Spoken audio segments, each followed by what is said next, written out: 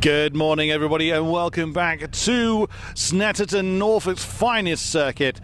As you can see behind me, the Caterhams are ready to go. It's the Mission Motorsport Caterham Roadsport Championship getting ready for their second race, the first of today.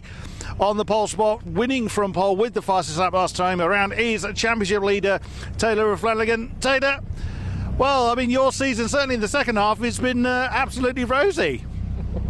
Yeah, feeling really good at the moment. Hopefully to do a similar result today would be great.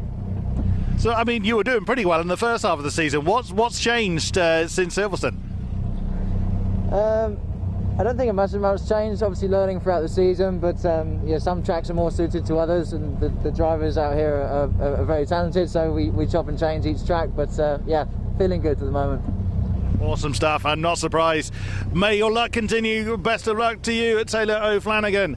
Let's have a chat with Hugo Busch, who's starting from second. He's third in a really tight championship fight with his contemporaries. Hugo. Morning. Good morning. Feeling confident ahead of today? Yeah, feeling good. Yeah, hopefully a similar race to yesterday with a different result on the last lap, hopefully. That was obviously quite a bit cooler than it was yesterday. Does that make a huge difference to these cars? I think it might do with the tyres. I mean, we'll find out when we get out there.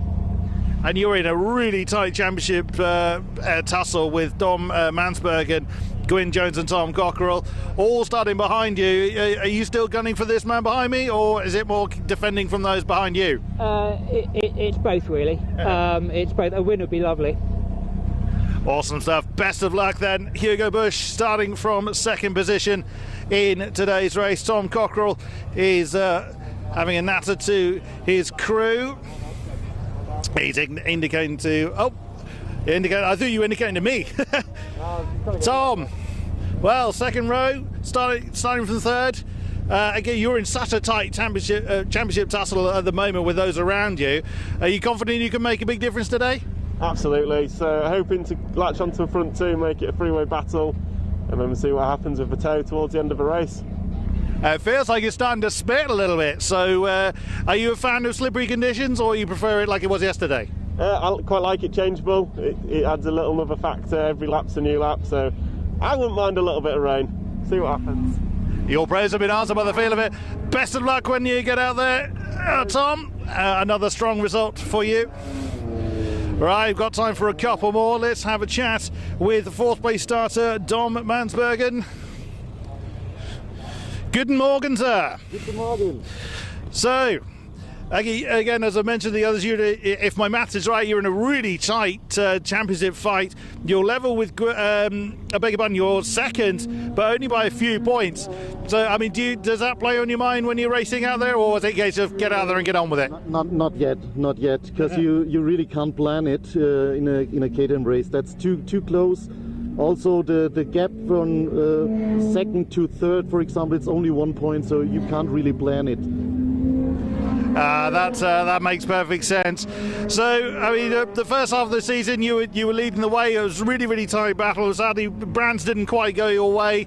As a bit of a shame. Well, one of the races, I should say, didn't quite go your way.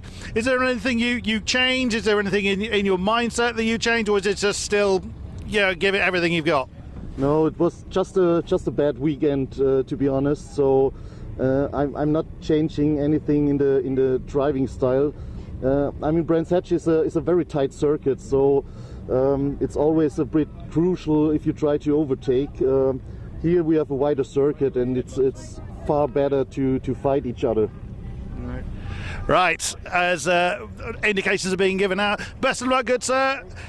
As we've got time for a couple more. The weather doesn't seem to want to know what it wants to do, which is going to shake up the field for some. Starting in fifth is Adam West in the 93 car. Adam. So, it looks like it might be a little bit slippery out there. Are you happy with that? Absolutely not. No, we've been waiting for a fully dry race weekend all year. I thought this was going to be it, but obviously not. So talk us through how your season I'll try that question again. How you feel your season has gone? Yeah, pretty well. I've dropped 2 rounds out of it because I drive the car and the rounds were just too far away to drive to circuit.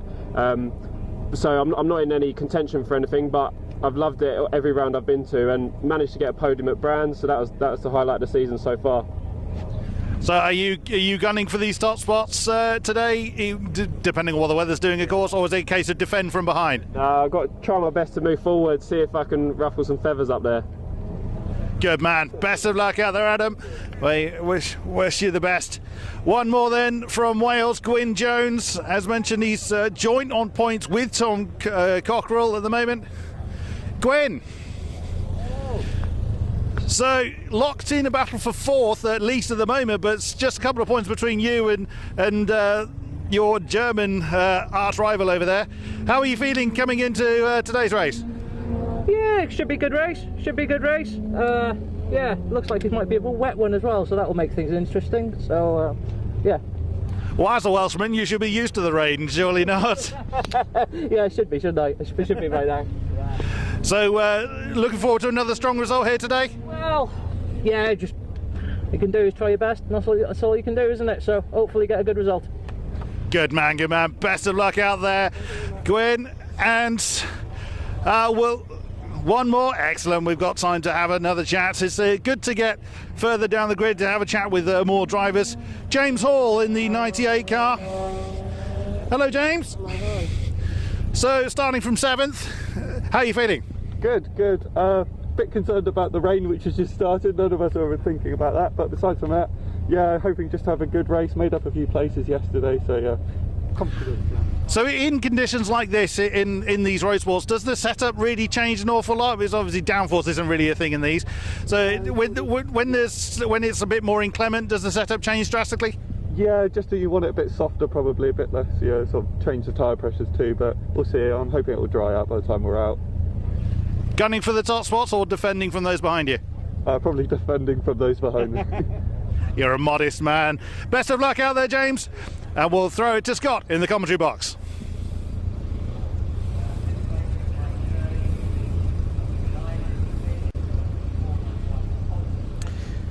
Yes, indeed. Thank you, Chris, and good morning, everybody. Welcome to day 2 of racing here at Snetterton in Norfolk for this BRSCC and Caterham Roadsport race weekend. We just had a 2-part qualifying session, which was interrupted by a red flag, completed for another championship, which is racing later on today. But we kick off today's action with our second race of the weekend for the Mission Motorsport Caterham Roadsport Championship. This is the second step on the 5-step Caterham Motorsport factory promoted ladder, with drivers here who've been fresh out of the academy from last year, from both the green and white group, all racing together this year for the first time for a championship. It's been quite a battle in itself. I'm glad to say once again for me for the Caterham races today is Chris Hutchison, former Caterham champion and current Caterham 7 Championship UK racer as well. His championship finale comes in a couple of weeks at Cadwell Park. But as we talked about yesterday, Chris, you've been in this scenario before, going through your second season of racing.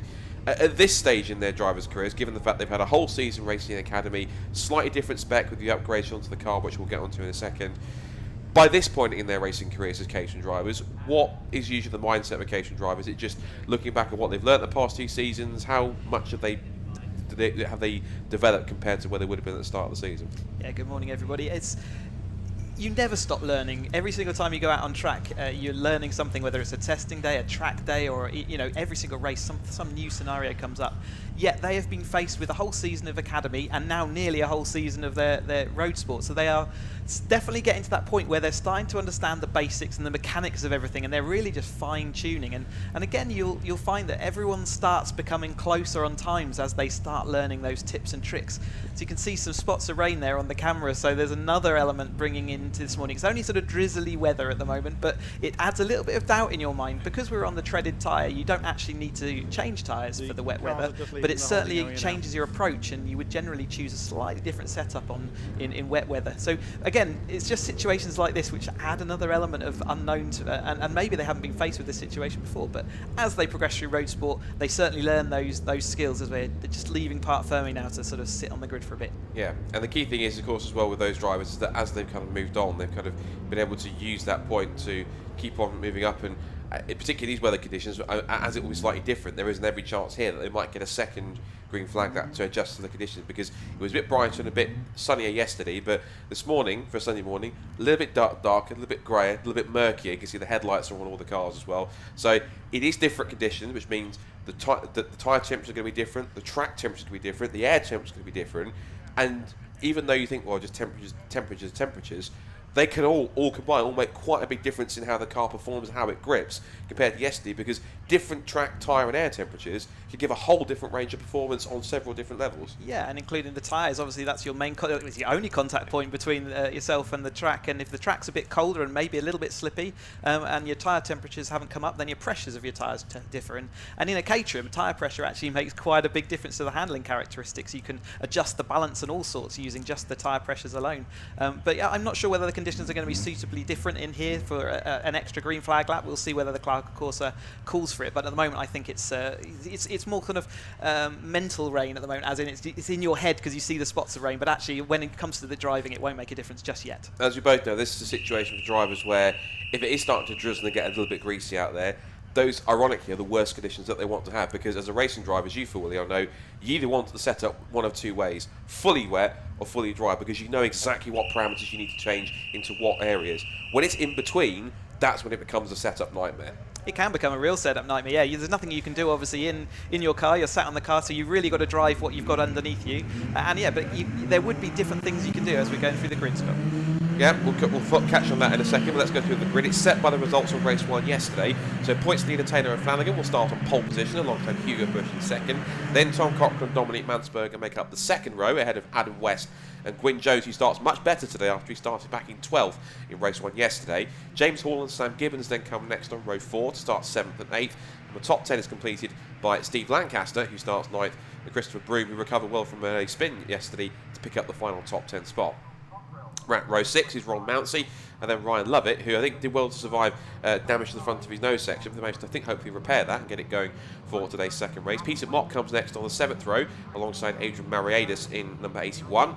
We go back to the 8th row of the grid behind him for Kevin Turner and Ian Hapgood, who start 15th and 16th on the grid. Then it's Mike Hilton and Marcus Eels, who will line up on the 9th row of the grid to start 17th and 18th. And then Simon Arnold and Chris Griffith will round out the 20-car grid for this second race of the weekend for the Mission Motorsport Caterham Roadsport Championship. So just a reminder of the Caterham Roadsport cars. As we mentioned, these are cars which have already entered their second year of competition life. They started out as academy cars last year, but then upgrades are very simple. They simply just give them a new different set of tyres. They switch them from the dedicated academy specification Avon tyre which they run onto a tyre which they'll use over the next 3 seasons, which is the Avon ZZS tyre. They also run a rear anti-roll bar as well, and that increases the grip and reduces the body roll, particularly roll on oversteer. And that means that arguably all of that combined can give you roughly around about a 1 to 2 second lap time difference and be that little bit quicker in terms of the car. So only just a couple of small changes on the car that are made, but it does give you a couple of extra setup parameters, which actually does make quite a big difference in terms of how quick. And it is amazing how much time a rear anti-roll bar and a different set of tyres can make compared to the original car.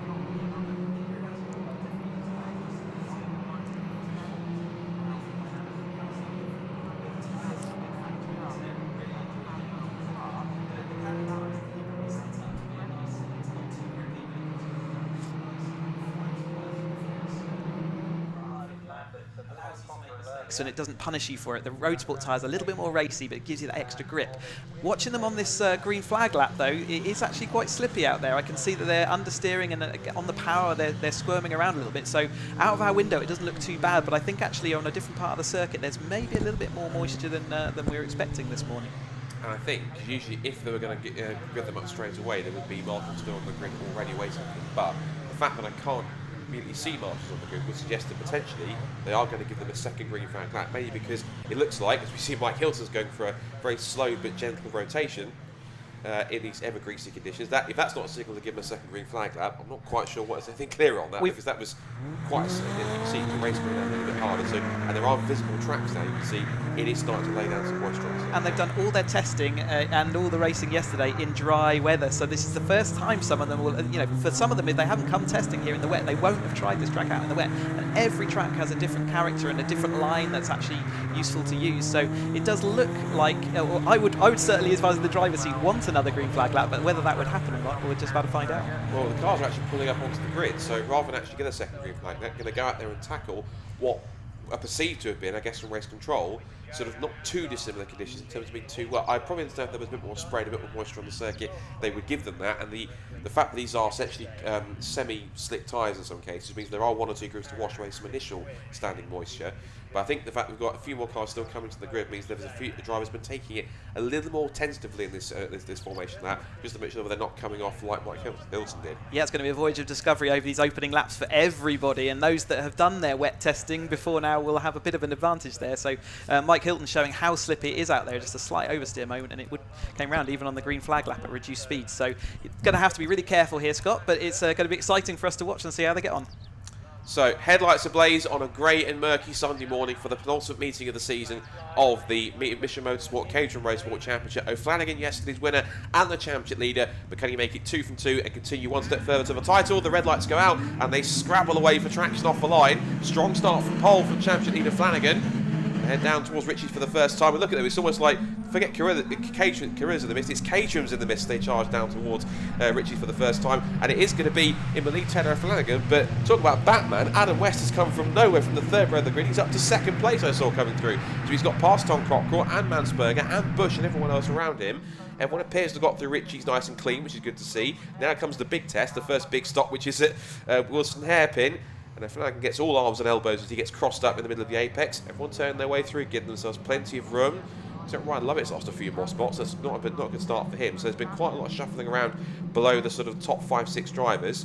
And back into Palmer. Everyone just taking different lines and different confidence levels in the first few corners. But so far, Flanagan leads the way as they come out of it. He's taking coming off the racing line. But a great start from Adam West up to 2nd place, living up to his nickname. Yeah, brilliant. In these reduced conditions, if you get your clutch bike point exactly right and your revs right, you can absolutely fly off the grid compared to others who maybe got a bit of wheel spin. But brilliant there. Hugo Bush slipping quite deep into the field at the moment, so he's got a bit of work to come back up, and that could be crucial in the championship.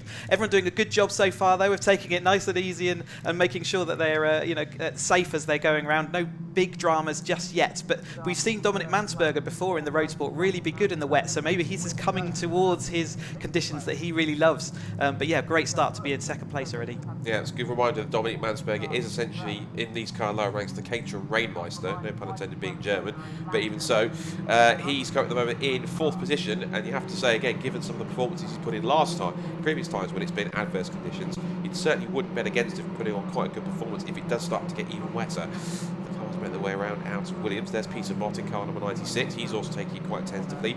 So off the Bentley straight, they tiptoe and then put their foot down towards the Brundley-Nelson complex. There'll be a couple of drivers braking a little earlier than usual because, again, this is not fully dry, fully wet conditions. It's that area in between where it's greasy, it's a little bit tricky, a little bit treacherous, and cars don't have a guaranteed amount of grip in there. You don't know what's going on. That's Mike Hilton's gone for his 2nd excursion of the day already. After you had the spin on the formation lap, he's clouted either the barrier or someone else. So his car is out of the race already. And that might have been someone who's either struggling or possibly who was tied up with him. That is car 20. And that's Chris Griffiths, so he's obviously having a bit of a gentle run on this first lap to test the conditions. But this is the thing in terms of these, is it starting to steadily rain now and start to get wetter? These drivers are now going to the end of the first lap.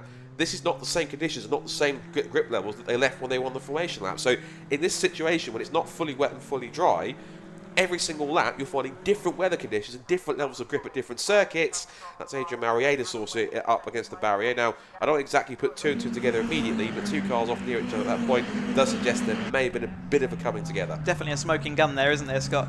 Yeah, every single lap is a voyage of discovery. You've got to work out what was the grip like on the last lap, what was the corner like just now, and even then you don't have all the information you need. So there's a little bit of guesswork, a bit of experience, which we were talking about earlier, and Roadsport are still developing that experience. So we're in the upper sort of higher levels of the championship, you might see better or more knowledge there. We will see some very strange lines starting to develop now, but that's not necessarily mean that they've got it wrong. So they will be missing those apexes because as a driver you want to stay off of the racing line as best you can. There's often more grip at the outside of the tracks, so you will see some strange lines happening. It doesn't always mean they've overbraked. It actually might mean that they're actually on the slightly faster line. And as we move from slippy conditions into slightly more damp, we've got yellow flags there as well. Maybe that's where the Hilton car is off the track. But yeah, as the track gets more slippy, yes, you will see them moving to those wet lines more and more, and you can see that Flanagan is actually right at the outside of the track, which is sometimes exactly where you want to be.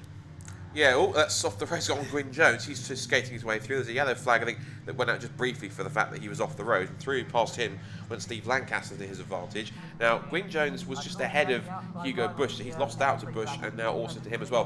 One sequence I was watching was what was going on between West, Cockrell and Mansberger. There was a point where Mansberger was ahead of Cockrell. It looks like Adam West's made a mistake, but not only has Tom Cockrell gone through, Mansberger gone through, but then he's also been repassed by Tom Cockrell whilst he was passing West as well. If you don't understand that, neither do I. But essentially, now the sequence is now that Tom Cockrell is down to second place, Dominic Mansberger is into third, and Adam West is down to fourth. So after his strong start, Chris, back down to outside the podium places, but still looking pretty strong up there in P4. Yeah, there's still plenty of time to go now. I'd say they will start getting a bit of confidence in themselves now. They've seen a bit of the conditions. We're not in a pouring rain situation, so things are going to be developing slowly, and we might even see if it stops drizzling that a dry line starts to appear. So they'll have to keep their eye out there. As you see, is that drifting wide again? I think that was he did it down at Agostini as well, didn't he? So he's over braking himself. He's trying too much to get the brakes and drifting too wide. We said wide was good, but actually that was too wide. Yeah, this Gwyn Jones having a bit of a nightmare second lap. It's the second time, as you say, he's had a bit of an excursion to cope with the conditions that are quite literally ever changing every single corner. There's Ron Mountsie tiptoeing his way through Brundle and Nelson. He's just behind Marcus Eels there in the Marlborough livery machine. And there goes Dominic Mansberger. That's a move for him up into fourth position, so third position. So that's now West down to fourth. He was trying to get back past Mansberger, I think, after he'd been taken for third place earlier on. Flanagan, meanwhile, out in front. He finishes the first flying lap and sets the fastest lap at 2:43.639. So that's him now out in front.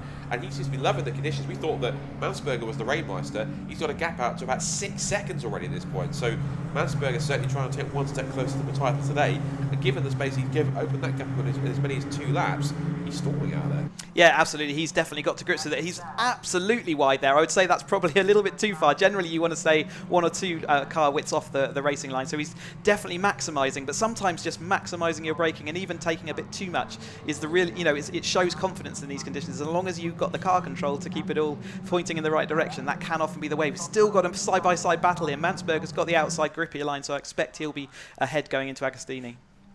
It almost looks like O'Flanagan literally is the only person out on track, because when you saw him on track there, both O'Flanagan and Mansberger amongst their battle hadn't even come through Palmer in towards Agostini. So incredible stuff, and they're still going at it. Oh, and Flanagan and Cockrell I thought was taking that wide line, but again, that catches your eye, because even me for a second, you think they're going straight on off the road, they haven't braked, but they are purposely going to the outside line, because to reinforce what you said, on the racing line, ironically, when it's wet, obviously if you apply wet to rubber on the circuit, it becomes the opposite of what you get in the dry. It's incredibly slippery, so you have to go offline to find the parts of the circuit that are more straight down to the ground, rather than carrying a layer of rubber put down from all the dry running, because then the parts of the circuit that don't have the rubber, ironically in the wet, the more grip that you do have, as you clarified. So that's them simply searching for the grippier parts of the circuit and not the traditional racing line. Otherwise, if they brake on the racing line, rather in the dry where they get lots of grip and they probably slow down quicker, it just is a one-way ticket to speed the car up by skating off. Yeah, absolutely. And yeah, you want to be anywhere where the racing line isn't, and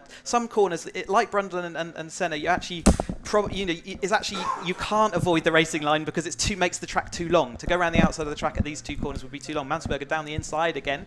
But yeah, so often even when you've gone wide and deep into a corner, you get really good traction on the exit. So actually, it makes you carry more speed, even though the track's a lot longer by going around the outside. You carry so much more speed that over the course of the lap, that is the correct line to be on because it's quicker.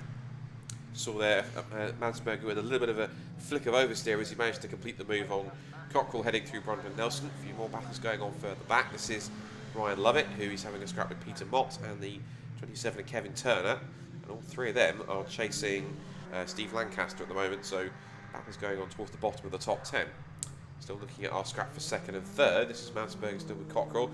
Then West is 4th. He's been chased down by Hugo Bush in 5th. He's had a couple of race wins this year. No stopping O'Flanagan. Still spread eagling the field and charging out in front. But I think it is now side by side again for 2nd place, which it is. Cockrell got the better run off the corner out of Murray's. Gets the sprint down, takes the toe and moves alongside down the pit straight and is already back in front to 2nd place by the time they turn in to Richie's corner to start lap 4.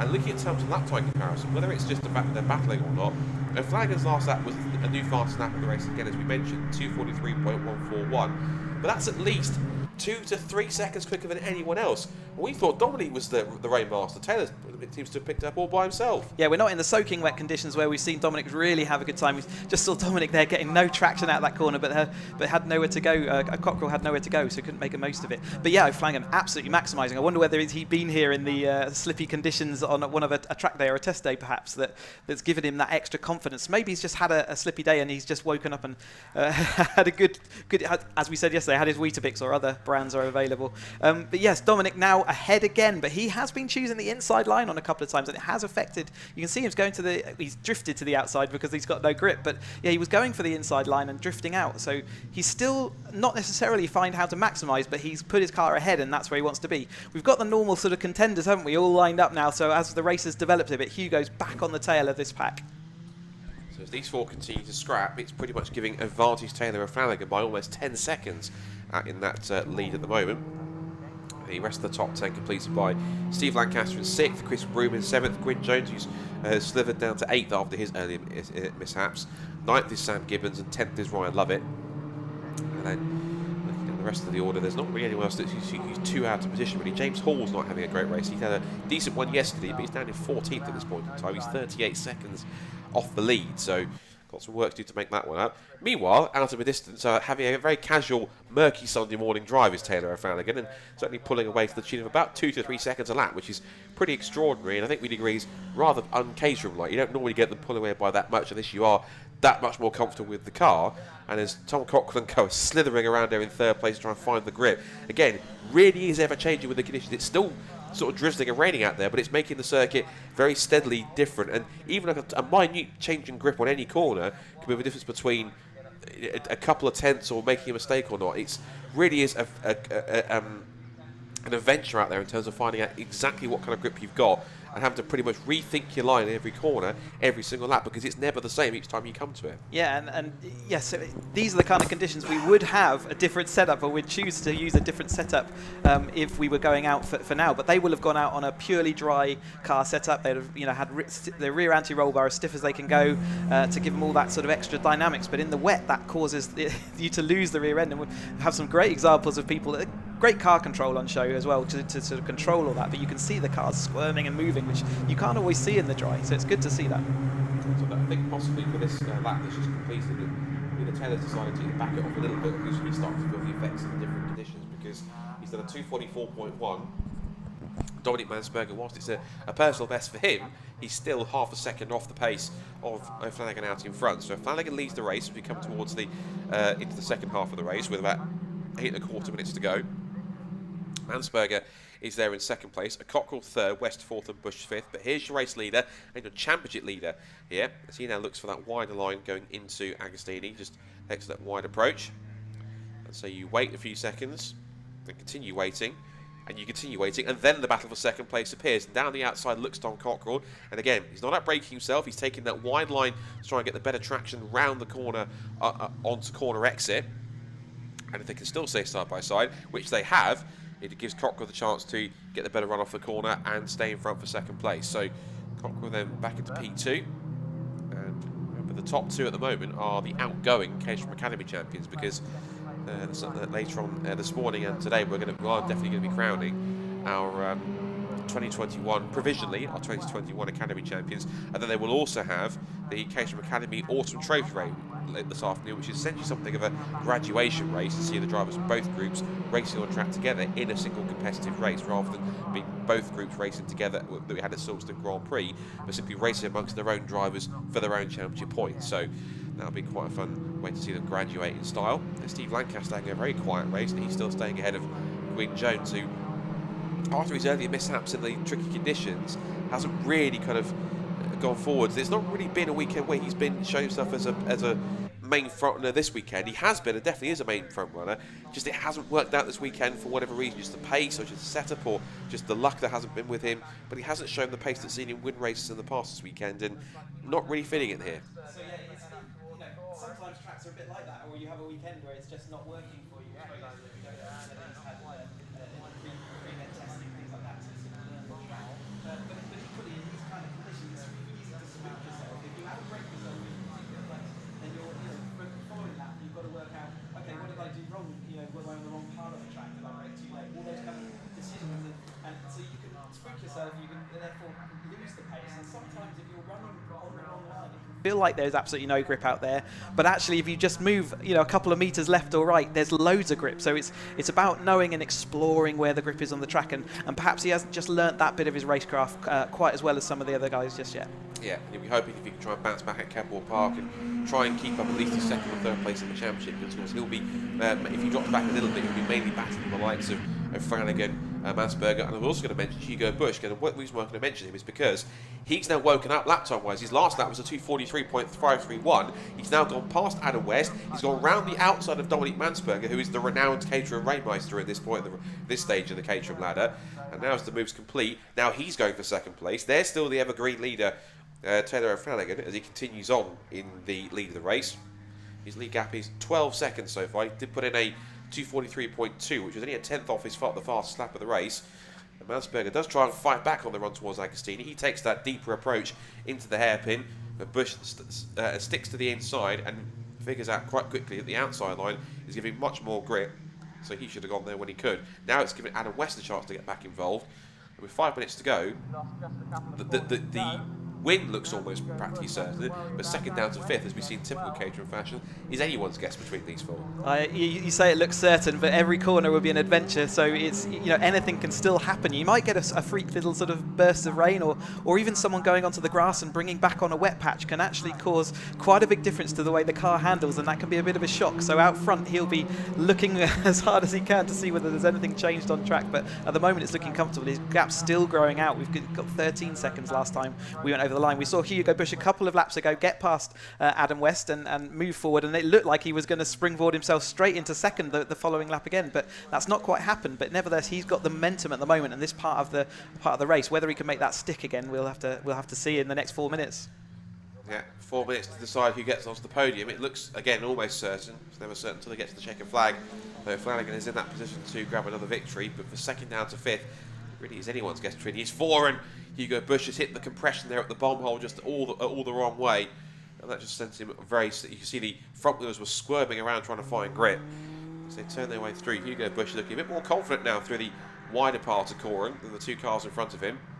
Still Cockrell second, Mansberger third, Busch fourth, and Tom Cockrell twitching around on the outside line off the racing line again as another new fast lap gets pumped in, and now it's a 2:42.5 now from Taylor Flanagan. So even in the later stage of the race, Chris, he is still keeping it up, and he's not relenting in his pace. Yeah, he's finding pace that the others would desperately like to have, as Adam West now actually proves us wrong by setting the fastest lap in the tow of Hugo Busch there with a 2:42.164. So yeah, really good to see the speed. He's still willing to put it all on the line there out front.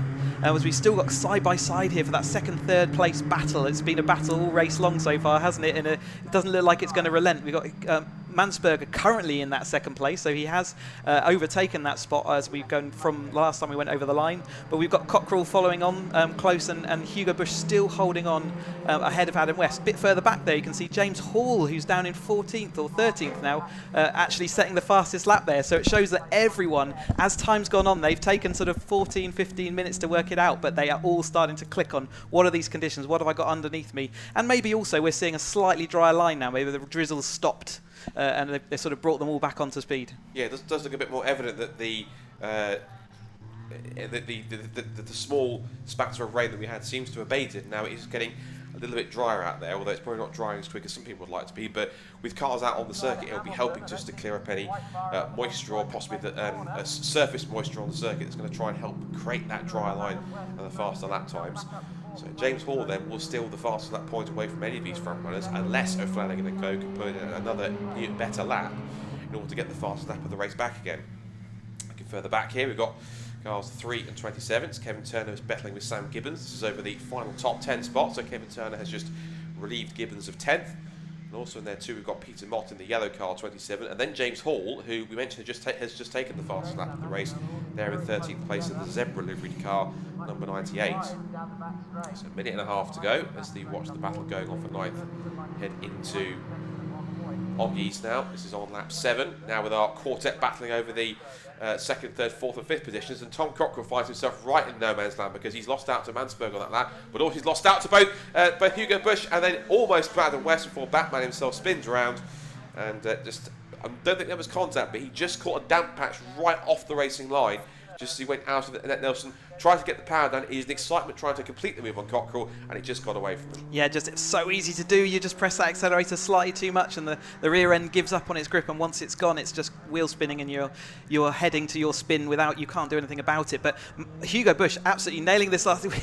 See Cockerell there sort of drifting out wide, but Hugo Bush absolutely nailing the tail end of this race. Can he get past Mansberger on these final?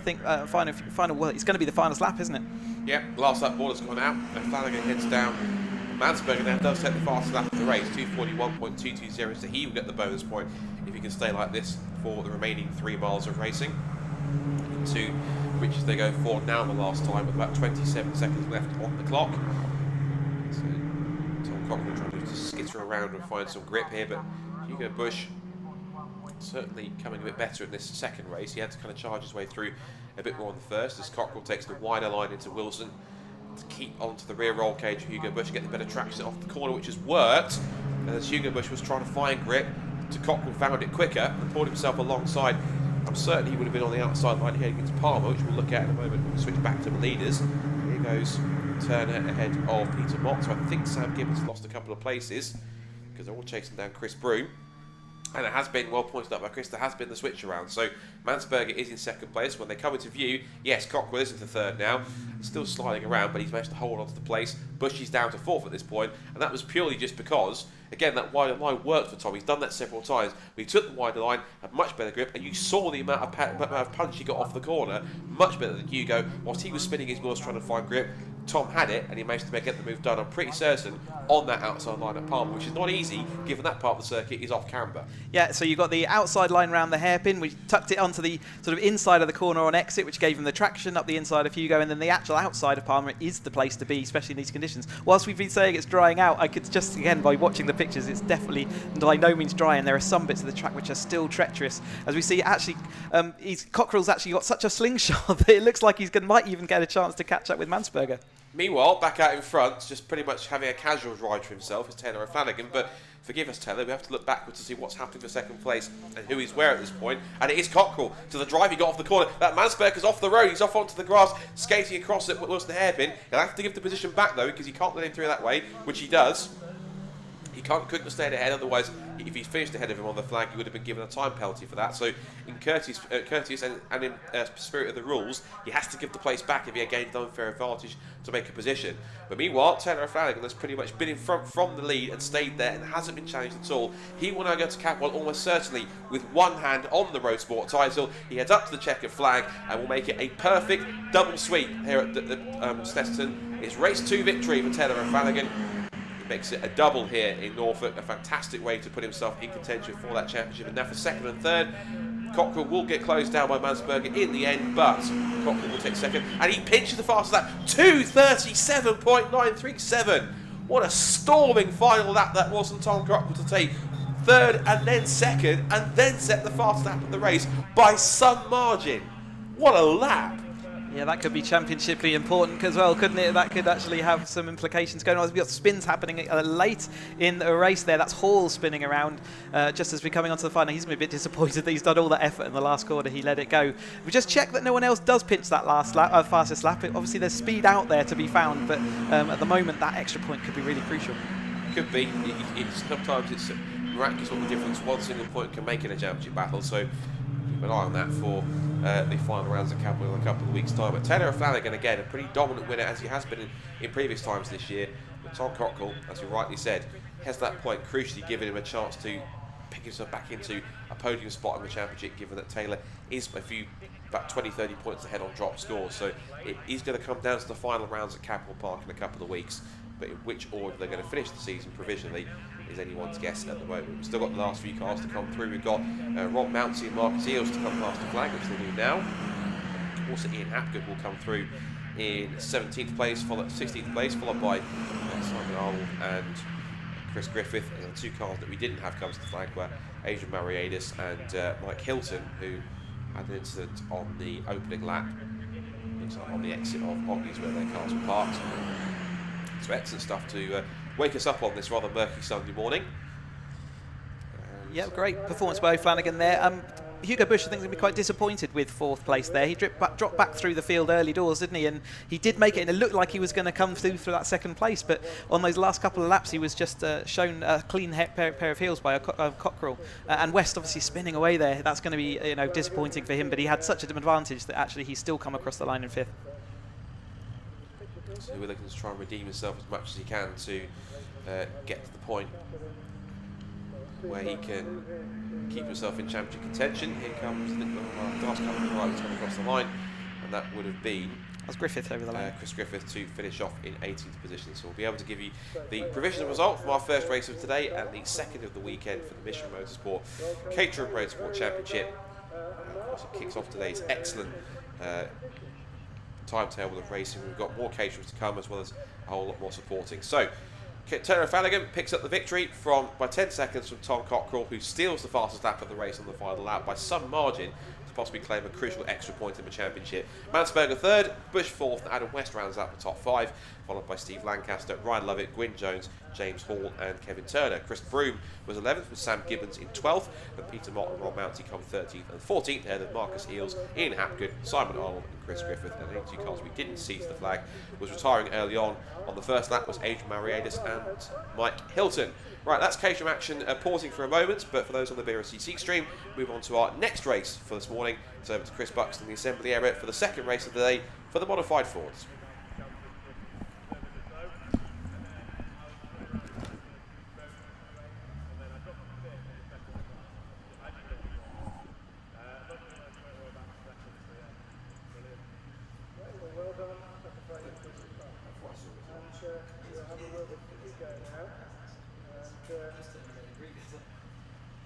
Well done. Sorry, Dominic, well done. The 3rd position. You had a little bit of a spill on the last lap. Good morning, everybody, and welcome back to a slightly soggy Snetterton this time. The sun may have disappeared, but nothing is going to dampen the spirits of our mighty competitors in their flying machines. Those that saw yesterday's race will be recognising these top 3. And again, it's Piers Grange in the flying orange Escort on the top spot. Piers, you were untouchable yesterday. Yes, yeah, pretty good day yesterday, but I think it might be a bit different today. These conditions don't suit the car at all. Oh dear, well there might be. Well, I mean, you were toying with people yesterday, now you're going to give them a chance. Yeah, today I think it's going to be a bit different. Unless I can get any heat in the back tyres, it's going to be a few places dropped, I think. We look forward to it. Best of luck, good sir, and we will see you on the other side.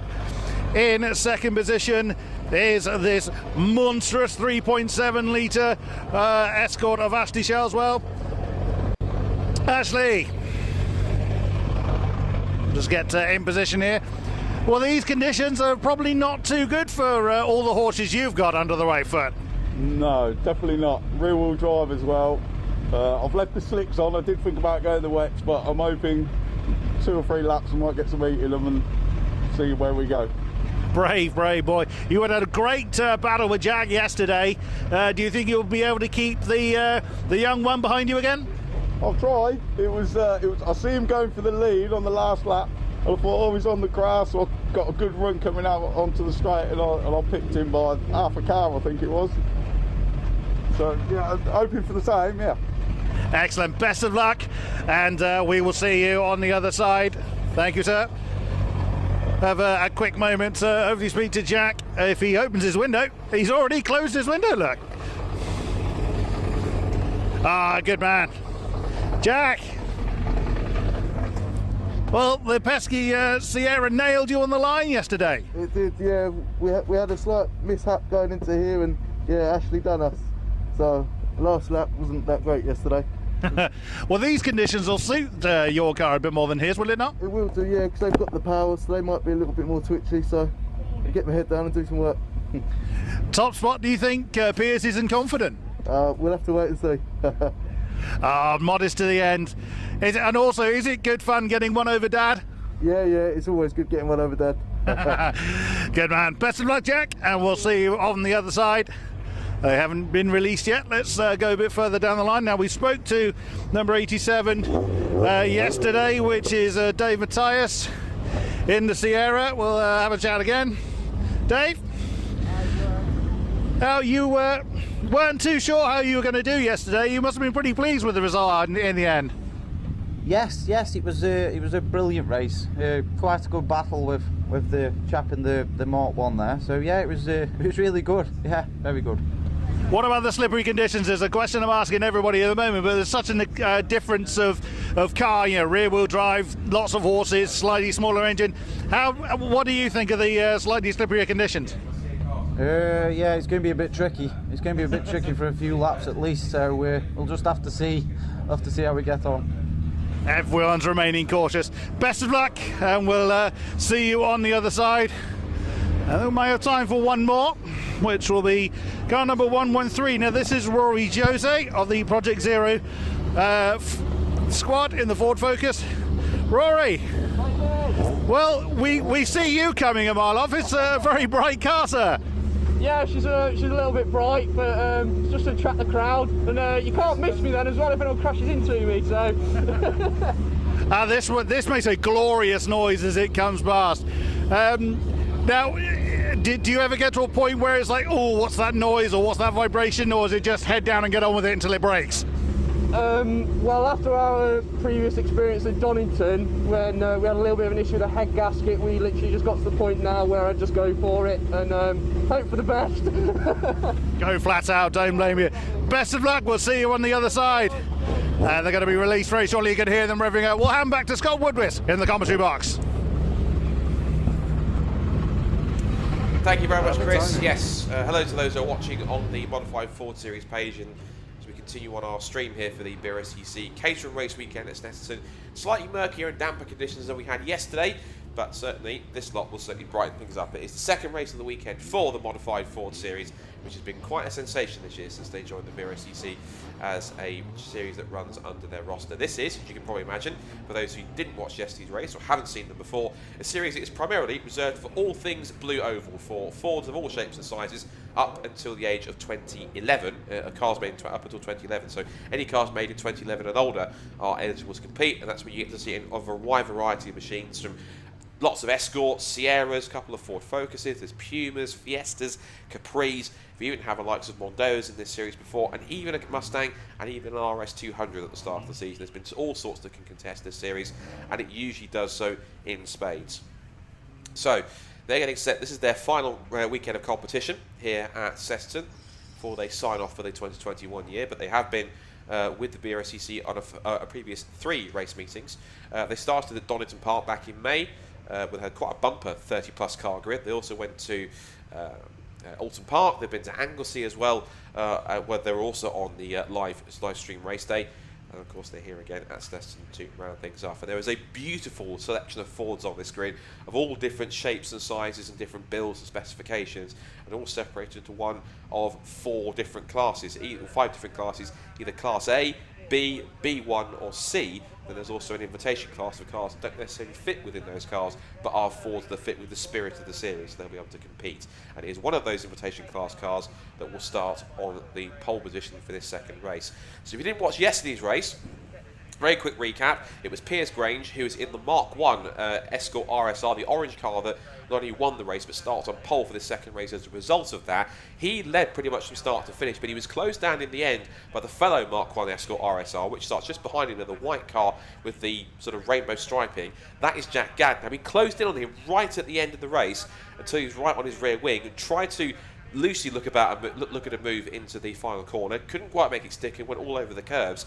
As a result, his momentum was completely killed, and on the sprint to the line while Piers Grange won, it was actually Shellswell in the Sierra XR4i that starts on the front row alongside Piers for this second race, as a result of the fact that he managed to pinch second place on the sprint to the checkered flag. So it's Piers Grange who took yesterday's win, Ashley Shellswell in second place, and Jack Gadd in third.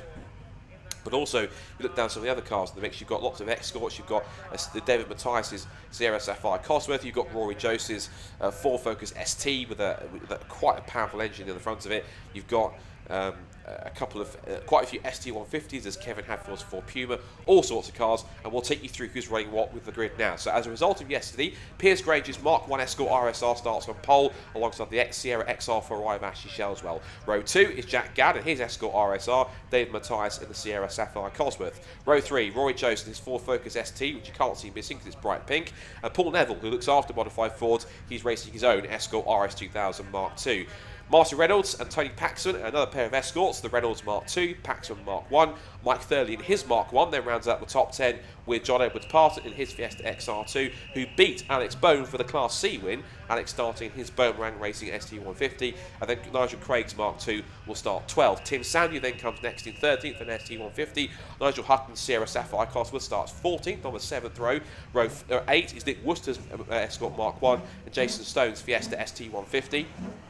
Going further down to the 9th row, you see another pair of ST150s with Daniel Cowan starting ahead of Dominic Ryan. The top 20 is completed by Kevin Hatfield in the Ford Puma and Dave Barrett in his Ford Fiesta T-Tech S.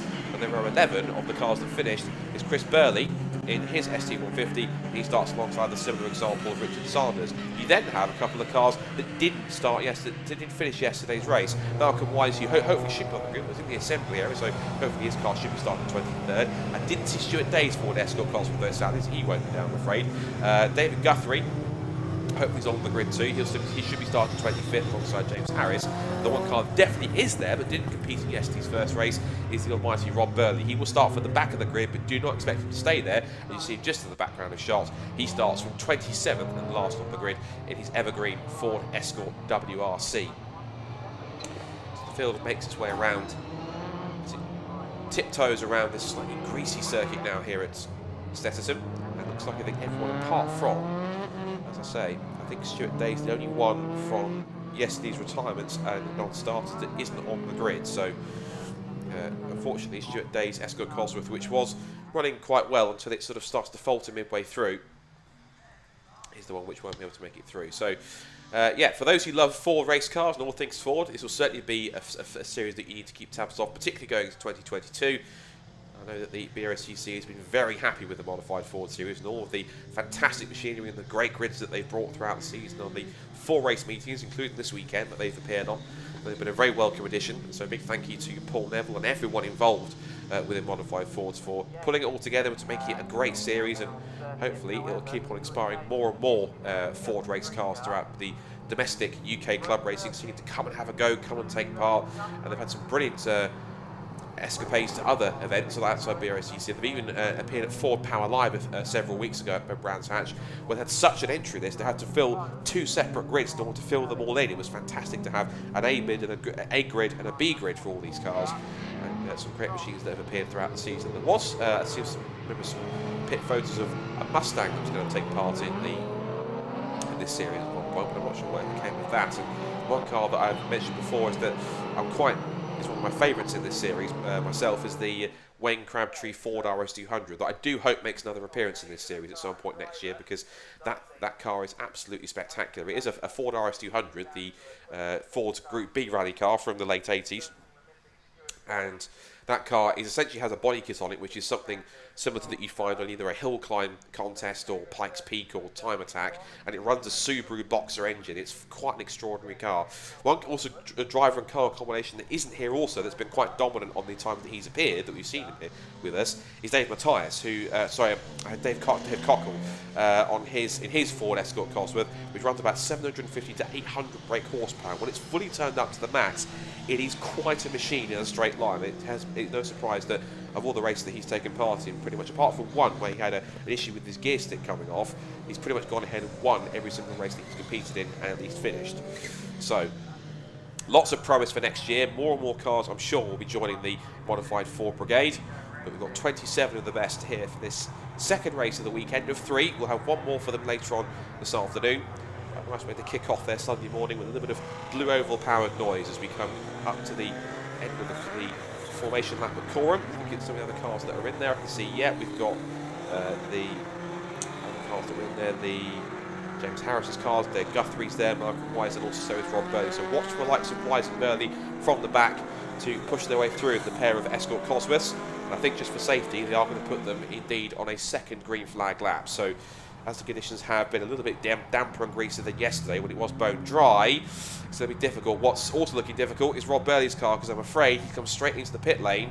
Whether that was just a one and done formation lap to see if the car was fully working or not, I'm not 100%, but that means he's not going to take the start, and that would be a real shame, because one's car on the grid is going to be quite unfortunate. There is the 58 Escort Mark 1 of Nick Worcester. Great to see these beautiful Mark 1 and Mark 2 Escorts, which I know in many cases have been mostly synonymous for those who know motorsport within rallying circles, but you forget sometimes that these Mark 1 and Mark 2 did make quite formidable race cars of their own on the circuits rather than just the rally stages. They were quite dominant in the forest tracks and tarmac stages, but when you put them on a circuit, there really are some beautifully prepared examples. It's great to have a few of them here on the grid. We've had a couple of Zaxby prepared cars, which will also be able to grace the grid as well. There was a beautiful black, red, orange and yellow car, which I forget the name of the driver, but it was a really lovely car that was on the grid. And look at how I think the weather conditions, at least whether it's that foggy and that dark and murky looking over that part of the circuit, but it looks a little brighter over here on the pit straight where our commentary box is situated. But here you think it's quite much later in like a late afternoon sort of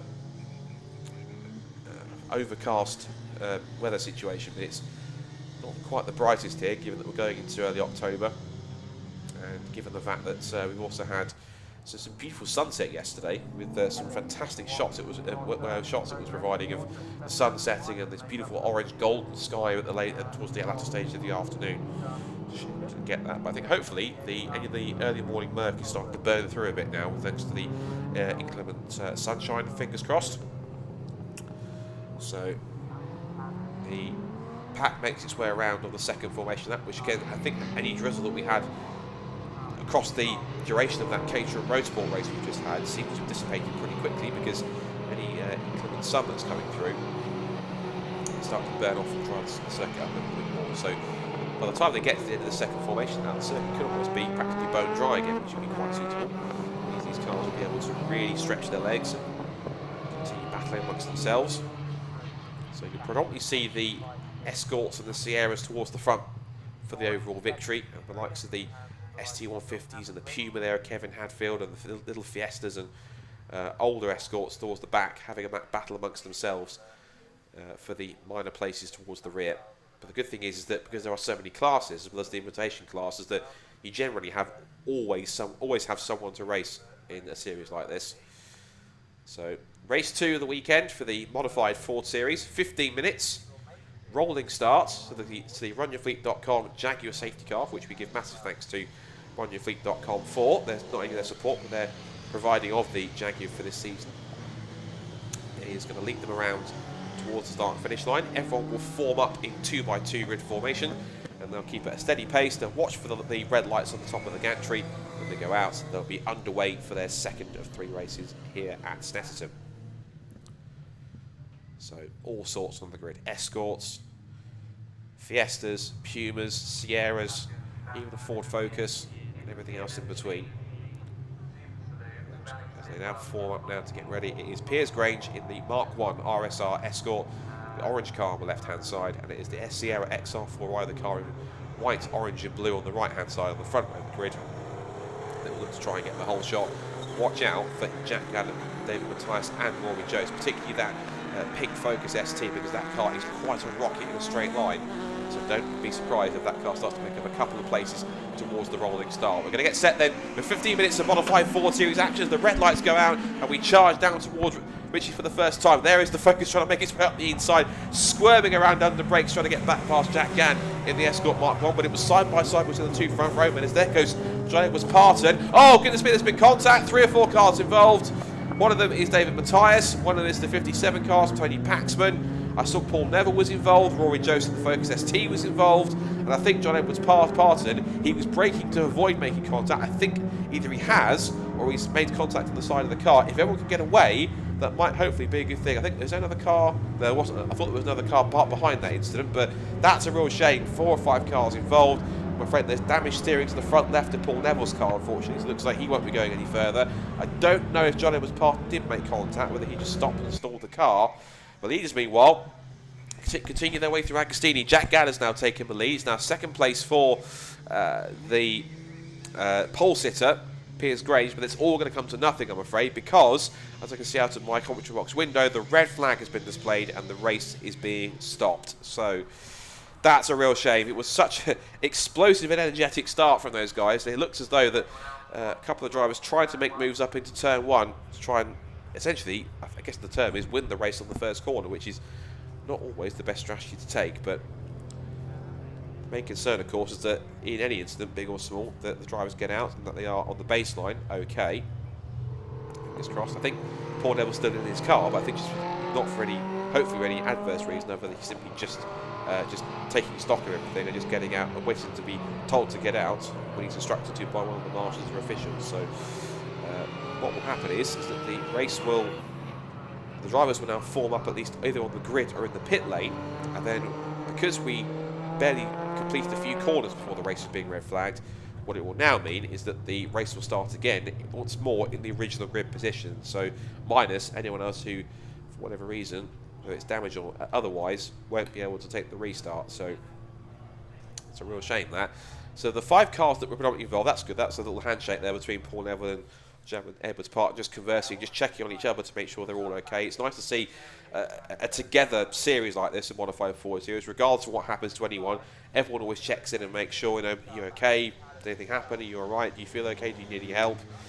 And it's just nice to see that at least even in an incident, it's all, while there could be less than cooler heads prevailing, it's nice to see that at least there is some considerate sort of conversation going on between Paul and John, just to make sure that both are okay. Now that's a positive sign, at least, a silver lining. Rob Burley's car did get back out, so whatever issue he had, and I wonder possibly if he speculated the fact, if he realised there was going to be a second green flag lap, so because of that he came in to quickly have the car checked to make sure that all was running fine, as he went back out to retake the start from the rear of the grid. I think possibly that might have been a silver lining in disguise, because if he had been shooting up the outside of any of the faster cars, he may well have possibly got caught up in that first corner melee. So thankfully, pitting in to get the car checked over before he went on to the second formation lap was actually one of the best things, it turns out, that Rob could have done to keep his car in one piece. So the cars will then make their way around, back around to the grid. We've got a couple of marshals and officials just waiting for them at the head of the grid here, just outside my commentary box window. So the 5 cars, I remember that being involved. Rory Joseph's Focus ST was definitely one of them as it went down the inside line. It was there when we saw the incident at Ritchie's with John Edwards Parton and Paul Neville. It looks like initially that the cars that were around the front of the field, as I think Rob Bay is going back into pit lane, so that's another check through to make sure the car's okay, and either just another check over from the team to see if there's definitely anything else to tweak or not.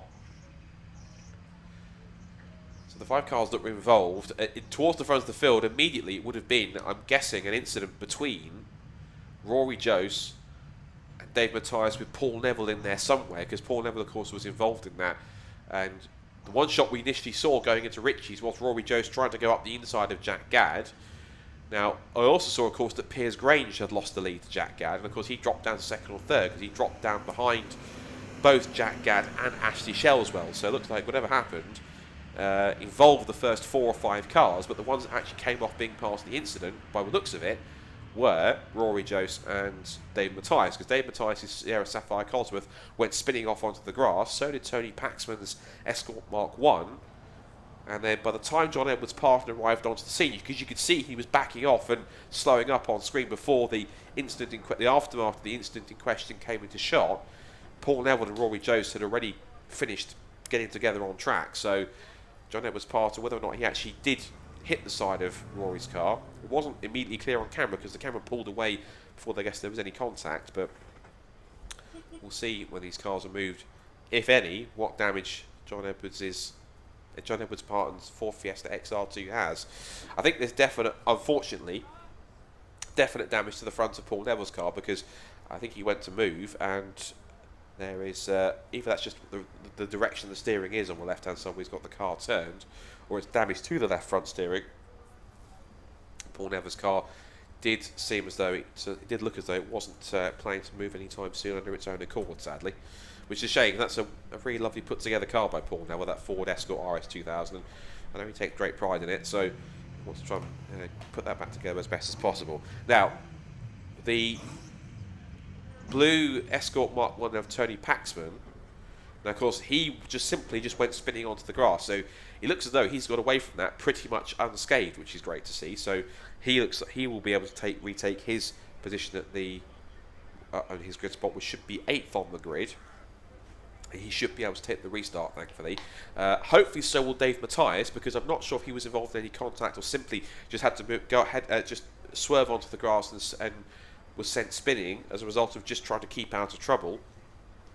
But if he is okay, he'll be able to move his way back into 4th on the grid and be able to start again from the 2nd row, so be able to watch out for that. So I would anticipate that we might have possibly a blank 3rd row, which is going to be quite interesting when we consider that for a rolling start, leaving a entirely blank 3rd row will have to be determined whether or not they fill that gap or they simply leave the row in order to ensure that the likes of the drivers behind the 2nd row don't actually get involved in any kind of possible out of position starts.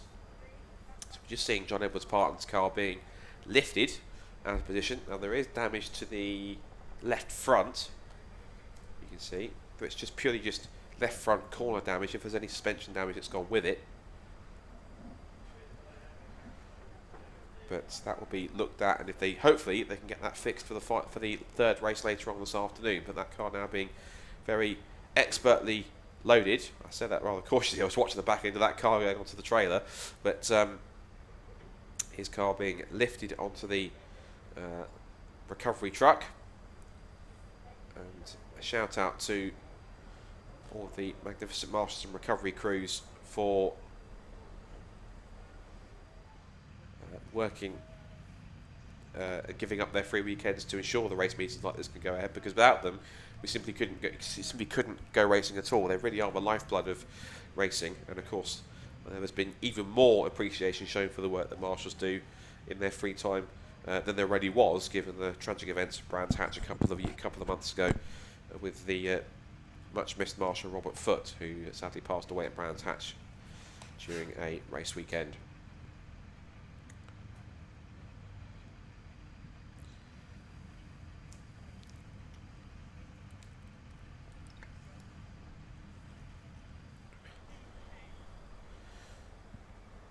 So the work continues down at Richie's Corner. I think they're now starting to load up the Paul Neville Escort RS 2000.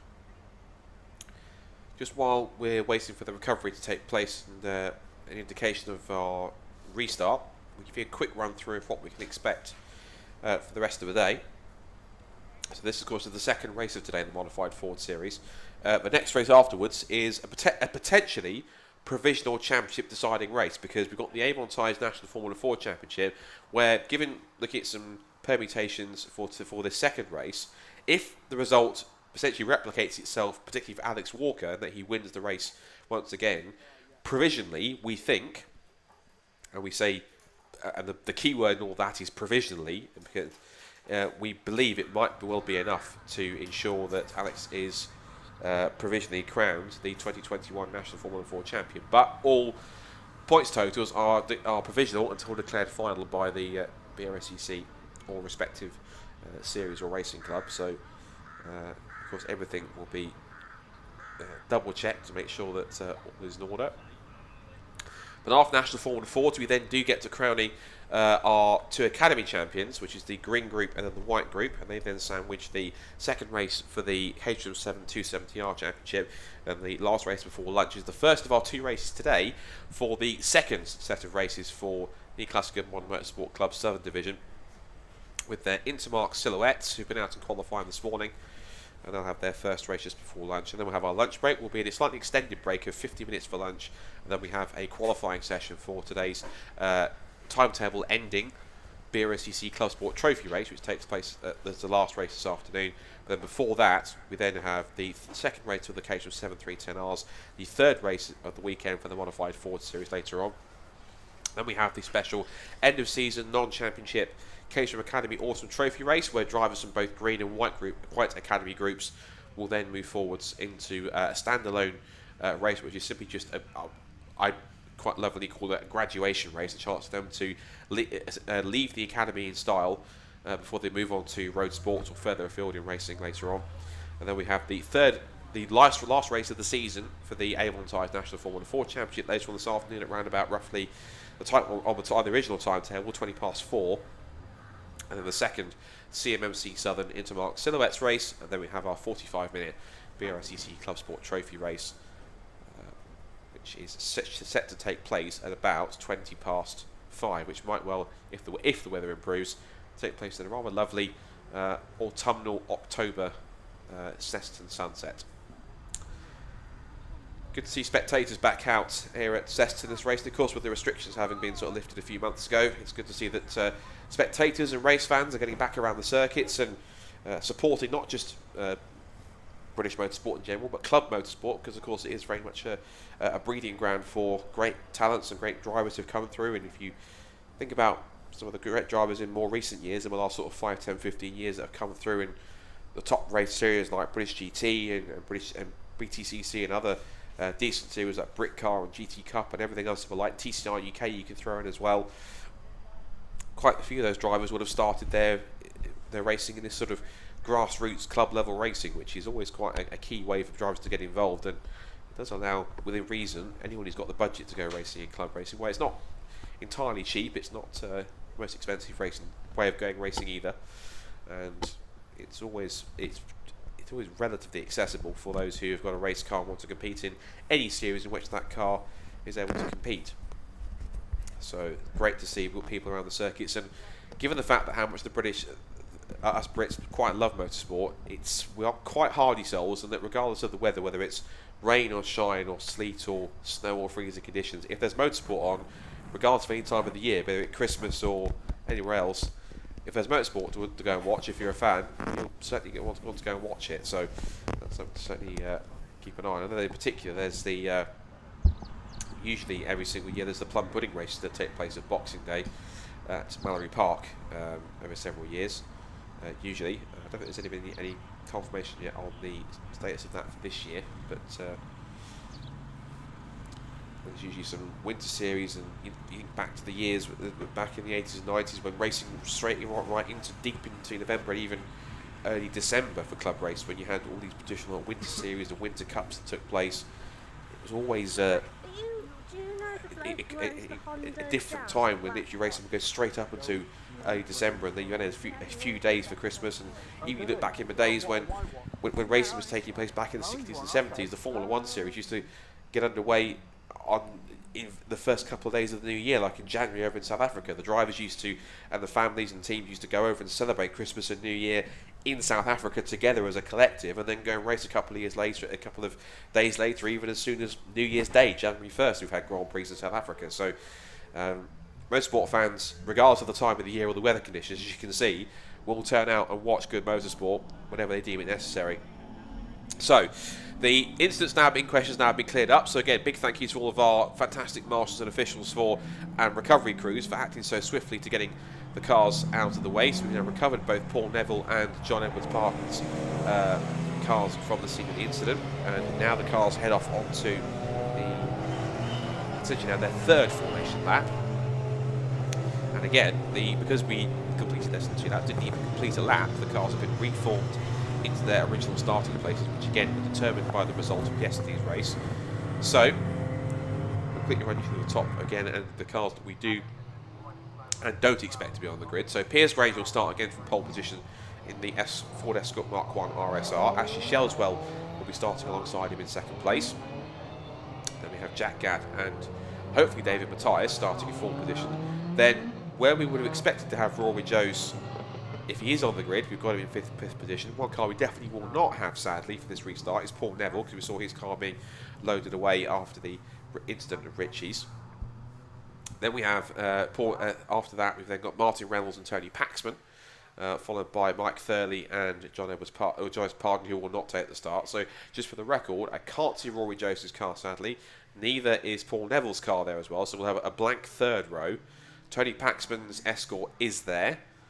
And also just checked, how are we missing or not David Matthias's Sapphire Cosworth? We don't have it, sadly, so that's 3 cars are missing from the front. So no David Matthias, no Rory Joseph, no Paul Neville. So there's going to be a little bit of a hole towards the front of the field for those 3 cars that aren't present. So keep an eye out for that. So the next car, the next highest place starting car that is going to be on the grid behind the top 3 is going to be Martin Reynolds in that 7th place, really beautifully prepared white, yellow and blue Escort Mark II. He'll start 7th on the grid.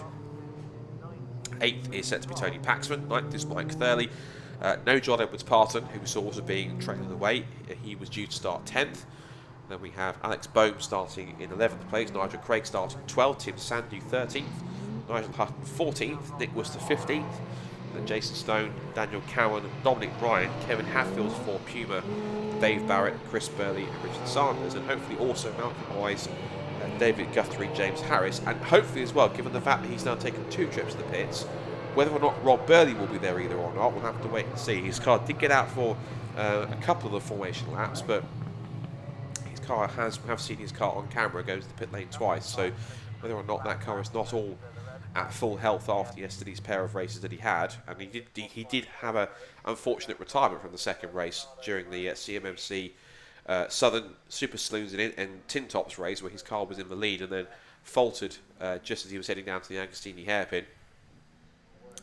So whether that's just a legacy of yesterday and the overnight work to try and fix whatever the problem was, sadly, when his car is able to run, it doesn't appear to run at 100%, which is unfortunate to see. So I think this might be just the one formation lap, I think, before they form back up 2 by 2. Although the weather looks like there is starting to be some light drizzle coming down now. There are drivers now with wipers ablaze, which suggests that they're starting to spit the rain a little bit more. You can see a few more spots on the camera as well as they make their way round through the bomb hole, out through the long right-hander of Coram, and then it should start to form back up in 2 by 2 formation. And of course, there will be, I think, a bit of a gap from where we were set to have. Yeah, they're leaving a gap back a little bit further from where our 4th, 5th and 6th place cars were set to be. So initially, position-wise, there is going to be a bit of an advantage for arguably the top 3, but of course there is going to be a bit of a clearer run for the likes of Martin Reynolds, Tony Paxton, Mike Thurley and co to be able to try and get through. So on the pit straight they come, and let's give this another shot then. So the 2nd attempt at a start for the 105 Series, race number 2 here at Snetterton. The red lights go out now, and this time it's a decent equal start for both Piers Graves and Ashley Shells. Well, but the 2nd phase the starts to go up through the gears. Sierra seems to have the edge. They head down towards Ritchie's for the first time. Under brakes, everyone tiptoeing in now slightly trickier conditions. Top 3 as it was, looks like also as well. Pax was held on to 4th. Just tiptoeing, just taking it very careful around there. So at this point in time, everyone appears to take it pretty steadily as they head down towards was at this point, Chris. It's looking pretty stable at the moment. Yeah, you can see the tyre tracks on the circuit there. It really is treacherous conditions. I'm not sure what tyres they'll be running out there, but it looks like they are really having to take it easy. We saw how much the Caterhams are squirming around earlier, and some of these cars have considerably more power underneath their right foot, and so they're absolutely figuring out where all that grip is. We've got a spin at the front there, Scott. Well, actually, Shellswell's gone around. I think he's been tapped by possibly Alex Bohm or possibly even Piers Grange. So Jack Gadd's taken the lead. So Shellswell continues on, but a misfortune for the car that was in the lead. Yeah, that's obviously not a way. We didn't have a big bit of contact there, so hopefully he'll be able to continue. But it's obviously upsetting to see cars spinning, and it's well done everyone else for avoiding as we're coming down into the Agostini hairpin. There's all sorts of different lines being taken as the drivers try and figure out where is that grip on the circuit. I was lucky enough to be out on the banks yesterday when they were qualifying in fully dry conditions at that time, and the sights and sounds and smells of all these cars and was brilliant to behold. And whilst they go around at slower speeds at the moment, the noise that they all make as they come across the start-finish straight, it's really exciting as a sort of a car fan. They make some brilliant noises, but you can see the circuit and how treacherous, and they're really, really having to tiptoe, and even then the cars are sliding. I've stopped dying now, so I hope it should be okay with the range with the race here. So, right, as they come through the field, right now, Rob Burley has made the start, so thankfully he's trying to pick his way through, and I think this car's lost it on the exit of Williams' corner. That was welcome wise. I think he possibly dipped the wheel I'm guessing onto the exit of Williams Corner. As a result of that, has unfortunately rotated, so he's now going to get back on the road. But Rob Bailey looks like he possibly did start from the pit lane, and he's not wasting any time picking his way through some of the lower class cars towards the back. There's Tony Paxman in the Mark 1 Escort, and as they come down the back straight, Shellswell's continued on. So it looks as though, I think, in those first few corners, it's caught out quite a few of the front running cars, particularly Shellswell, who is towards the back and had that damage after he had the spin at Palmer's. So all sorts going on in this first lap. We haven't completed one lap yet, and they're going essentially almost all over the place. Yeah, we've heard before the sort of more rear end. You have to consider that he did spin out the corner there. It looked like he was losing it, so that's number 59. That's 59, Jack Gadd, he was in the mix. So incredibly, what I have to say, I think through all of that, unless I'm seeing things, through all of that, we've had a completely random leading view, and actually from the back of the grid, from 22nd on the grid, James Harris in the Class B Ford Escort Mark II leads this race. So the simple question is, regardless of everything else that's been happening, how on earth has he done that? Because he's 22nd, he's simply kept his car on the road, whilst everyone else, well, I'm explaining how he's done it, he's kept it on the road, whilst everyone else has simply just been losing it and having issues. Oh dear, that's Nigel Hutton's Ford Sapphire Cosworth, so that's both the Sapphires in strife in this second race in the adverse conditions. I think might have been a legacy of what happened between him and I think possibly Malcolm Wise and the Escort Cosworth. But James Harris, what a sensation. He must be having the race of his life at this point in time. I was about to say, actually, in these kind of conditions, maybe a front-wheel drive with slightly less power will actually be a nice and easy, an easier experience to drive, especially if they're on sort of treaded tyres. I'll say I don't know what tyres they're running, but that sort of puts paid to that. We see this brilliant performance out front, clearly happy in these conditions, and got the car set up ready for the squirmy and squiggly track that we've got at the moment. But yes, we're definitely seeing a difference in approach. We've got more timidity a bit further back down the field, but even then it's still tricky to get that power applied to the tarmac.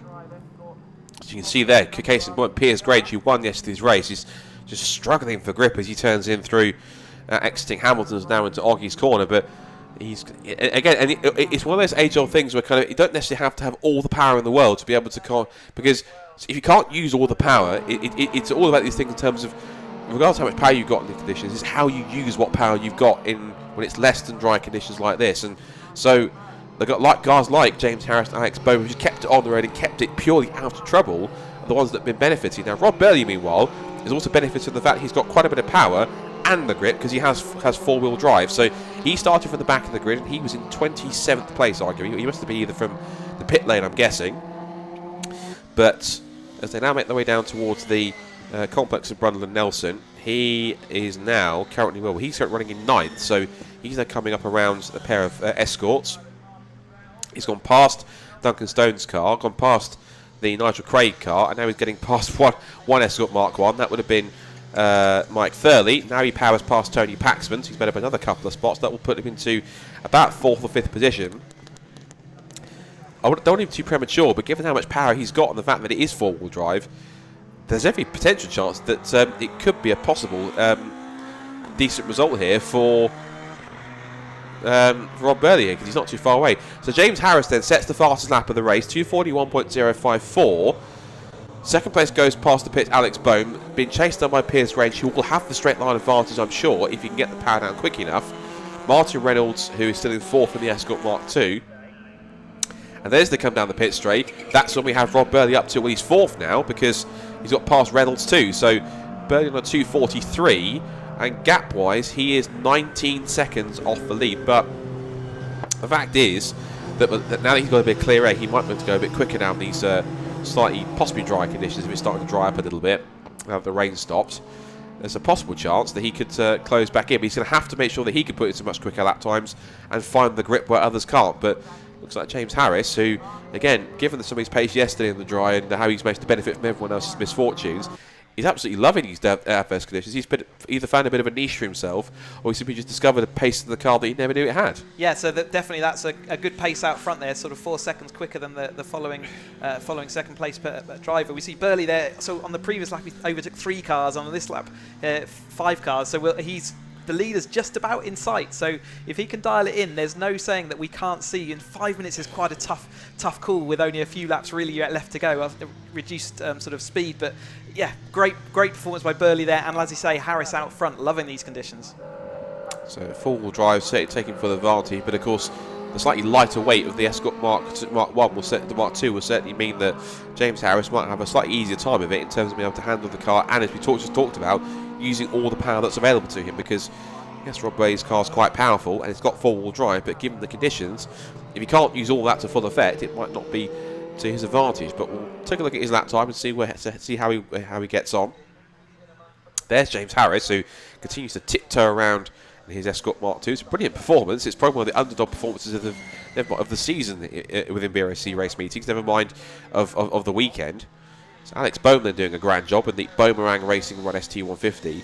This really is a very topsy-turvy field here, with some of the cars not as far as you'd expect. Now there's Jack Gadd in his Mark 1 Escort RSI. He's picking his way through some similar examples. He's got past the likes of Guthrie and Paxman. Now he's onto the back of Martin Reynolds in his Mark 2. Two splendid looking cars all together on track. As they come into the right hand at the bomb hole, and up the inside goes Jack. So he's now up to, that would have put him up to 5th position. So he's made up 5 spots in one lap, which shows how quick he's going. And also that's the other car of David Guthrie, as James Harris sets a new fastest lap of the race again, 2:37.324. So it really is drying up out there pretty quickly. But the other car, David Guthrie, he had some problems earlier yesterday. And then Rob Burley says, stand aside, I'll take the fastest lap of the race. 2:33.734. He's at least 4 seconds quicker than anyone else. But the trouble is, Chris, time's running out. Less than 3.5 minutes to go. He either needs a massive problem with the 3 cars in front, or just a massive injection in even more pace, maybe to dry it even more to take full advantage, because I think Rob might have to settle for 4th for this occasion, unless he can actually catch the likes of Bowman and Grange before we get to the checkered flag. I think Bowman Grange may be in target. You know, like you say, he's got considerably more pace out there, as we probably are just seeing a slightly drying line appearing that's allowing, and maybe temperature in the tyres as well, all helps towards generating your lap time. But yeah, comfortably the fastest car on track at the moment, and it's exciting to see how far forward he can make. Only take probably one mistake from Harris, and again, that's not out of the question with 2.5 minutes to go. Yeah, I was watching here David Guthrie having a scrap with. Was that Martin Reynolds going slowly? No, because he was just struggling in the conditions, I think. So I think you're absolutely right what you were talking about earlier on, given the fact that David Guthrie's just got past Martin Reynolds that quickly, is that having a front-wheel drive car in these conditions is a lot easier to deal with, because it's easy to find the grip and easy to control the grip levels, given that the driving string's all done in one place, whereas the rear end can be a little bit more tail happy.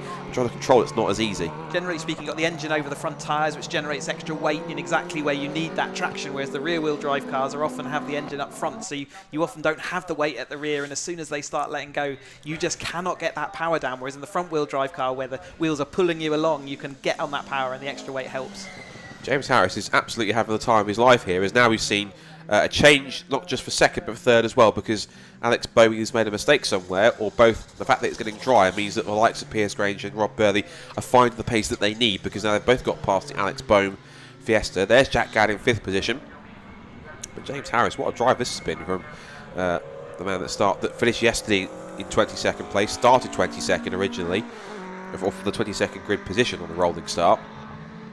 Then has charged his way through to be able to put up that kind of pace. So past the pits, one more lap to go for James Harris. He puts a 2:28 into the touch track. He's getting even quicker now that any early rain and early showers have been cleaning up the track.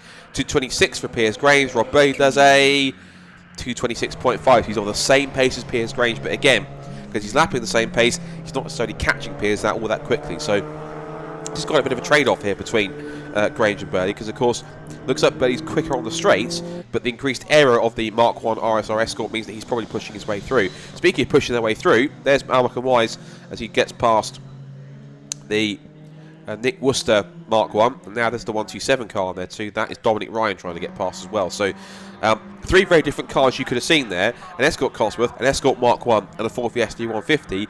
Given its slightly tricky conditions, they're all amongst each other, all slightly different performance levels, but all having a great race amongst each other on a circuit that should favour power, but it's having quite an effect on allowing a variety of different cars to get up the front and make a bit of a difference, although not such for Martin Reynolds, unfortunately, because the number 27 car is pulling into the pit lane with problems. So sadly Martin Reynolds will not see the checker flag. He will pull in before the timer hits 0, but a magnificent job from everyone who managed to survive not just the opening incident at the first start, but then also the rapidly changing conditions all the way through the second part of the race.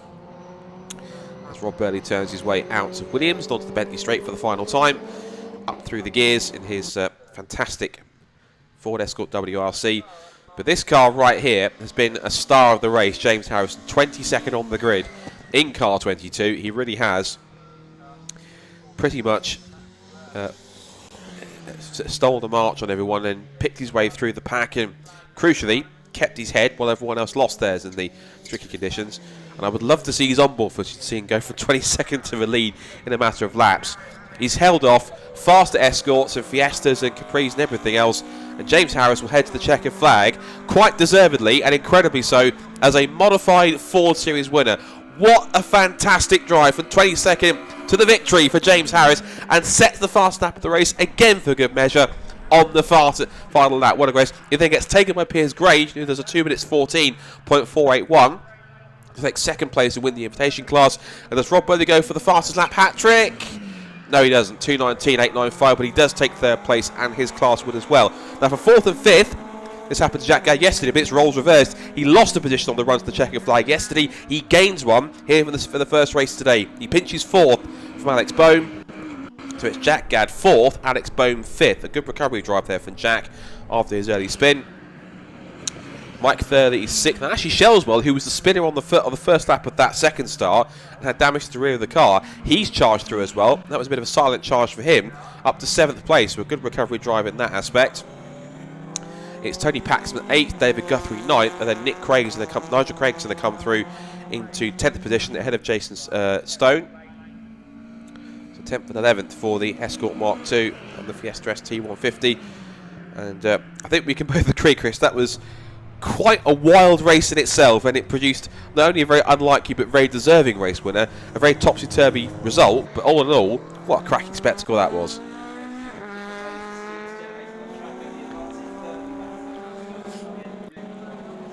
But just not quite enough time to recover all that time that they had lost. But yeah, say the sights and the sounds are excellent as these cars go past our commentary position. All of them just sounding brilliant as they go through there. Like such a variety of cars. You know, what more do you want? Of course, quite a few of the ST150s coming through to finish off their race. Still got just the Martin Reynolds car, which becomes the pit lane already. So all the cars that were still running at the flag have taken it. So that means we can now go through the provisional result of what's been quite a crazy modified Ford Series race.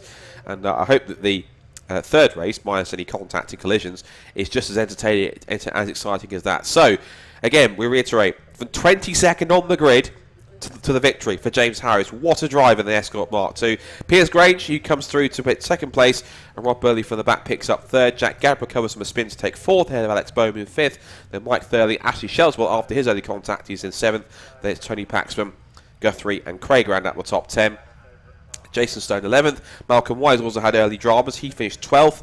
Then Nick Worcester, Kevin Hadfield, Dominic Ryan, Richard Sanders and Chris Burley. And then the unfortunate retirements: Martin Reynolds, John Edwards-Parton, Nigel Hutton, Dave Barrett, and of course then we also lost Paul Neville, David Mattias and Rory Jost from the first corner incident on the first start. And the fastest lap of the race went to Piers Grange right at the end of the race. So, crazy stuff on the Modified Ford. I'll be back later on this afternoon. Down to our next races today. Let's go back over to Chris in the assembly area for the next race for the National Formula 4 Championship.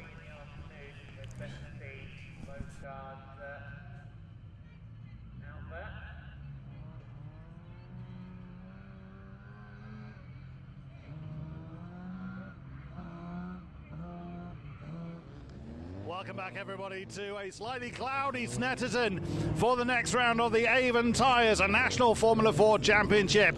As you can see, they're just leaving the holding area out for their next race. They had a race yesterday. They've got two lined up today. Alex Walker has one hand on the championship, but he can still be overturned. Still a great battle behind Chris Middlehurst and Maxwell Easterton, all fighting for positions as well. We'll be handing over to our commentary box shortly, but there's a lot of action here. The sun may have gone, but nothing is dampening the spirits of our drivers. Back over to the commentary box, as Scott. Thank you, Chris. Yes, welcome to those watching on the National Formula Ford stream for the second race of the final weekend of competition for the 2021 Avon Tyres National Formula Ford Championship. And this race potentially could see us provisionally, and we stress the word provisionally, crown our 2021 champion, because as in the rules, you cannot drop any scores from the final 3 races of the year, as in the final meeting, which is these 3 races here at Snetterton. Essentially, if we get a similar result to yesterday, where Alex Walker wins, we believe provisionally, according to the calculations that we've got, that he will potentially wrap up the 2021 title, because then it will give it will kind of put, in terms of point scores, both Chris Middlehurst and Max Esterson slightly too much out of range to be able to do anything, even if Alex wins the race and then goes ahead and picks up, and either Chris Middlehurst or Max Esterson picks up a race victory. But we'll clarify connotations as the race goes on. But let's look at the grid as a result of yesterday's Race 1 results. So Alex Walker, Championship leader and Race 1 winner, starts on pole, ahead of it alongside Invitational class driver and modern Formula 4 legend Niall Murray, who's in second on the grid. Then it's Jamie Sharp and Thomas Mills, followed by Chris Middlehurst and Max Esterson, 2 contenders fighting for the championship and with each other for second place in points. Lucas Romanek starts 7th, alongside Carter Williams in an all Oldfield Motorsport 4th row. Row 5 sees Andre Castro, one of 2 of the Team USA scholarship drivers here this weekend, the other being Max Esterson. He starts 9th, alongside fellow North American Megan Gilchrist, former W Series driver. Joe Foster disappoints 11th, so we'll see if he can work through from the 6th row of the grid. He'll be alongside Andre Lafond. Then Morgan Quinn and Benjamin Cochran start on the 7th row of the grid, ahead of the final couple of rows, which is taken up by Colin Queen, who retired yesterday, Adam Corsbain, who also hit troubles. And then right at the back of the grid, in 17th place, is going to be Jeremy Fairbairn, who is another one of the young American drivers coming across to get some practice before the end of month spectacular that will be the 50th Formula Ford Festival. A bumper entry of cars with over 90 currently entered at this moment in time. It's going to be a fantastic way to round off the BRSCC's Formula Ford year, as it always is.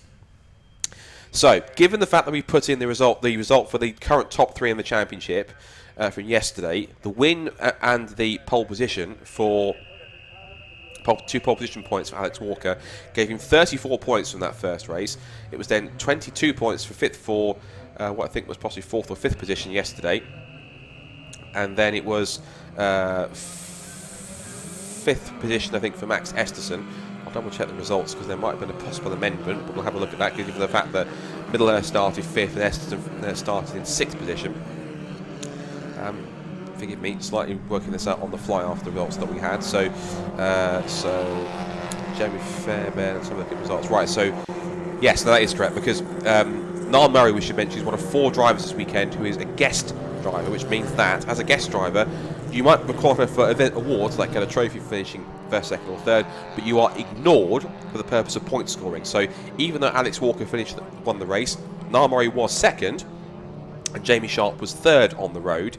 Because Niall Murray was a guest driver and is invisible for point scoring, it then means that Jamie Sharp essentially is given 2nd place, if you like, in terms of point scoring, and everyone else moves up on spot. So that means that Chris Middlehurst and Max Esterson finished 5th and 6th on the road, but they were 4th and 5th in terms of cars that could score points, which therefore means they get the points for 4th place and 5th place, essentially counting Niall Murray as invisible in that race, if you like, although he is there still as a guest and still looking pretty strong in 2nd on the front row of the grid. That means that from those results, Alex Walker with that pole position time meant that he got that one. Now, Chris Middlehurst did get the fastest lap of the race as well. You get 32 points for a win, 27 for 2nd, you get 24 for 3rd, 22 for 4th, and then 24 5th. Chris Middlehurst did get the fastest lap of the race as well, which means he gets an extra 2 points, which means that 24 points from that first race today means that he is currently, look at his right at the moment, he's currently showing as 38 points on drops, including drop scores, from all the rounds up to the end of Alton Park. And he's also 4 points ahead on drop scores, ahead of Max Esterson. So that means now that essentially Max Esterson has to try and keep himself ahead of Middlehurst as much as he can and take points away, but of course both of them have to hope that Alex Walker doesn't have a great race here and essentially non-scores and has a really bad result to gain points back and to keep the championship fight alive all the way through into the rest of it. So what essentially needs to happen is that if there's a possibility that if Alex Walker ends this 2nd race after the points are put in by at least a 34-point gap, as far as I can probably work out in my head here. And again, these are all provisional, so don't take it as gospel. We believe, for looking at it, it should be enough to put the title just about out of reach. Now, they're going to give the cars a second green flag, that because there has, of course, been a little bit of rain and drizzle this morning, so a little bit of different track conditions. The track temperature will be different, the air temperature will be different as well. That means that it'll be trickier on tyres to try and keep up their temperatures and pressures as best as possible. So there's Jamie Sharp. Jamie Sharp, who took his first ever National Formula Ford race victory back at Anglesey.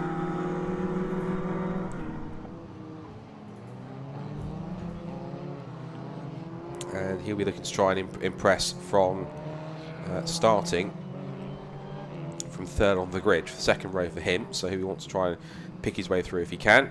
Watch out for Thomas Mills as well, who yesterday, if you watch yesterday's race, put on quite a clinical defensive effort to try and hold up the likes of Chris Middlehurst. It was a very similar job that he put in when we last saw them on a live stream at Brands Hatch, where Alex Walker was able to pull away and Thomas Mills played a perfect role as rear gunner to hold back the likes of Chris Middlehurst, Max Eston and everyone else, but it was done in perfect textbook defensive driving rather than blocking or weaving. It was perfectly positioned, kept the car in all the right places at all the right times, and prevented Alex's main championship rivals from getting involved, possibly trying to take points away from him in the process. So Thomas Mills, essentially, if he can get himself through, given the fact that he starts on the second row of the grid, he'll need to try and get a good start and then try and hold back both Chris and Max, because he knows that if he can keep them at bay in 5th and 6th and keep them fighting amongst each other and him, or it gives a maximum possible chance for Alex Walker to pull away, get another race win, and essentially do just about enough to wrap up in this race, we think, provisionally, the 2021 National Formula Ford title in the pro class. However, looking at the fact that Chris Middlehurst runs with Team Dolan, he has got an ally, of course, in Niall Murray, because, of course, Niall Murray, even though he's a guest driver, doesn't mean that he couldn't make it difficult, as that was a car off the road. That was Jeremy Fairbairn from the Phil Wills entered PWR1 car. He lost it on the exit of Williams Corner, so possibly the curbs and the grass still a little bit sort of drizzly and slippery, given some of the early morning dew and early morning mist and drizzle that we've just had. So that's going to be pretty tricky. So the circuit will be a lot drier than the grass and the parts off the circuit. But that's the purpose, of course, of the second green flag, that to make sure that the drivers have a full understanding of the conditions. You can see there's a couple of damp patches just on the outside off the racing line. So the circuit is drying, but it's not completely dry that we had, not the completely dry circuit that we had yesterday, when they were all contesting what was at one point a brilliant close race at the front with the first 9 or 10 cars all together. And so I made a very good comment on one of the Facebook posts yesterday for the Formula 4 Facebook page. I think it was Innes Hickman, who's a Formula 4 driver himself, and he rightfully said, if it's this close for the final round at Snetterton, it should mean it will be a barnstormer for the festival. And I think if you can make it in person at the festival on the 30th and 31st of October at Brands Hatch, please do so, because with the fact it's going to be quite a bumper grid of Formula 4s and a mega celebration of the festival itself as it contests its 50th edition, it really is going to be quite a spectacle, not just for Formula 4s and for single seaters, but for British motorsport. And that's a sad sight. That is Jeremy Fairbairn. His car's come to a stop, first of all pointing pretty much the wrong way, but also it's come to a stop at Coram Corner, which suggests that whatever contact he made with the barrier has damaged something on the suspension or the steering, which has forced his car to, when he's trying to warm up or do something, it's forced it to brake, or to, however it's happened, to be pointing in the wrong direction. So Delayed start. I think that's the noise we're hearing in the background there will be a delayed start while they figure out what they're going to do with that car and whether they'll then have to have a formation lap. It looks like that might be possible. yeah, so they're going to take some time to recover Jeremy Fairbairn's car. So this is Jeremy's first time racing in the UK. So again, using this as just as the likes of Niall Murray and Adam Quatermain and Andre Castro, who's because he's here for the first time this weekend, also as part of the Team USA scholarship, along with main championship contender Max Esterson. He will be hoping to try and come back and at the festival and try and do a decent job, whilst he's also learning some of the UK circuits at the same time. So I just worked out, looking on the, just working out the points table ourselves here, trying to work out what's going on. So, in the scenario, to put a simple scenario here, if Alex Walker wins this race and also happens to get, even with or without the fastest lap of the race, even if Chris Middlehurst is second, and even if Max Snetterton gets third, I think even if Chris Middlehurst gets the fastest lap of the race, which would give him 27 points for second place, plus 2 for the fastest lap, so 29 in total, even then, the gap is still between Walker and Middlehurst on drop scores, 41 points on our calculations, provisional calculations, which would suggest, given that there are only a maximum of 34 points up for grabs from the final race, that Alex Walker provisionally would be set as the National Formula 4 champion for 2021, of course subject to any official confirmation and checks and considerations. So unfortunately, just to change subject, Jeremy Fairbairn will not be taking part in the second race, and the PWR1 squad will have to take the car back to the paddock and fix the right front, which you can see has got quite damaged and bent steering. So bent steering and suspension, so some work to do to get that car back to full strength. So it means that whilst it was the ever quick and efficient work from the BRSCC officials and rescue teams and marshals to get the car onto the back of the recovery truck, and good stuff. Once it's back on the green flag truck, they'll be able to get it fixed and get Jeremy out for the third race this afternoon to end the 2021 season before they get prepared for the end of season get together that is the 50th festival. So there's an opportunity here then for the teams to quickly move on to the grid and have a quick chat with the drivers and just have a quick check over the cars and things like tyre pressures and what have you, and just to make sure that the cars are in as best condition as possible to get racing underway.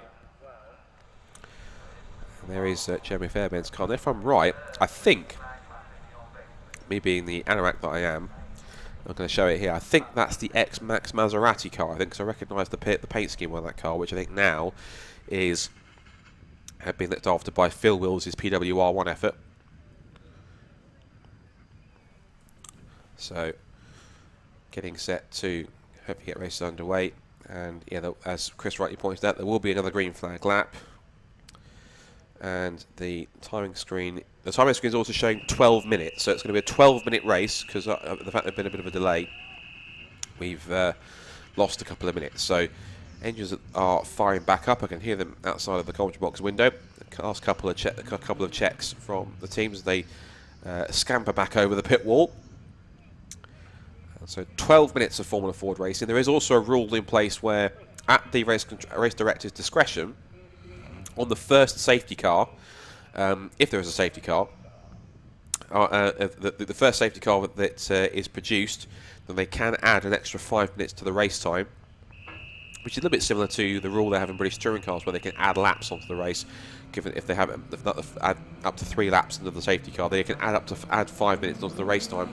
Given that some drivers will have lost race time on that point. Now then, on that run for the green flag, that Jamie Sharp has not moved from his grid spots. The third place man, Jamie Sharp, has not moved.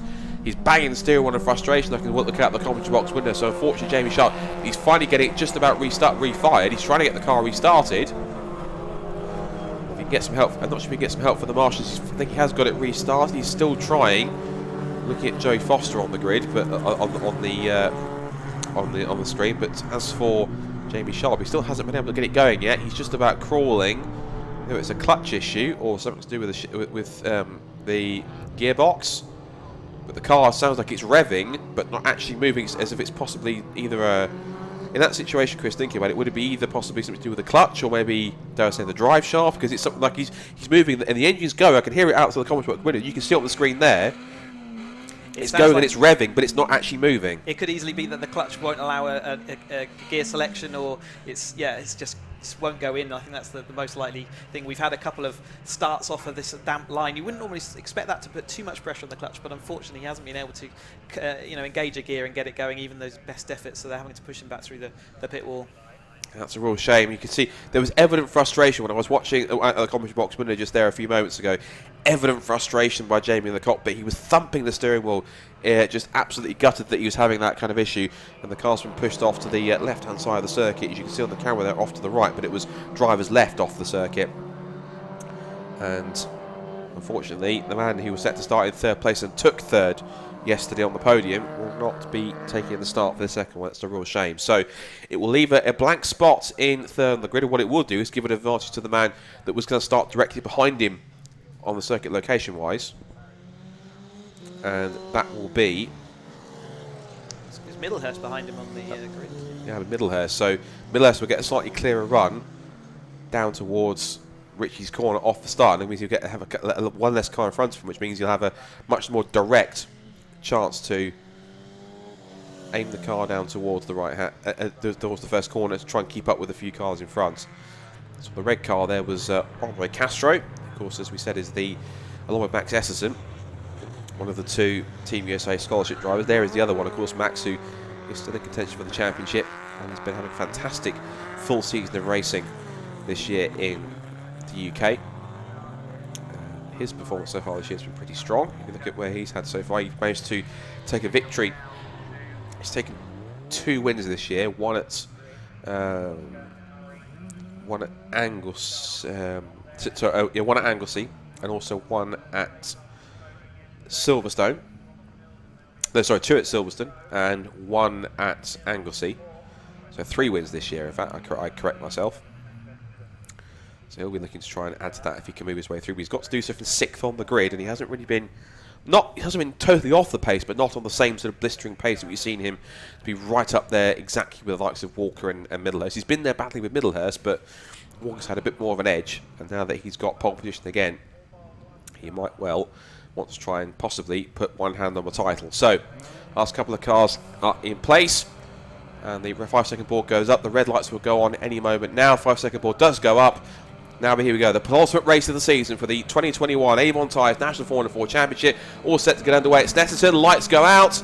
It's a strong start from the front row men, and also a good start from Thomas Mills in the second row of the grid. Charging through is Max Esser from the third row on the outside line as they're down towards Richie's for the first time. So it is going to be a Walker that leads, Murray in second place as they turn their way through. Andre Castro's in there having a battle with Morgan Quinn into turn 1. Everyone seems to have got through relatively cleanly and unscathed. Now they head down towards the hairpin for the first time. So Mills leads, but he's skating all over the place trying to get the grip. It's still a little bit damp and greasy out there, so they're going to try and find the grip as best they can. Morgan Quinn just ignores everybody and just takes the tight inside line to hold on. He finds to his disadvantage that didn't work, and now he's been overhauled by both Andre Lafond and Colin Queen, the other 2 drivers part of the Low Dempsey Racing outfit. As off the road is gone, Alex Walker off the road onto the grass, and his teammate Thomas Mills takes the lead now. So Thomas Mills then into a lead after a mistake from championship leader Alex Walker, and look who's right behind him. Chris Middlehurst, who I suspect possibly has had a bit of a let through by Niall Murray, knowing that Niall is running as a guest. And here comes Middlehurst up the inside line. Middlehurst up the inside into the left-hander at Hamilton's. Could be a change between the 2 championship contenders. Walker takes the outside line, possibly goes a little bit too wide. And now on the exit comes Murray. He looks to try to go back past into third position. Now, of course, remember, wherever Murray finishes will not matter, as he's not going to score points. As off the road it's gone Lucas Romanek, unfortunately. That's left, right, rear suspension damage, I'm afraid, so he's out of it on the spot. Meanwhile, Niall Murray gets stuck in with Thomas Mills. 2 are going to interconnect wheels, and they bang wheels on the exit at Williams corner. Onto the Bentley straight, past both of them goes Chris Middlehurst. Probably a bit bemused as to what was happening there, but that's interesting. But 2 rear gunners, essentially, for both the 2 championship contenders at the front at the moment, Alex Walker and Chris Middlehurst, getting together, which just shows, Chris, there's quite a few tensions at the moment here between this lot. As Chris Middlehurst tries to keep it on the road by slithering wide. But even before we end the first lap, there's been plenty of action and plenty going on in what's been so far a very dramatic opening lap for this title fight. We thought it was drying out, didn't we? But that shot shows actually some spray coming up, and I think there might have been a rain shower down there, or someone bringing water back onto the track. Cars are struggling to get on. These cars are so stiffly sprung that any kind of moisture, you can see the rain on the camera there. So we've had a rain shower that hasn't appeared up at this end of the track yet, but is down there at Caterham. So yeah, that caught a lot of them out, and I think even onto the back straight we saw there that they were not expecting expecting it to be so slippy, and the cars were sort of, like you say, interlocking and bouncing wheels, which is not a good thing in these small single-seaters. So let's just take stock of where we are then, because it is getting a little bit slippery out there. Let's take a look. So Walker's got quite a commanding lead at the end of the first lap. It's Middlehurst second, Mills is up to third, and then Niall Murray's dropped down to fifth position at the expense of Max Esterson. So Esterson is up to fourth position, but they're all going to try and turn in here wheel to wheel between Murray and Esterson. Murray looks around the outside into Riches for the second time, but makes the move stick. They're all sliding around and scrabbling for grip, but they can't quite find it. Megan Gilchrist also made a decent start as well. She's up to, looks like, sixth position. Yes, she is. So up 4 places off the start is Megan Gilchrist. Good start from her. And now she goes up battling away with Andre Castro, who's having a good job also in 7th place for his first time racing in the UK. And now he's got one of the best in the business right behind him, Joey Foster, 3-time Formula 4 champion, and still sporadic Formula Ford racer these days. But Alex Walker, after his early drama in the first race, in fact, no, forgive me, sorry, it's Mills that leads the race. My apologies. So Mills actually leads the race. It's now Middlehurst in second place. Walker's down to third, so Walker's behind Middlehurst at this point.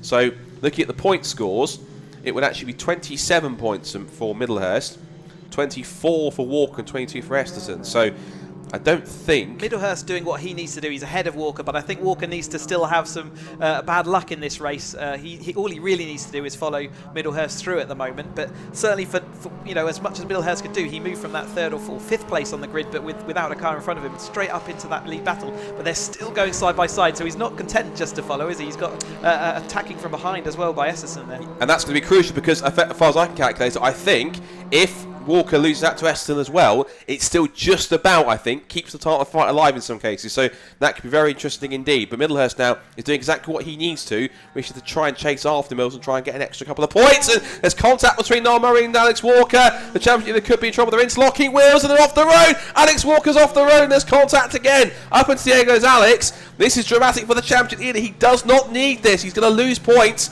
and potentially keep both his championship rivals back in the championship hunt. Dramatic stuff in the second race here, and Alex Walker is absolutely in trouble here at this point. Thomas Mills is in the lead and doing what he needs to do to try and take points away from Middlehurst and Esterson. But if both Middlehurst and Esterson can keep on putting in good lap times in these ever-changing conditions, it could be anyone's guess. But Megan Gilchrist is up to 4th. We've got Andre Castro 5th. We've got Niall Murray 6th. And Alex Walker is about 9th or 10th. It is disaster for the championship leader. Yeah, I mean, it's just so slippy around that bit of the track. They have literally got no grip at all going around the Brundle and Senna S's there. As soon as those two cars made contact with each other, they're like magnets. They were stuck together. They couldn't get their wheels interlocked. And whilst, it was just two cars sliding into the same bit of the track, because that's what generally happens in these conditions. But great to see them going wheel to wheel, but actually that's cost Alex Walker there quite badly. So all he can really do is try and recover as quick as he can, and also hope that the drivers around him can take points off his main rivals, because Thomas Mills, essentially, he's doing the best thing he can do, which is go ahead and try to win the race. It'll be his first National Formula 4 race win, if he can manage it, in his debut season. So keep an eye on that. But young Thomas Mills, the son of team boss Kevin Mills, is certainly making the most of his father's well-prepared Spectrum. It's a chassis manufacturer of Formula 4 is based in Australia these days, and certainly quite renowned over there in Australia. But of course, good to see the Spectrum cars also competing regularly here in the UK. Kevin Mills' cars usually pretty much always only Spectrums. And Niall Murray there at the back of that group there, who's getting recovery. I think it's just ahead of there, Alex Walker. So Walker's down to 9th. So ninth position. I'll try and work this out on the points league in a second, because Middlehurst at the moment will get 27 points. And he's also... Right, so Mills has the fastest lap of the race. He's taken the fastest lap of the race at the moment from either Middlehurst or Esterson. He's taken another potential couple of points away from those two drivers. I'm going to go ahead and look back in the regs and double check how many points you get for 9th, so try and work that out. But here you can see that that is Colin Queen who's frustrating Niall Murray there. He's currently set in 8th. Well, no, actually, no, forgive me.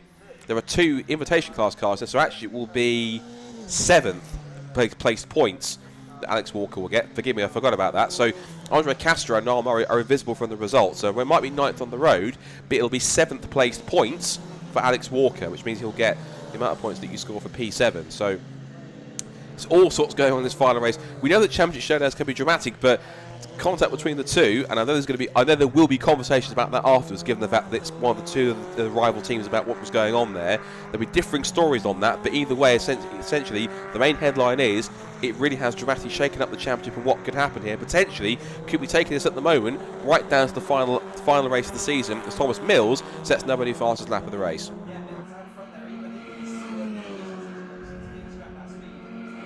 The fastest lap over the line. Like you say, conversations always happen afterwards. Whenever there's contact between cars, the stewards always get involved and understand, what went on, or the clerk on the course will certainly make a view on that.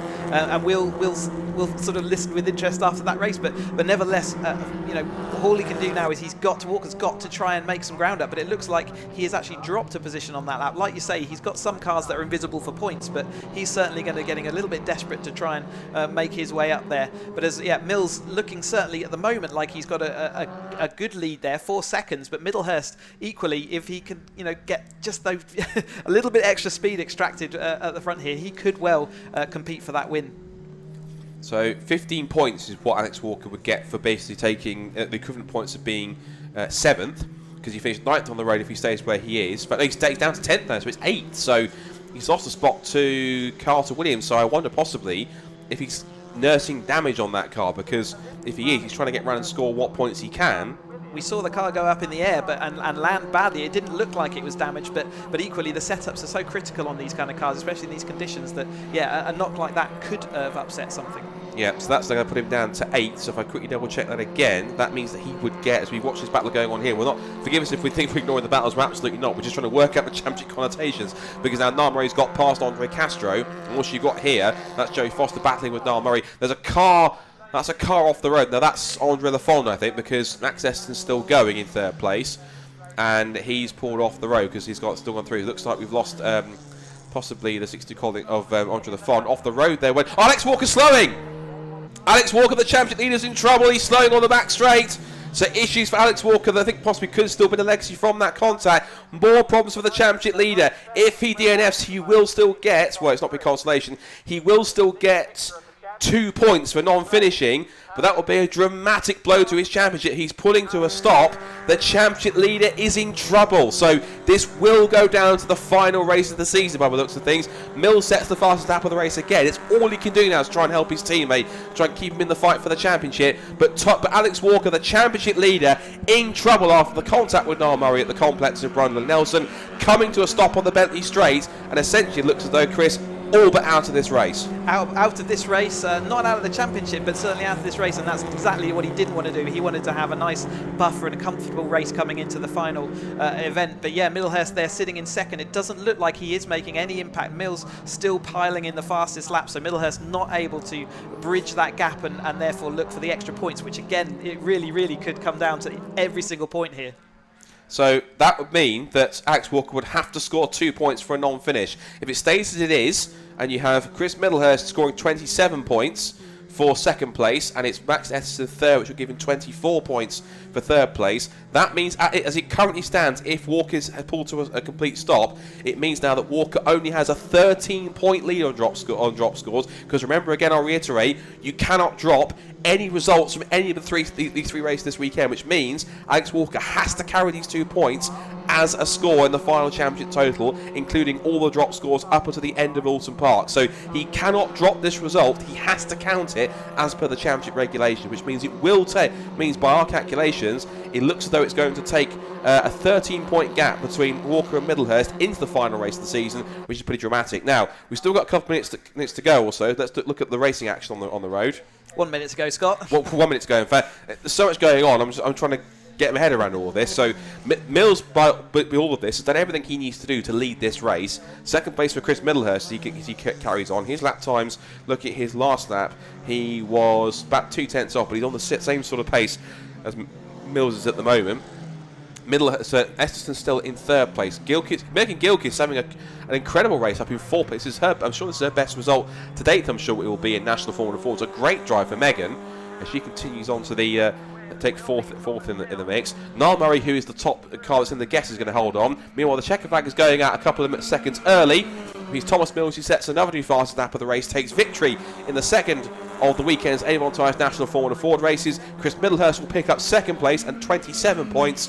And then it's Max Esterson who will take 24 points for 3rd. And They're crossing the line quick as you like. Gilchrist, Queen and Murray together. And look at Megan Gilchrist punch in the air. She is delighted with 4th place. And so she should be. That, I believe, is her best result of the season. So great job from Megan. A wonderful drive in those adverse conditions to get 4th place. Brilliant stuff. Yeah, her best result so far up to that has been about 6th or 7th place. So to get P4, she should be, and absolutely is, ecstatic with that result. Great drive from Megan. 5th for Colin Queen, 6th for Niall Murray, but I'm sure there's going to be a lot of conversations after that between the contact between Murray and Walker on that one, particularly as it's going to have championship connotations, as it has had championship connotations. Then you've got Joey Foster in 7th place, Andre Castro in 8th, and the rest of the cars rounding out the top 10.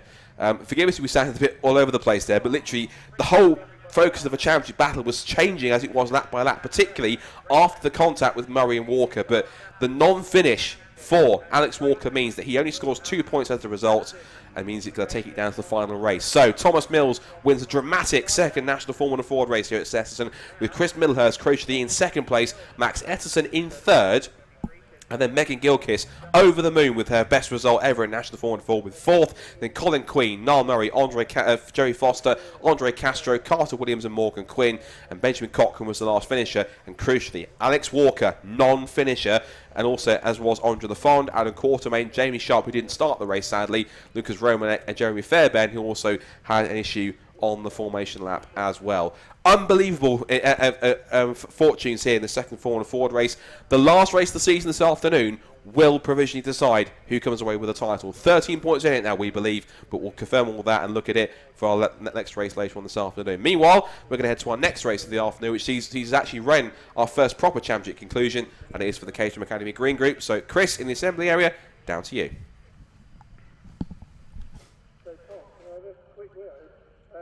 Brilliant, your first victory in this series, the championship this year. You must be pretty pleased about that. Very commanding from the front.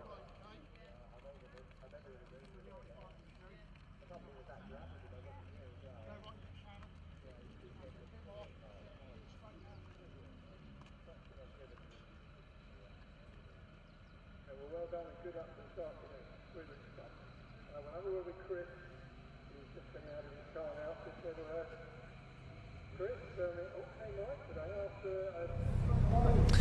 Good morning, everybody, and welcome back to Snetterton. We've had a little bit of drizzle here, so the track conditions may well have dampened a little bit, but the spirits of the drivers remain very, very high. A familiar face on pole position, winning with the fastest lap yesterday, gives this man, Freddie Chiddicks, a 17-point lead in the championship. Freddie, are you confident heading into this race you can maintain that points lead? Yeah, I know what needs to be done to secure the championship. I'm happy in the slippery conditions, so hopefully we'll have a good race and see how it finishes. Excellent stuff. With the inclement weather, have you had to change much with the setup that you had from yesterday? No, it's very similar. We can just change our tyres to a newer set if it's a slipperier, so I've done that, so I'm ready for a bit more rain if anything. I think you may be out of luck on that one, but I'm sure there'll be some people rain dancing for you. Best of luck, Freddie, as he's looking to maintain or even extend that points gap. But right hot on his heels is Mark Jones and Jeff Newman. Now, Jeff, starting from 2nd position, is only 4 points behind Mark Jones and only 21 points behind Freddie.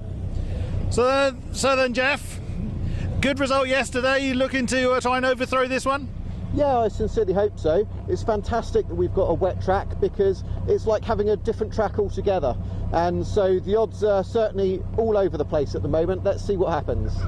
Do you approach the track differently with the track conditions being a little bit different from yesterday? Yeah, it's like going on to any track for the first time. There's always a bit of finding where the grip is, and then particularly in the wet, making sure I don't overstretch it in the braking area. Last thing any of us want to do is go off, because we'd just throw away so many points. And with quite a lot on the line, you've got Mr. Jones there within points grabbing distance as well. Are you confident you can keep him behind? To be honest with you, I haven't been following the championship table, so that's news to me. But we'll see what happens. We haven't really had much wet experience, so I don't know what our competitors are like in the wet, really. Well, no better way to find out. Best of luck, Jeff. Thanks very much. And we'll now head to 2nd place in the championship holder at the current moment, Mark Jones. on 174 points. That's assuming my maths is, of course, correct. Mark. So then, with the weather conditions changing, not everybody's happy about the slipperier conditions. How do you feel about them? I'm quite happy about the rain. I'm happy when it's damp and a bit skittish. So, yeah, I'm quite happy it's raining. Excellent stuff. Talk us through, from your perspective, how you feel your championship has gone. Personally, great. Like, podiumed every race. So, hopefully today I'll be able to do better than third for once. So. Yeah, 22 points seems to be pretty much your spot on average, isn't it? Yeah. So it's been good. So yeah, going to hope for a better result today than third for once. Hopefully try and get one first place. So I'm sure is well within your grasp. Best of luck, Mark. So we've got time for a couple more before the Caterham Academy Green Group are let loose. We'll have a chat with James Cook, or Cookie as the car is emblazoned. James, how are you feeling? Not too bad. I was a bit disappointed after the race yesterday, starting P3, hoping for my first podium of the year, so fingers crossed today, eyes are only forwards to finish off the championship strong. Good stuff, good stuff. Again, sort of looking at the results, generally fairly consistent, few points behind these guys, but you confident you can overhaul them here today in Snetterton? Yeah, I've had the pace all weekend really, so I just need to put it into the result, and fingers crossed. Best of luck, James. And we'll have time to have a chat with Mark Kendall, who currently sits in 5th in the championship at the moment, with the wonderfully pink accented number 35. Mark, how are you feeling ahead of today's race with a little bit of rain now down? No problem at all. I don't think that's going to affect us at all. No, I think it's dry enough. Yeah. Has there much changed on the car since yesterday? Nothing at all. So hopefully I can put the same performance in I did yesterday. Yeah. May your right foot be heavy, sir. Yeah. Best of luck out there. The car's now being released. The Caterham Academy Green Group heading to trackside. The weather may be a little bit cooler, but the racing will be just as hot. Back to you, Scott. So then, yes, welcome back to those watching on the Caterham live stream to what is going to be quite an exciting moment, because we're now about to provisionally crown one of our 2 Caterham Academy champions today, which of course starting with the Green Group. So they're, of course, as Chris has been alluding to, heading out onto the grid for their final championship race of the season. And again, the board there from the marshals, and they're going to get 1 green flag lap, so they'll form up onto the grid.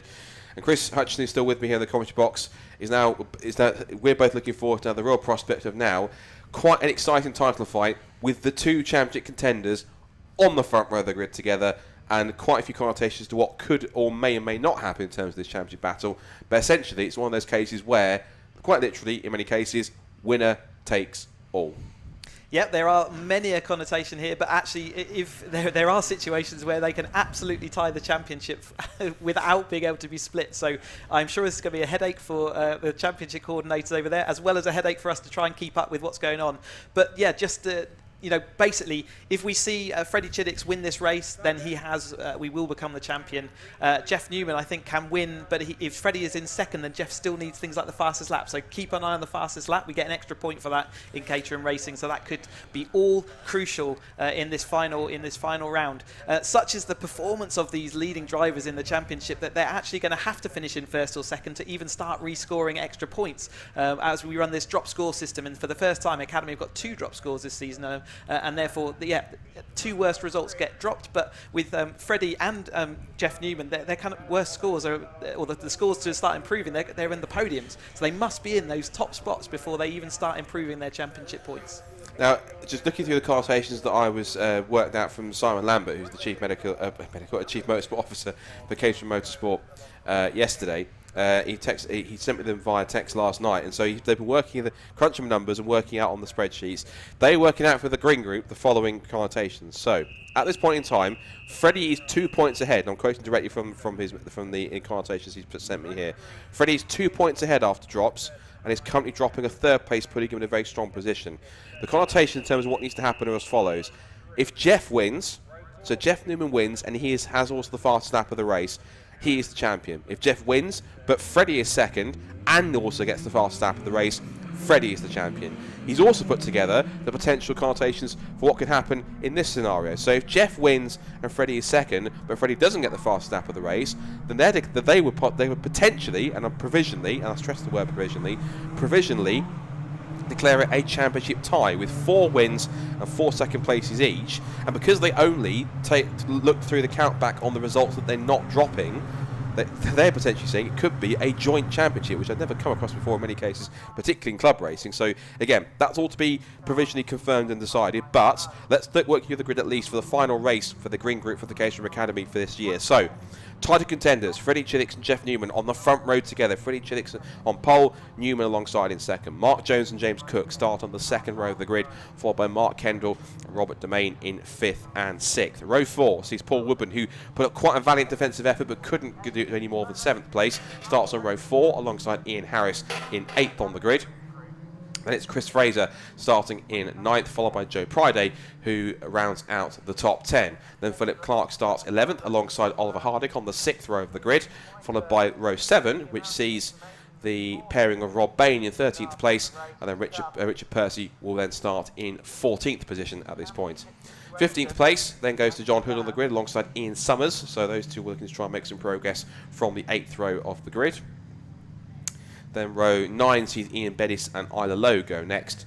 And then the last couple of the cars on the grid will then form up the last couple of spots before we get racing underway for this last time as a champion in championship terms for the Caterham Academy Green Group. John Vincent and Mark Williams then come next on the 10th row. Theo Theato and Paul Castle then make up the 11th row of the grid.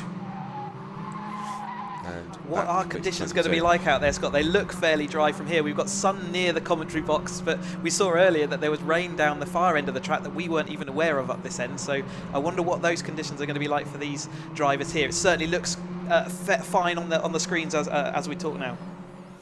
So the car's weaving from side to side, trying to get a little bit of temperature into the circuit. It looks as though it's mostly dried out, but there are still 1 or 2 very lightly damp areas or slightly damp and greasy areas, so it's gotten much better than it was for the Roadsport guys earlier on, but it's still not completely dry. It's still, I'd say, about 90-95% dry. It's still a fraction of moisture on the circuit that might make it a tiny bit tricky in 1 or 2 corners. With the issue being that if you're trying for an overtake, you're going to be on, you can see around here, we've still got really greasy conditions, and the grease will be in those places you want to try and use to get an overtake. So here it might well be follow single file is the best option, but the race situations don't always allow for that. This is the nightmare, isn't it? Essentially, we talked about it earlier on. Drivers always want it fully wet or fully dry. This is neither. It's more dry than wet, but there are still greasier and damp patches out there, which means that, and also on different parts of the circuit. So you can turn to one corner and it feels completely dry and you've got all the grip in the world. Turn to the next corner and it could be damp and you might get less grip level. So it really is going to change lap by lap, particularly if it carries on getting clearer and drier here at Snetterton, as the weather starts to improve throughout the late morning before we get into our last couple of races before lunch this afternoon. So we've still got this and 3 more races to go before we head to the lunch break, so plenty more racing action. So if you're watching either on Facebook or YouTube, either on the Caterham stream or on the BRSCC stream, do stay tuned, because of course there's lots more to come throughout the course of the day. Lots more Caterham action. Of course, that what should be quite a nail-biter National Formula 4 finale if you just watched the race. If you didn't watch that race earlier on and just join us from the Caterhams, if you do want to take an interest in that, then you might want to check the previous race you just had to see what some of the connotations there. But we focus once again back on Caterham racing with the 2 main contenders in the green group for the Caterham Academy this year. Freddie Chiddicks on the left in black and red on pole position. In blue and yellow on the right-hand side, his main contender, Jeff Newman. Essentially, it's a case of whoever finishes in front of which, and also with the potential of the fastest lap being a crucial point as well, will decide which way the fate of the title goes. It's always a nail-biter. It's been a very long season, but finally, we provisionally look to crown off a Caterham champion. The red lights go on for the final time. The beloved cars Caterham Academy Green Group is a pretty equal start from the front row, but the better jump for the second phase of the start goes to Jeff Newman as he gets his nose in front and wins the charge. I think it was contact towards the back. Mark Kell's hit the back of, I think, either Paul Woodman or, I didn't want to possibly say Freddie Chiddicks, I thought, but either way, they turned into the right-hander at Ritchie's for the first time, and Newman got the whole shot with a better start from the outside of the front row of the grid, but already down towards the Wilson hairpin. Everyone's getting a bit closer, a bit feisty already, making a big dive down the outside. Look to be the 15. That's James Cook, I think, who was trying to get around the outside if he could try and get through. Up through Wilson. Everyone's trying to keep out of everyone's way so far as they come up towards Palmer's for the first time. So a little bit of a frenetic start, but there was a bit of contact to one of the two drivers. I think one of them quite riskily involved Freddie Chiddick, who I think just about got away with a bit of a clout in the rear from Mark Kendall. Yeah, I don't think either of the front drivers actually got away very well. Newman definitely bogged down, and Chiddick did as well, but they have both managed to make their way out through the first couple of corners in that lead, and Chiddick, like you say, maybe received a bit of a clout, but is up and running. So we have got the situation where Newman is now ahead of Chiddick, and he was looking there to try and shake the toe, but I think that's a bit optimistic in these early phases. It's still absolutely nose to tail. Out through Hamilton and on towards the mix, and now as they go down the outside, Freddie Chiddick looks for James Cook got in second place. For Chris was frantically pointing to the screen, let's try what was going on. So James Cook has now lost that second place back against Freddie Chiddick, and now Newman continues to lead. It changed so quickly in the space of a couple of corners, but James Cook was very close there. I think that was Mark Jones in there in car number 2. He was battling there. He had right on his rear corner Mark Kendall, but the pair of them were attacking James Cook, who had just lost second place back into Freddie Chiddick. So as it all goes off the Bentley straight, we can now see them stretch out a bit more. And there goes Chiddick going down the outside with 2 championship contenders side by side into the complex, and early doors round the outside into Brundle. By the time they hit the brakes for Nelson, can he get it stopped just as he can? Just over the curb a little bit, but Freddie Chiddick's ever daredevil was skipping over the chicane there. I think that was Fraser, I think it was. I want to say Chris Fraser, I think it might have been. But Freddie Chiddick's back into the lead now, because that's where he needs to be, because of course the connotation is that if Freddie... if Chiddick wins this race, he will be the champion. Newman, doesn't matter if he finishes in second and even gets the fastest lap. He is trailing a couple of points coming into this round, and therefore he does need to... If Chiddick wins the race, it's easy. That's done and dusted. But Newman now in second place with, looks like, is that Jones actually in third? By the looks of it, yeah. And so essentially what it means is that the simple connotation is, as you say, if Freddie wins, he's champion. It's all what happens if Jeff wins, and whether or not Freddie does or doesn't get the fastest lap of the race, where it can change. So that's going to be the case. And also, if he doesn't get the fastest lap of the race, who does? Whether it's Jeff or somebody else. So we'll try and work that out as it carries on. But at the moment, again, it's only the end of the first lap. But if things stay as they are for the next 17 minutes, and it's Caterham racing, so they won't. So as right now, Freddie Chiddick is in provisionally championship winning position, but he's got to hold on to this now for the next 17 minutes. So easy task, I'm sure, isn't it? Yeah, no easy task at all. And we've already seen that there have been some really damp patches of the track, and those are going to come into play. As we see here, then Mark Jones and James Cook there going absolutely into Agostini. But Chiddick's sort of solidifying here. Jeff Newman really needs to make sure he is maximising. Yesterday, he bogged down off the start, if you remember, and that's what cost him. He had to fight all the way back. But by the time he got to the front, Chiddick's had disappeared off. And at the moment, we're seeing that Chiddick's maybe has that little bit of extra pace and commitment in these really damp conditions going under the Senna and Brundle-Esses. Yeah, you can see that he was trying to pull a small gap away and trying to just get himself a little bit too far out of the reach of the toe to try and make sure that he could try and pull away and get some clear laps in as we turn in. It's looking a bit brighter now as the sun's starting to probably peek through and the clouds are parting. So I imagine, given that it is dry now, we'll start to get the circuit drying a bit more now. There's a bit of wind in the air too, so that will start to help make the circuit drier and drier and a bit faster, give a bit more grip as the race goes on. Just seeing Paul Woodman there being overtaken by Mark Kendall down the back straight. That was for 5th position. So Woodman down to 6th. But the leading quartet is Chiddick, Newman, and then it's James Cook, and then it's just behind them is Mark Jones, and then we've got Mark Kendall just ahead now of Paul Woodman. Ian Harris is into 7th place, Robert Domain 8th, Phil Clark in 9th, and Chris Fraser, who did take that very quick excursion over the grass on the first lap. He's just back in 10th position, trying to work his way through. Theo Theata's had a decent run. He's started towards the rear, but he's now currently in about 16th position now, making 15th as he darts his way through past Richard Percy into the bomb hole. I believe it was Theo who had the accident right at the end of last race.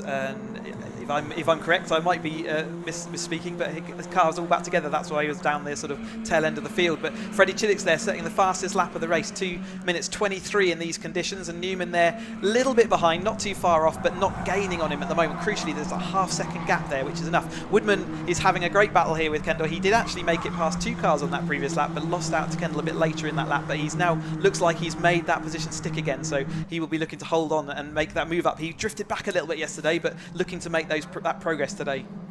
So steady progress for forward. We're trying to go the opposite direction this time. He wants to go from what was essentially a lead at one point back down to 7th. He wants to go from 7th up to a lead, but given the pace that the championship contenders are setting already, with the top 3 trying to pull away from Mark Jones at this point, that might not be, that's going to be a lot more easy said than done. And look how Cook is closing in as well, Scott. Yeah, he's definitely closing back ahead. He'll also spot, whilst you mentioned that, I think Paul has managed to get back into 5th position. I did see his white and red car flash through the shot in the background first, so he's got past Mark Kendall, back into P5, which is good to see. So he's up into a top 5 position. As we can see here, now it's starting to get a bit drier. Maybe this is coming a bit more advantage to him, because now he feels a bit more confident. He's managed to reel Freddie back in. He's not letting him get away. He's keeping him just on a leash, so to speak, just keeping him just in touching distance to try and make sure that he's in there to try and make an attack as and when he gets there in the final couple of laps when he gets there. So there's something sensible, isn't there, about taking a little bit of caution in those first opening laps when you really don't know what's going to be under your tyres as you're heading into all these corners, and that gap between those top 3 is now really coming down. And obviously Cook there in 3rd place can act as interference. So he's been involved with these battles all the way through the year, and so he could now throw caution to the wind, shove it down the inside, knowing that it really doesn't matter for him. But these two, Jeff Newman definitely doesn't want that to happen. Jeff needs to finish in the lead of this race to win the championship. Anything else, he doesn't gain any more points, and Chiddix will win it. Absolutely, and I think James Cook is in there in 3rd place purely there essentially for his own gains in a nice possible way. He doesn't care about the championship. He's there simply if he wants to go for the win or 2nd place. Arguably, he's more than entitled to go for it because nothing's stopping him from battling with them, because even though they're in a championship fight, he's not. It doesn't matter to him to a certain extent. He can race how he wants and get the results that he wants to get. So he's simply just able to go out there and race on his own. He could be literally the hypothetical cat amongst the Caterham pigeons. Looks like his best result so far this year has been 4th, so he's already in his best result of the year, and he can see the win just in front of him, and why not? Let's go for that. Fastest lap of the race once again to Freddie Chiddix, but the lap time gap was only a few hundredths of a second, so it is pretty much evenly matched between the two. And there goes car 28. That was John Vincent going for a spin at the bomb hole, and that's a key example. It's still damp down there at the bomb hole. Go for a spin also either low in car 4. That's the crucial bit. It might be dry at this point of the circuit, it's almost like Spa-Francorchamps, dry at one part of the circuit, but damp and slippery at the other part of the bomb hole. That could be crucial, particularly if these two come across it and they're battling for the win side by side. And wherever he joins that circuit, he's going to be bringing some of that wet and damp and mud onto the racing line, and that can often be quite a shock when you're driving around and suddenly you find some wet line where there isn't any or hasn't been on the previous lap. You've got to keep all this in mind when you're driving around. So every single lap, the time they go through there, will be pretty much a venture into the unknown, and whether or not that might play any connotations, whether or not we're sort of loosely predicting the future in terms of what might happen, but there's still 11 3/4 minutes to go in this championship final round of the Love Cars Caterham Academy Green Group. It is between these two on screen, the top 2 in the race and in the championship. Freddie Chiddix, if he stays where he is, as he is right now, in the lead with the fastest lap, he is the provisional champion. If either Jeff wins, if Jeff wins and Freddie still has fastest lap, he's still champion. Jeff needs to win and get the fastest lap of the race, stand any chance of being able to take the title from Freddie. Whilst we've got Chiddix with the fastest lap so far, he's had that for the last 2 laps, but Jeff has absolutely caught up with him on this lap. So you've got to imagine that Jeff will get that fastest lap this time round, and that again, it just twists that. So Freddie is clinging on to that fastest lap, but the gap has reduced. It was just over half a second as we crossed the line last time out, and it is definitely not half a second now. No, it looks a lot closer than that visibly, so he'll have to try and close that back down as much as he can. And they're coming up to the point of the circuit where it's caught a couple of drivers out. Whilst we've been looking at, there has been a bit of a switch around between that scrap that was going on for 5th, 6th and 7th. So now Kendall is ahead of Woodman, and also Woodman's dropped behind Ian Harris. So it's now Kendall 5th, Harris 6th and Woodman 7th. So that will update itself when they go through the timing beam on the start and finish straight again. Across the line will go the 2 leaders. The gap has come out a fraction, about another 10th or so, but we'll look at the lap times and see if they're very comparable, or if Newman sets a new fastest lap of the race, which he does. So good spot on that one. But James again, Cook takes it. But he gets immediately then stolen by James Cook, who again, he's more entitled to do that. Essentially, he has no place part at all in this championship battle. He's out there for his own gains and for himself, and so he should be, because he's in his own fight. Speaking of fights, here we go. The 2 championship contenders were wheel to wheel and side by side. They were moving around towards Wilson, but Jeff Newman, who we have seen has gotten a bit impatient at times, shall we say, throughout the season, just needs to keep a cool head and not make any moves that might possibly take away his championship chances just like that. He needs to be very careful not to make any moves that could compromise the integrity of his championship chances. 10 minutes left, so there's plenty of time left to. He's caught up great, but he certainly now wants to start interfering with Freddie and really get in his mirrors, which you can see he's doing. He wants to make it an uncomfortable position. You definitely don't want to make it nice and smooth at this point of the race, especially with Cook there, who could act, as I say, as adding against that barrier, the extra point difference, which is going to be all crucial in this situation. But at the moment, Freddie doing everything he needs to do, which is calmly defending his line. He is using every bit of the track. I've noticed he's using the curbs, even in these damp conditions. They can be really, difficult to use, but he is absolutely using every bit of that track. And we see all these battles sort of further back down the field, whilst the championship is obviously in a balance here. There's battles, as we always say in the academy, all the way down the field, and it's great to see. Yeah, that was a scrap we were looking at towards the bottom of the top 10. That was Philip Clark, Chris Fraser in there, Paul Castle, and not too far away from them also was the 73 car, which was Mark Williams. Mark Williams, in fact, had a decent run up the order in the first half of this race. He started in 20th place, he's been up 8 places into 12th, so good drive from Mark so far, so getting up as high as that as the quartet makes its way through. There is Mark, good drive from him. 8 places already. He's a firm sort of middle championship driver. He just had I don't think he finished the race yesterday, so that's why he started at the back, and he is now using his extra speed and experience there to move back into that midfield.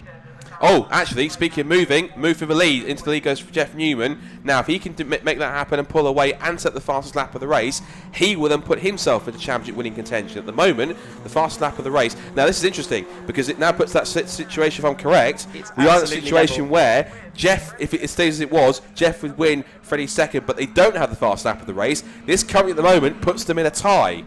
It does. This is absolutely tight. And James Cook again takes that fastest lap. But just fractions before that, Jeff Newman did take it. It was a 2:19.9. Then James Cook popped in a 2:19.6. So this literally is changing every single lap at every corner. If Cook gets by Chiddix as well, that's the equivalent position, and therefore Newman will win it. So Chiddix definitely still is not comfortable. He's got that little bit of a pointer's advantage coming in here. But as the situation sits now with Newman out front, these scores and the championship are absolutely level between the two. It is not possible to split them. Yeah. So that essentially it could potentially be facing the prospect of literally crowning joint champions. That's not official, but we need to obviously work that out with the definite post scores and confirm that after the race. We always say it's provisional because, of course, literally anything can happen at any point. Do you think it goes for a dive down the outside? But Newman holds firm on the inside line, and ultimately Jeff needs to try and... what he needs to do is he needs to try and pull away from these two, but the fact that he's giving a toe to both of them isn't helping his cause and trying to get the fastest lap of the race. And essentially, and the ironic thing is, James Cook isn't in the championship hunt, but he kind of is in some cases because he could be a catalyst in what happens. It's up the inside and inside of Oggies. Goes Freddie Chiddix to try and change the context of the championship connotations. Up the inside he goes. Newman doesn't want to give it up and has to take 2 bites at the apex and has to slot into second place. Now he's under big pressure from James Cook. This now puts it back into Freddie Chiddix's favour because he's in front. He will win. James Cook is in that slipstream, gets the double toe from both Newman and then from Chiddix. Newman moves across, has to be careful. All 3 abreast on the run towards the complex. This might not work out for the championship. Newman sweeps across as James Cook gets back in the line. Run down the inside for Brundle, and can he get stopped for Nelson into the left right-hander? Yes, he can. So Newman gets back in front. But again, we're back in that scenario once more, where it's dead level again for the championship. All change, all different as they both get onto the damp square and really losing the rear end there. Jeff actually had to come out the throttle, which has given Chiddix a little look up the inside of Coram there, but he got not able to make it stick. But yeah, they're absolutely making this very dramatic for us. It's brilliant stuff to watch, and I hope everyone's enjoying this on the streams as well. But yeah, he's got a tiny bit of a gap here now, but it's impossible to defend unless Chiddix does make a mistake or Cook does start overtaking. I think that little gap there he's got to be a bit cautious of. So still dead level for the championship, just about 5 minutes to go, and it is now all to play for between them. Lap time wise, almost again virtually identical, 2:20.8 for both Newman and Chiddix, but Newman was a fraction faster. Into the right-hander, through Riches again, and Freddie Chiddix carries lots of speed. See bits of rubber just pinging off the tyres of these, they've on the Academy tyres of these cars. And again, Chiddix looks to the outside line. Newman holds firm on the inside line to defend. Now they get the power down on the exit of the Wilson hairpin. Now the short straight towards Palmer. Who can change gear the fastest? Who can get back on the power the quickest? Jeff Newman again just holding the car in the middle of the road. They turn through a left-hander at Palmer's. 5 minutes to go to the side who wins the Academy Championship. If anyone wins it, because we could have a tie, could go one way or the other. 5 minutes to decide what the fate of this championship's going to be, and there's still another Academy title to try and sort out in a couple of races' time. Chiddick's really late on the brakes there into Agostini. Last 5 minutes of their championship year.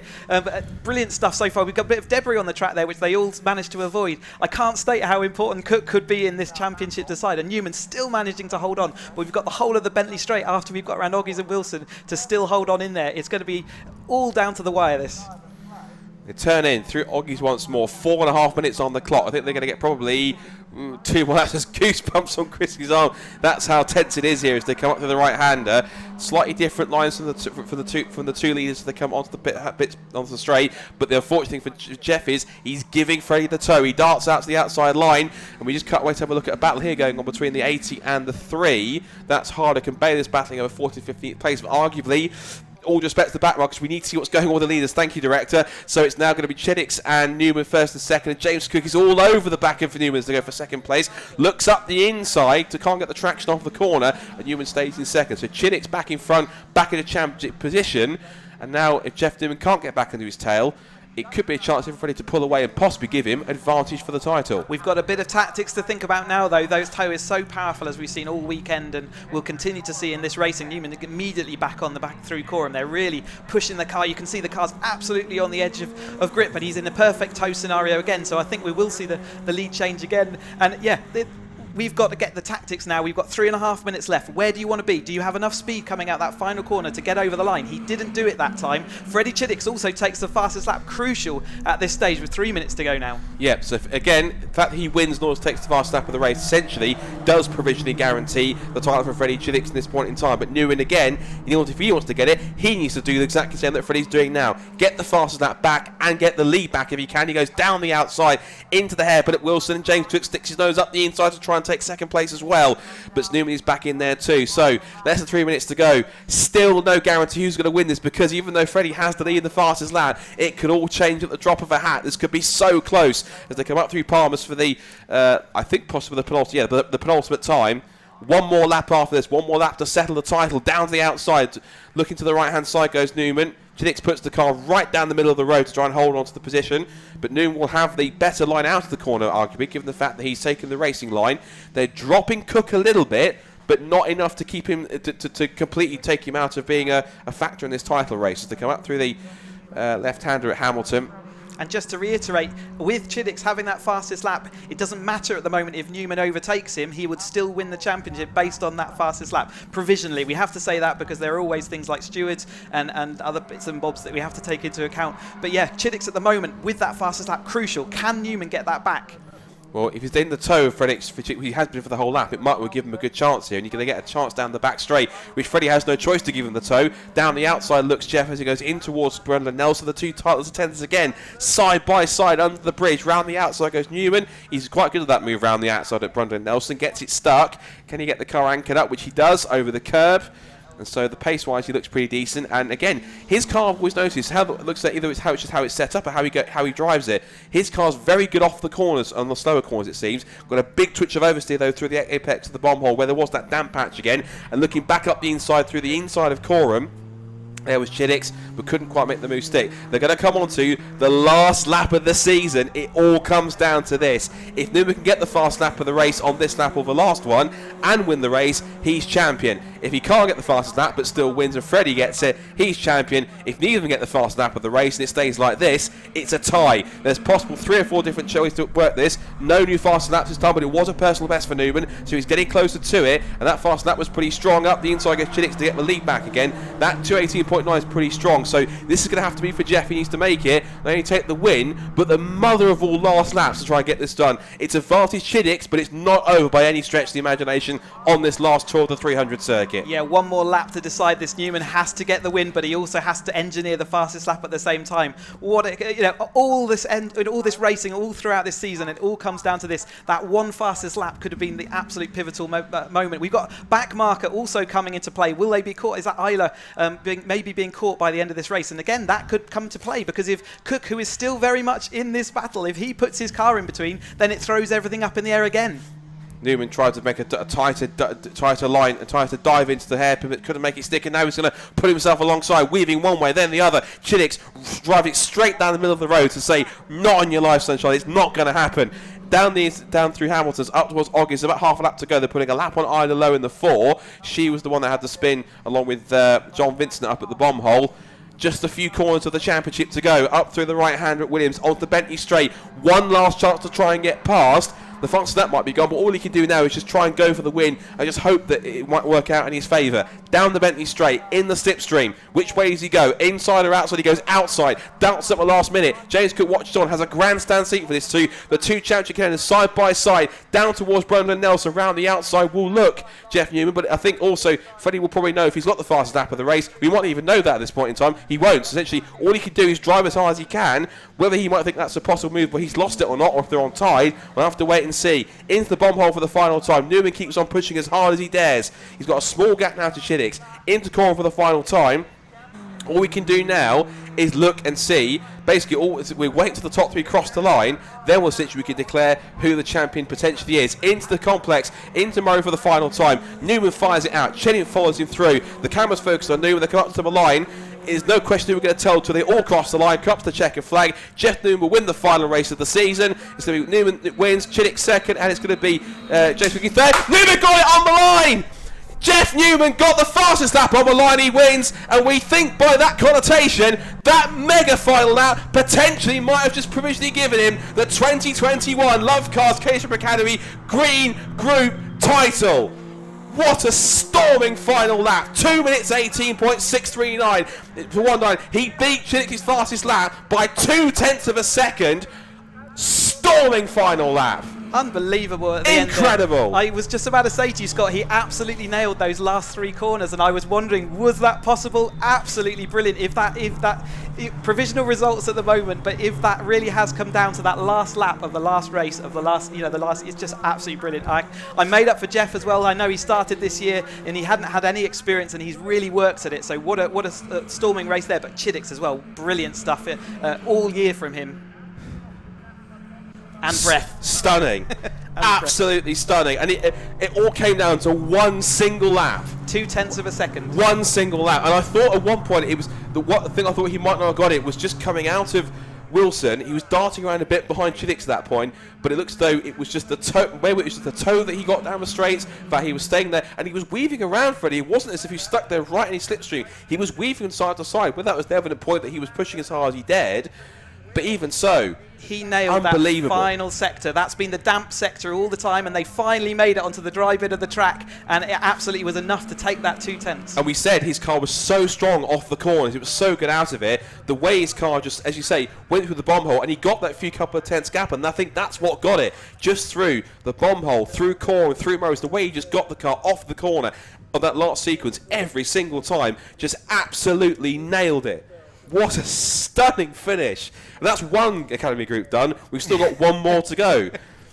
Unbelievable stuff. So we think, based on the chartations that we've got, on the calculations that the potential ways it could be settled, by the process of Jeff winning and miraculously stealing the win on the fastest lap of the race on the final lap, by that, we go by the fact that on that basis, provisionally, and we can't stress that enough, provisionally, Jeff, we think, is the champion by a single point. Unbelievable. Fantastic stuff. And there's still one more of these to go. We've still got white group to settle. Right, here's the result then. Jeff Newman gets the win and stunningly gets the fastest lap of the race to essentially, we think, provisionally crown him Green Group champion for 2021. Freddie Chiddix is in second place. James Cook is third. He played a great part in that. That's his best result of the season with third place. Mark Jones fourth, Paul Woodman fifth. It's Kendall, Domain, Harris, Fraser and Williams rounds out the top 10. Then Philip Clark, Paul Castle, Joe Priday, Oliver Hardick, Rob Bain, John Hood, Richard Percy, Ian Summers and Ian Bettis and John Vincent round out the top 10. And then top 20, forgive me. And then we have Isla Low, the only finisher, and Theo Theato, who looks like he dropped out towards the end, and unfortunately he did not make the finish. Take a breath. There's more Caterham racing action coming up. We've got the Motor Caterham 7270R Championship coming up next. But provisionally, we think, congratulations to Jeff Newman, who provisionally appears to be the 2021 Love Cars Caterham Academy Green Group Champion. Wow. So, the next race coming up, back over to Chris whilst we catch our breath. He's in the assembly area with the 270R drivers ahead of their second race of the weekend. Stunning stuff.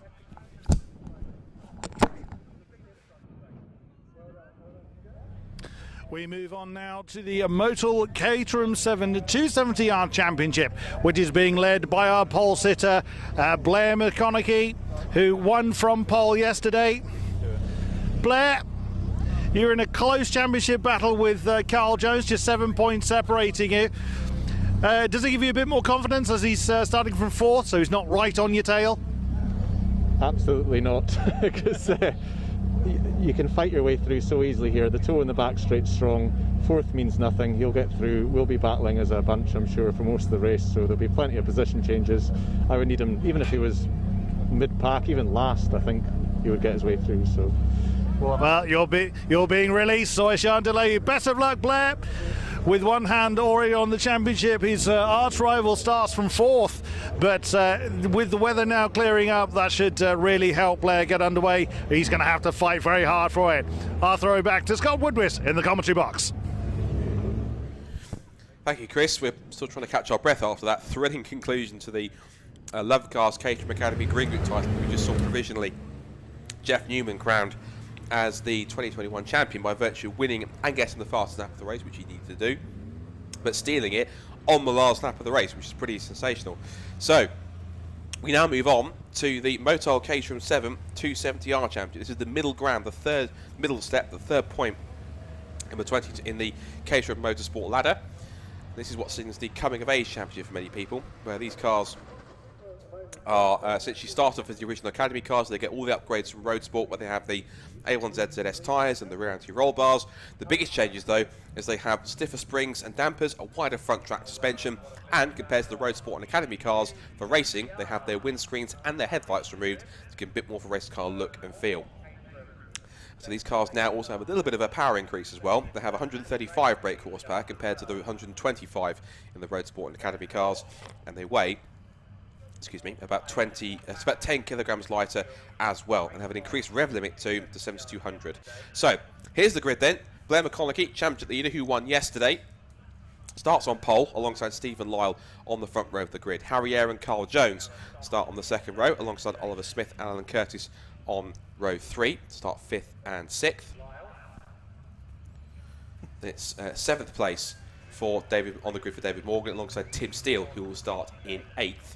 And then rounding up the top 10 is Dan Clayfam and Chris Ephraimidis, who's had a decent season so far and looks to do well, starting up in 10th. Row 6 sees Paul Herndon start in 11th spot alongside Brian Errol, who will put himself from 12th on the 6th row of the grid. Row 7 will see Darryl Cresswell in car number 8. Alongside him is Fraser Jones in car 14. Then we move down to row 8, where we see James Cameron and John Cox. And there's the cars head off onto their formation lap in the background. The rest of the grid is formed up by Peter Wales and Roger Gaunt. And then as we round off the final few cars on the grid with Michael Curley and Richard Hall, who starts at the bottom of the top 20, followed by Dimitris Melas, who I hope is on that grid because he had quite a nasty accident at the end of the first race yesterday. And hopefully if that car has or hasn't been rebuilt, if it hasn't been rebuilt, that's a shame, but if it has, then kudos to everyone who's been involved to help that out. He starts alongside Nick Allbones if he's on the grid. Wes Payne's also got some work to do from 23rd on the grid, as is also Stefano Mara, then Duncan Cook and Angus McLean, who also retired early on. We'll round off the 13th row of the grid and the 26-car starting grid for this second race of the weekend. So 3 races to go in the 270R Championship. And Blair McConaughey, who has been the bridesmaid twice before in previous steps, both in the Academy and in Roadsport, is now in quite prime position, there he is, to go ahead and pick up a title of his own in 270Rs. And Chris, I'm pretty certain that given how hard he's worked so far this year, it's not going to be easy, of course, again with these guys giving him trouble, but he'll want to keep on pushing and try and replicate what he did yesterday, which is another win, another solid set of points to take him to Cadwell Park to give him the best possible chance of securing that title in Lincolnshire in a couple of weeks' time. Yeah, he's had a fantastic season so far, hasn't he? So he definitely will be looking to continue that. But we've got Stephen Lyle there in second place, who's obviously going to be really thirsty and ready for that win. He had a double win at Croft, which we saw a few weeks back, so he'll be ready to do that. And Carl Jones never gives them all an easy run, and he's down in 4th 12th place at the moment, so he'll be looking to improve back through. We saw him absolutely involved in that lead battle for the early part of that race. Harry Eyre has been there all season and was again there all yesterday, so he's certainly going to be looked to throw interference. But out front it was Stephen Lyle with Blair McConaughey sort of had a little bit of a comfortable gap right at the end of that race yesterday, and whether he will be able to run off into the distance again, but it's so unlikely. It's unlike Caterham racing, and it's unlikely it's going to happen twice in a row, but he will certainly be working really hard to make that happen. As the rest of the field is a really nice, a large field here with the 270 grid. Brilliant to see, and hopefully, even we're coming down to the tail end of this season, we'll see them all back ready in their upgraded 310Rs, and we're going to see some 310R racing action later. But given the health of this field, it'd be really good to see that all flow through into the next championship season as well. But first things first, we've got to see whether Blair can make that happen this season. Definitely so, particularly 3 races to go and 3 maximum sets of score set to come, and it's going to be quite crucial for Blair to keep on scoring high and to keep himself at the front of the field in order to make sure that he can go to Cadwell Park essentially with just about one hand on the trophy to be able to pick it up, as of course he's been quite dominant coming into the weekend. When he came into the weekend, he had a 19-point lead over Carl Jones in second place on drop scores, and just a further 5 points back on drops was Harry Eyre. So all the work was having to be done by Carl and Harry to try and take points off of Blair, but the fact that Blair was able to win meant he only extended his lead even further as a result of that. So all the work now and all the pressure is on this. Well, there's equal amounts of pressure on Blair to try and maintain the gap and to keep out of trouble, but also for Carl and Harry to keep on applying that pressure and to try and take points and results off of Blair to keep them in contention. We're going in the final 2 races that's left, and they've got to do that, try and do what they can here to try and stop Blair within reason from getting a good result. Otherwise, it's going to make it very difficult when they go to Lincolnshire in a couple of weeks' time to try and to stop Blair from taking the title, possibly even in the first race. Like you say, there's so many different scenarios, but the best scenario for Blair is to keep winning, keep setting those fastest laps. But nevertheless, he's got so many people chomping at his rear to do. You know, even if they're not in the championship battle, ultimately they still want those wins. You know, people are absolutely desperate from as the sort of midfield now forming up. We see those yellow flags starting to be removed. The tension mounts, and so let's see whether Blair can get off the line. He got off the line brilliantly yesterday. Let's see whether he can do the same again today. So Blair in the white and black car on the left, the grey and orange car Stephen Lyle on the right. Just behind Stephen Lyle's car is the car in third. They put it the Team Lotus coloured green and yellow car of Harry Eyre, and then Carl Jones on the right, the black and green car starting from 4th on the grid. They're the 4 you want to watch, but also keep an eye on Oliver Smith. He had one of his best results of the season yesterday in Fit P5. Surprised quite a lot of people. Could do so today. Right, 5-second board is up. The second Motel Caterham 7 270R Championship race off the weekend, all set to get underway. Can it be a double for Blair McConaughey? Not with a start like that, it won't be. Not a good start from the pole sitter, and also Stephen Lyle either. But Carl Jones got a good jump for the second row also. And Carl Jones from the outside of the second row from 4th on the grid is going to charge down towards turn 1 down the outside. Will be 3 abreast into turn 1, and looks like possibly it was. I think Stephen Lyle managed to get his nose in front and hold on to a lead. It looks like maybe McConaughey in second and Jones in third. They head down towards the hairpin for the first time. It's going to be Lyle and Jones side by side for the lead. McConaughey's down to third, but then tries to re-attack Carl Jones for second as they go through the Wilson hairpin. So battling further back, we see that's Darryl Cresswell having a chat with the recovering Angus McLean, who's running as an invitation driver this season. So he's only doing a couple of rounds to jump in and have fun. It's a half-an-hour race, so quite a long time for the Caterham races to get on, but that means plenty of action, plenty of time for these guys to sort themselves out.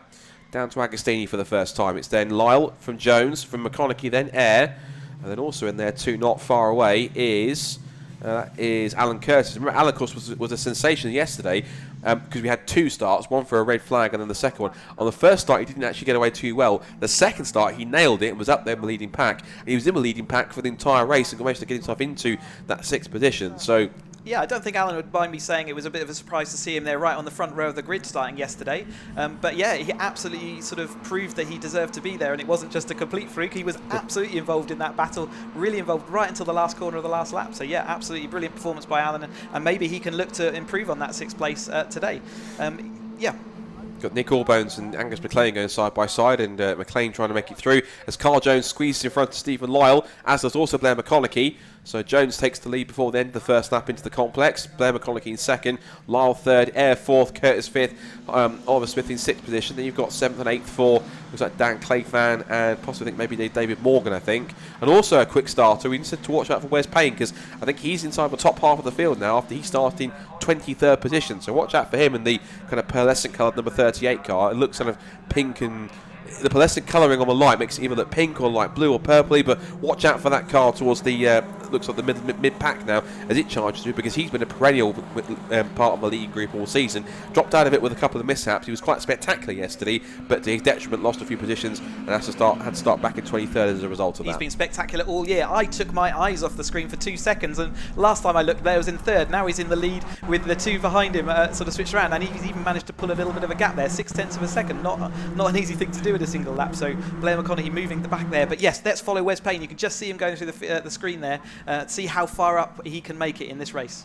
So I think he's now on the back of Tim Steele. He's now 11th place behind Tim, so he's on the cusp of the top 10. So he's just got past Fraser Jones and Chris Ephraimidis. So his next targets are Tim Steele, then Ryan Errol, and then with a pair of David Morgan and Dan Clayfan, who are just loosely on the back of these cars here in 7th and 8th. So watch out for them. Dan Clayfan, David Morgan.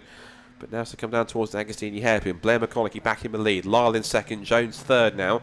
It's Air fourth, then Curtis, Smith, then Clayfan and Morgan.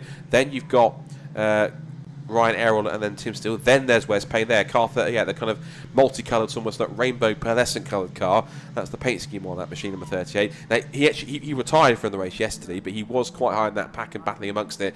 Had a couple of spectacular moments, getting sideways and all over and all crossed up everywhere, but that we nicknamed him Mad Max rather than Wes Payne. But we saw him doing a full drift around the whole of Caterham, didn't we, including a bit of the grass there just to keep us on the edge of our toes. But unfortunately, yes, he did have to stop a bit later, but he's already at the back of this top 10, and not only that, there are no big gaps appearing, so he is fully in the mix for this race. He could actually do one of those rear to the front moves. It's brilliant. And the key thing is also as well, he's got time, 26 minutes to go. There's only 4 minutes gone in the race, only on the second lap as Stephen Lyle retakes the lead from Blair McConaughey into the complex. McConaughey thumps the curb in response, but he's got plenty of time to do it. He's in that group. It's all tied together, as you can see, and also he might want to try and follow Ryan Errol, who's on the back of David Morgan now that he's falling away from Dan Clayfan. So there's a real chance for him to try and get involved here. Just also looking at the circuit there, looks like those areas of the outside line of the bomb hole have started to dry up a bit more, which means that there's a bit more grip on the outside line if he needs it.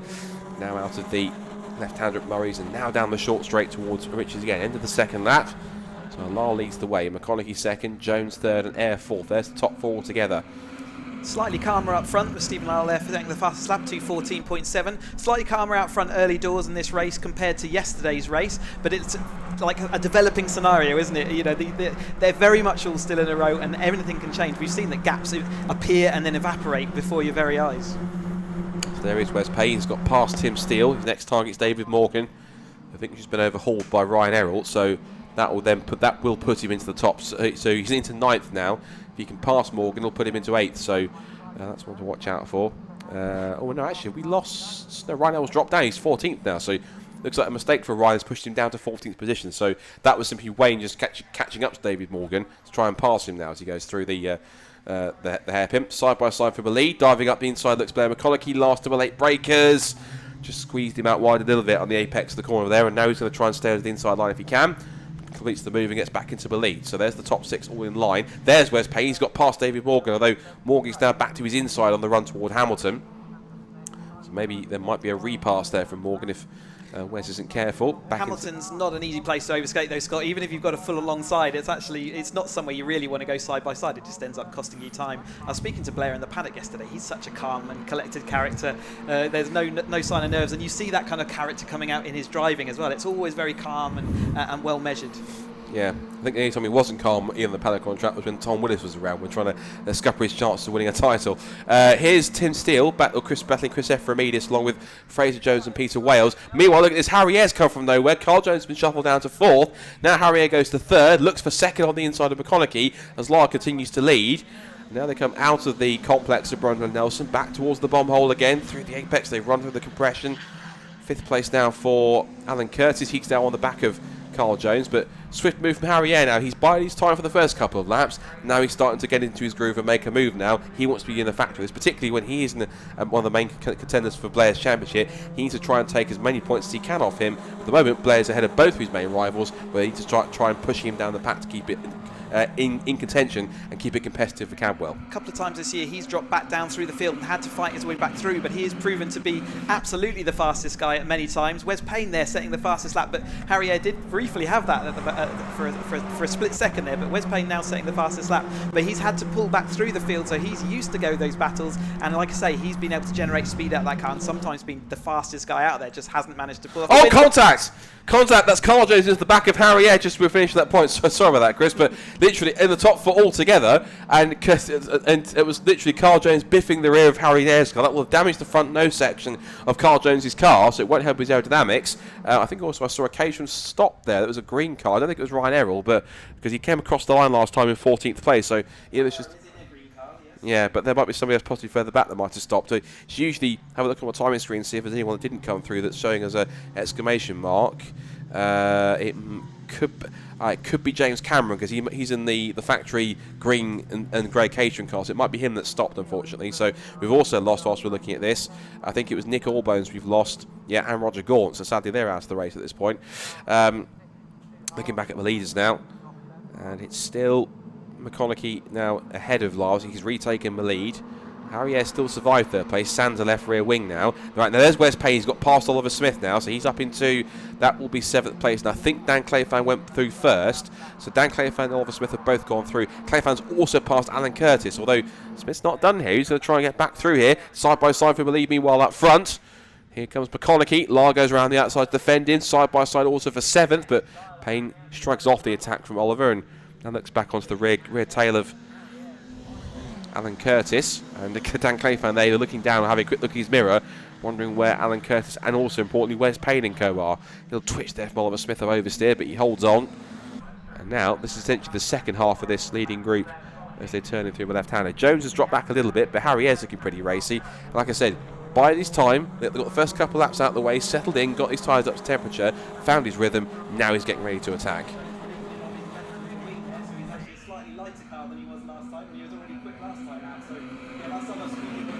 There wasn't there, but yeah, he looks like he might well be making a move. He's going down the inside of Blair going into this corner. The outside line, you can carry that momentum and sweep across. It does look like that Blair will be able to do that.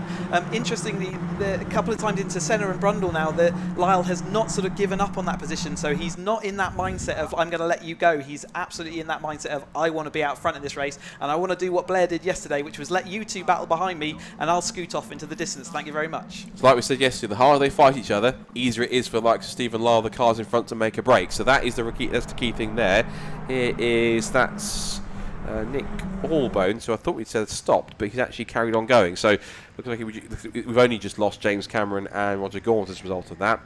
Lyle looking for his third win in 4 races after he took the double at Croft and then just missed out on the win yesterday. So if he can get another victory, that will certainly help him out points wise and certainly put him in good stead if he sticks around for next year.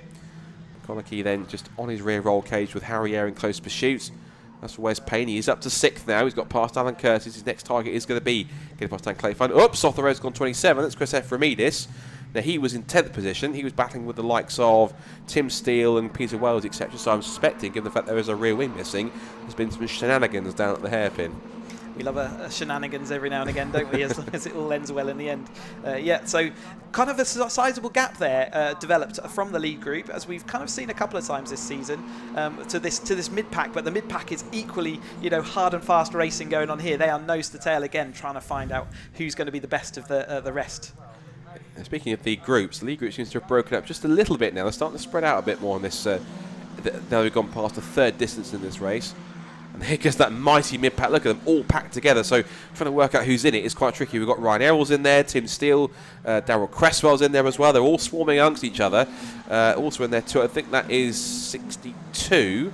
61, sorry, actually. No, 52, forgive me. So it's Peter Wales. So Peter Wales is in there. I think he's had a new nose section because there's no nose number on that car. So he damaged his nose cone, and he had bad damage to the rear of his car yesterday. And you can see the rear panel definitely looking a little bit worse for wear, and is flapping around with his bodywork. Blair McConaughey there setting the fastest lap now with a 2:12. So the track is really starting to come back on form now. So where all those damp patches were earlier, you really can now properly lean on your tyres. Yeah, where it might got a little bit wet, and possibly even just possibly got rid of a little bit of some of the surface rubber on there because it was starting to not wash it away because it wasn't dramatically wet, but at least possibly get rid of some of that grip. It's now starting to help now it's fully dried up again, start laying down that rubber once more to get that circuit back to being a bit more tracker. The slight range was kind of made the circuit a bit greener, whereas now it's helped to kind of rubber it in and get a bit more grip down, which is certainly helping out in terms of lap times. Now it's becoming a bit more fully dry. So here is Ryan Errol, who's got past Angus McLean. Angus will try and repass him. Back with our leaders. McConaughey out front. It's McConaughey, yeah, from Lyle, and then Harry Eyre in third place, with Jones fourth, and Wes Payne is now up to P5, so he has now passed Dan Clayfan. He's passed, picking them off one by one. He's got more than half the race to go, so absolutely, we talked him up earlier on. There was absolutely every chance if he carries on at this pace in these in clear air, for relatively enough, and if he can pretty much pick off Carl Jones in relatively quick succession, there's every chance he could catch up to the top three and make it a leading quartet and really push himself in for contention. Yeah, definitely. Let's keep an eye on. So he's got a nice opportunity now to set some really good, clean, consistent laps because he's got a car in front of him who will give him that tow, give him that extra speed, and he's just got to hope that that little gap that's going out to the top three there doesn't go too far. But Jones and Payne are definitely fast enough as a duo to leapfrog each other back to that front group. So, and 17 minutes to go. You know, we've just been watching an academy race which is only 20 minutes. You only really have sort of a middle and an end phase of an academy race, but with the full 30 minutes that we're getting with the 270s here, you get a beginning phase and then you get the middle, the settled in phase, and then at the end everything sort of kicks off again. But it looks like is that Blair behind Harry Eyre there? So last time we looked at Blair, he was in first place, and now he's down in third. Yeah. With Lyle back in the lead with Eyre in second. So that must have been a switch around on the Bentley straight. So all three of them have got quite close together in the slipstream. So Lyle moves his way back in front. It's Eyre manoeuvres himself back into second, and Blair McConaughey in third place, trying to hold on in tow to come back down the pit straight. Side by side for the lead. There goes Harry Eyre taking his turn in front. He also takes, well, momentarily the fastest lap. Well, he took the fastest lap of the race just after Stephen Lyle took it himself. So the fastest lap is now 2 minutes 12.5, and the gap across the line was a mere 0.08 of a second between the two of them, as that's how close it was.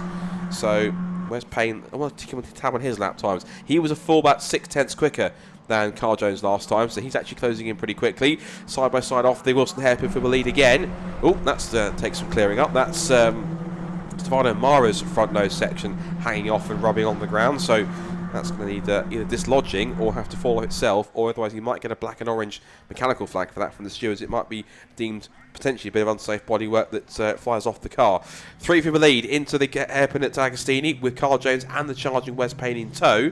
Out of the hairpin they go, and now the short straight towards Hamilton again. This is lap 7 of this 30-minute race, but coming up to about half distance now. We're just 30 seconds away from hitting half distance exactly. And Lyle has the advantage, as we said, looking for his third win in 4 races after he took the pair at Croft.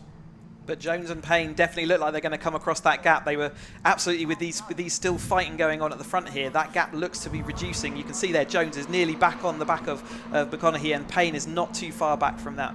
And Payne is lapping quicker than Jones, so unless Jones gets the benefit from the 3 cars giving a tow in front, Payne's using all that clear air pace that he's got to close back in and to really put himself into that leading group. So essentially Wes Payne is arguably one of, if not the man to watch out for at the moment, because given his pace right now, he's lapping on essentially the same pace roughly as the lead, as the cars, 3 cars immediately in front of Carl. So he needs to keep on pushing to try and get himself towards that pack pretty soon.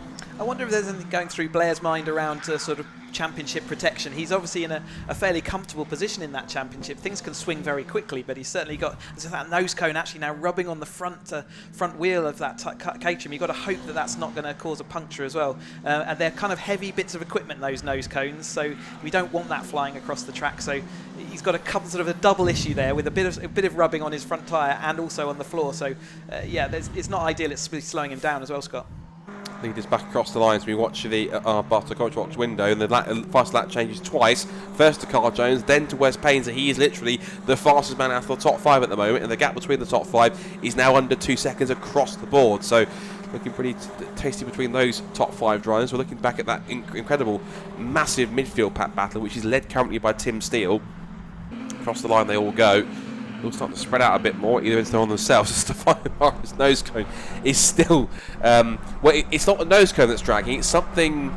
It's just the nose cone and the angle it's at, it's rubbing against the tyre, so it's going to have to come off itself, or he will get flagged for that, being the fact it could be a possible bit of bodywork that could fly up and cause danger to somebody else if it doesn't either get taken off by its own accord, or if he doesn't pull in and get the car and get it removed by someone as part of his team.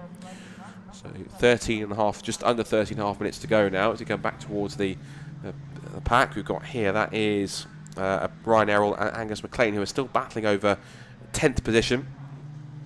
There's Nicole, there's Darren Cresswell in 12th place, and that's Wales and Steele at the head of this big midfield pack as they're battling among. And Fraser Jones, who again, like I said yesterday, I'm surprised he's not higher up, because Fraser usually is quite a regular sort of one that's around up at a strong top 10 finish or so, but not really enjoying Snetterton this weekend, down in 15th and looking pretty stuck down in the mid-pack. Yeah, the Snetterton circuit's not going to be on his Christmas list this year, is it? He's not had not been given the presents that he has in other places. So, yeah, like we said yesterday, it happens. You don't click, you have a bad run of form, and once you're stuck in this middle battle, you've seen how intense the battles are all the way down the field. It's not just matter of fact to get through. That's why it's more impressive that Wes Payne has done what he's done there.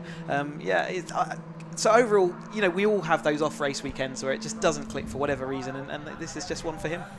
So, speaking of clicking, everything seems to be clicking into place, particularly for Wes Payne, because he's now has got past Carl Jones, and look where he is, right on the tail of the top 3. So now he's inside that leading pack now. He's going to start getting his elbows out and says, excuse me, boys, make it 4 players to relieve rather than 3.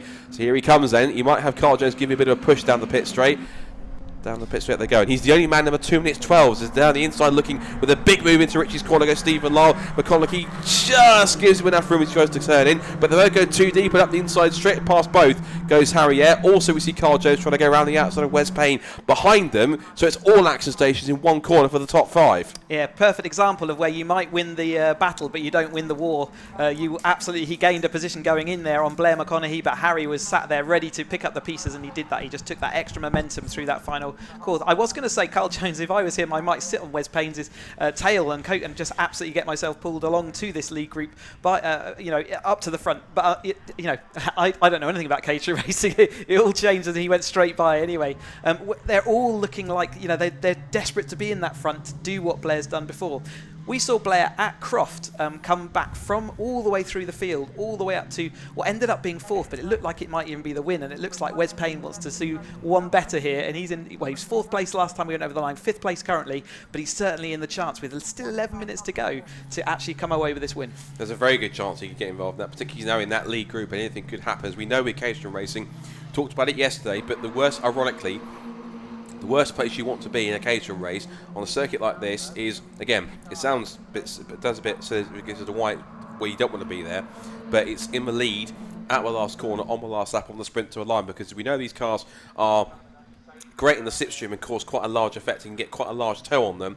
Because you get a long straight, there's no guarantee that when you exit the corner in the lead that you'll stay there by the time you get there. It either needs a good drive on your part or a mistake for the drive behind, or being too far back stop them and try and make it through. And it's not just like Snetterton has one long straight, is it? It's got 3 really long and toe-worthy sort of straights on it, and we see that you have to work out where do I want to be, and then you have to manufacture that to be the case. But we haven't seen every single situation coming out this last corner where the person in second has overtaken. So it's a real 50-50 scenario. The line is in the perfect position to make it really up in the air. And so we see Harry Eyre there actually getting his time for a time over the line in first place. And he's still in those 12s, isn't he, where everyone else was in the 13s at that time round. So, but again, that gap immediately evaporates as we come up the start-finish straight. And it's gone again, and he's lost that lead straight away into turn 1. You can't look away for a second. But Wes Payne there maybe taking a little bit of a breather. He's lost some of that momentum he used to actually get him to that front group. But maybe taking a bit of a breather here, giving his tyres a rest and giving everything cool off, ready to then strike another battle in this, coming into this final phase of the race. Yeah, Wes Payne trying to come back at Carl Jones to get 4th, but it's nice. It was a really nice move diving up the inside from Blair to retake the lead from Harry Eyre as they came down to Richie's corner. So the championship leader back in front.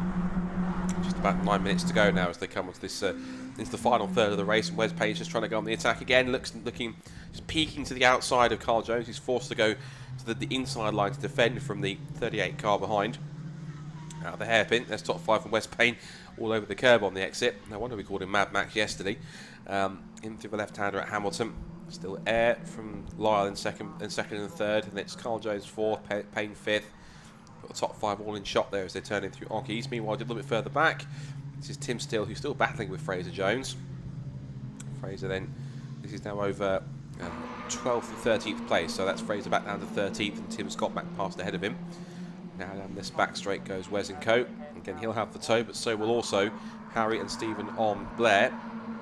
We'll see the camera switch back in. We'll see Harry Air looking to the outside line. Stephen Lars watching on. So looks as though I think that Harry Air managed to get not only a good run down the back straight, getting past Stephen Lars, but also then charge past Blair McConaughey. He's got a small kind of half a car length or so to get past. Carl Jones runs wide on the exit of Nelson to keep hold of 4th. This is 6th, 7th and 8th downwards now. This is Alan Curtis, Dan Clayfan, also Oliver Smith and David Morgan. These are the guys who were sort of in and around that sort of lead group initially, but now have fallen back to create their own pack for best of the rest from P6 downwards. So they're having their own little private battle. And Alan Curtis, again, having a great run so far, holding on to 6th place. Yeah, absolutely, and doing a perfect job. And like you say, it's like their own little mini battle between themselves, but they have the same issues. When they're out front, they're open.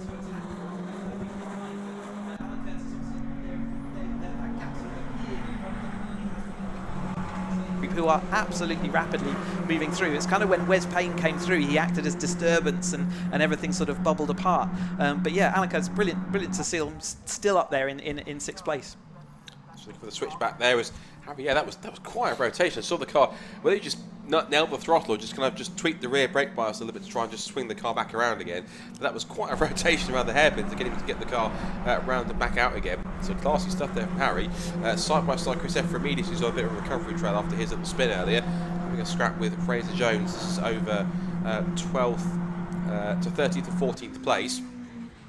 As we go back to our leaders, and Wes Payne's charge seems to pretty much come to a halt at this lead group now. So he was trying to get past Carl Jones, but Carl's acting like a bit of a roadblock here in terms of potentially, unless he can get around him and stay in front of him and get onto that tail of the top 3 to get right in amongst the top 3 drivers. At the moment, 5th is as high as he'll go, but if he can get past and try and keep the car 3 guys in front, what he ideally needs is the top 3 to start carrying on battling as hard as they are in order to try and make this possibility of getting past to get into the top 3 and a podium place possible. But he needs that to happen, and also to try and get past Carl Jones first to try and work together with him. It seems like this front 3, when they don't battle for a few corners or when the overtakes just sort of naturally happen, the Payne and Jones can't quite cling on in those scenarios, and that's why we see that gap develop. But as they go 3 wide into the Senna Brundle complex, and Lyle coming out there in 2nd place, Harry Air still maintaining that 1st place. So it's a couple of times he's come out of turn 1 in sort of 2nd place, but absolutely that means for the tail end of the lap, he is actually then coming forward and being lead. And a rear tail end moment there for number 56. David Morgan onto the grass there, but proving that Caterham's a good rallycross cars as well as he rejoins back onto the bum hole. Lyle there just dipping his tyre over the edge. We spoke yesterday briefly about track limits. Luckily that didn't really come into play, but there are some automated sensors at these tracks which they've got to be careful not to trigger. If you do that too many times, you will get black and white flags, and we can see black and white flag there going out for some car. We can't actually see the number that is for, but we're into the tail end. 5 minutes left to go, Scott. It's on the timing screen. Stephen Lyle, car 5, he's been given a warning for track limits, so he keeps on transgressing. He will get a time penalty for that. He's got to be careful. So Harry Air continues to lead it then. Stephen Lyle trying to go back on the offensive here of Blair McConaughey. As we come out through right-hander. Just sort of caught through the camera there. Those black clouds are rather ominous overhead, so that might be something that could play a factor later on this afternoon if those black clouds continue to form over here and actually create a bit of a rain shower. The right-hander, we still see Tim Steele and Fraser Jones having that battle, back with our leaders. Still Air with Lyle now under pressure from McCulloch. And these top 3, as you said just then, they have started to pull away a bit more, but yeah, still with that battle for 4th and 5th going on. That seems to be a bit of a stalemate now between Jones just as and soon as their battle sort of settles down into the natural rhythm, they do have a little bit of extra pace. I think Payne had that pace early doors, but just because he is stuck in that battle with Jones, he can't make it forward. But yeah, so Harrier again, actually this time leading onto the back straight, which is probably not the place you want to be if you want to lead over the tail end. Maybe we're always making calculations in the driving seat. When I was in second place at this point, where was I at the end of the race? So you're always trying to work out what's going to work for you in your car with your setup. Blair putting it 3 wide, sweeping around the outside with an absolute rear end hanging out. What brilliant car control there, but still sitting in third place. And with Lyle now out in front. So whereas Ayer came onto the back straight there in the lead of the race, he's now in that second place. But is this where he wants to be for the final lap of the race? I thought Wes Payne was Mad Max. That was quite a daring move. He swung out wide to try and make a daring 3 wide pass into his brother. They probably realised at the split second after he made that, probably not the wisest thing, given that he's in contention for the championship. But either way, he's keeping in tow there. And still Wes Payne, I've noticed in the background, can't get past Carl Jones. He's trying as hard as he can to make it work. Blair now tucked in behind both drivers. To pick 3 abreast, puts 2 wheels onto the grass. That was a really sweet. Interesting. Blair was third coming onto that start-finish straight, and he was first going over the line. So it proves that if you absolutely nail your exit, you can make that. In fact, it's a complete swap for the top 3 there, with Harrier looking like he might do it. But it shows that actually, do you want to be in the lead coming out of the final corner? If that's to go by, then you want to be in third place. Yeah, so Blair's put himself into the lead now. So potentially, if he's now trying to engineer it so that he can be third by the time gets to the line this time by. You might want to try and engineer it so he does that again, but he practically put 2 wheels onto the grass. I was going to mention, trying to get past both of them. They went 3 abreast up towards the right hand at Richie's corner, and then managed to get his nose in front and complete the move before he turned into turn 1 to take the lead back again. So incredible stuff from Brown to get in front. But of course, now what he also needs to try and help out is these to carry on scrobbling. If they do, it'll be advantage Blair for the final lap. It's only ever worked for me once coming third onto the start-finish straight and actually winning it. So you're a braver man than me if you engineer yourself into that third place. But given that evidence we just saw in the last race, well, maybe that is the way to do it. We've still got 2 minutes to figure it out, and Blair's still got 2 minutes to figure it out whether or not that's the tactic he wants to employ.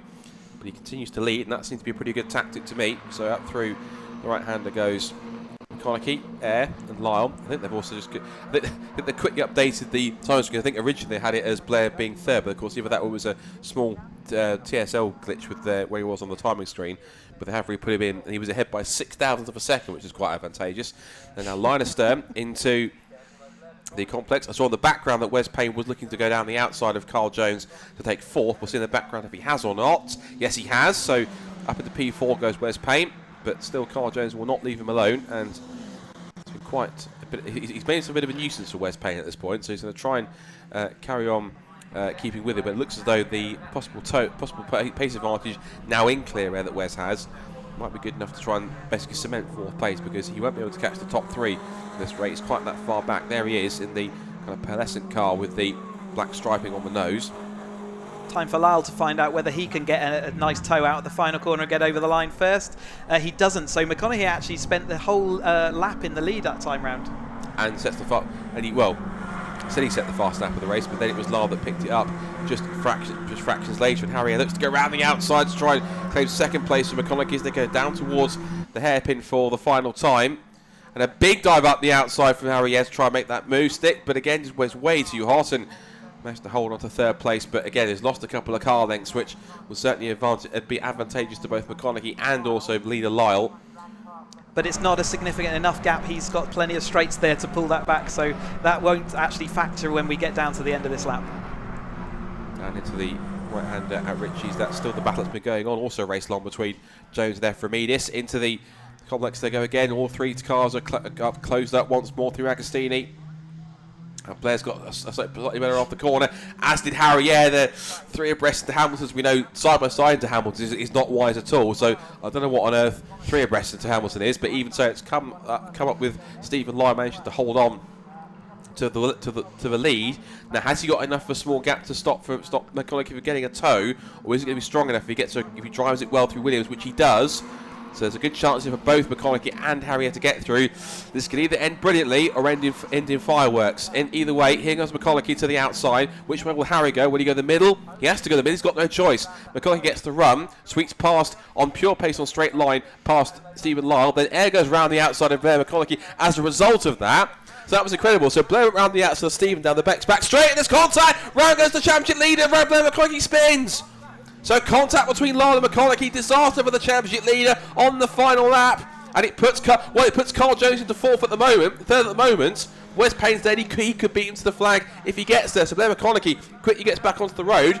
There's going to be discussion about that afterwards. That's guaranteed, I'm sure. Either way, into the final couple of corners, Harrier will head out the final shot with a brilliant slingshot to pass McConaughey while he was passing Lyle. And after the championship leader hit Drama, Harrier took full advantage to charge the checkered flag and win race 2 of the Motor Caterham 7 270R Championship at Snetterton. It's Stephen Lyle second, and a sprint to for third between Payne and Jones. It's going to be...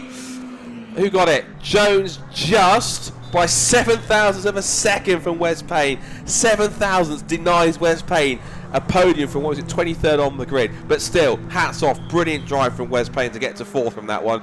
And Blair McConaughey will be a slightly disappointed and dejected 5th, I think, after that, and he will be frustrated, I think, by that result. Your car going around that complex is on the absolute limit of grip, and you as a driver, it's your job to put it on the absolute limit of grip, and just that slight contact between the front of the Lyle car onto the rear of his car was just enough to send it spinning.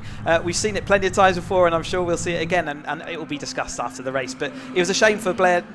He's got a bit of a spin there, but he still maintains his 5th place, and actually overall, I don't think that's the end of the world for his championship. It's certainly not what he'd want out of that situation. But well done, Harrier, for that win.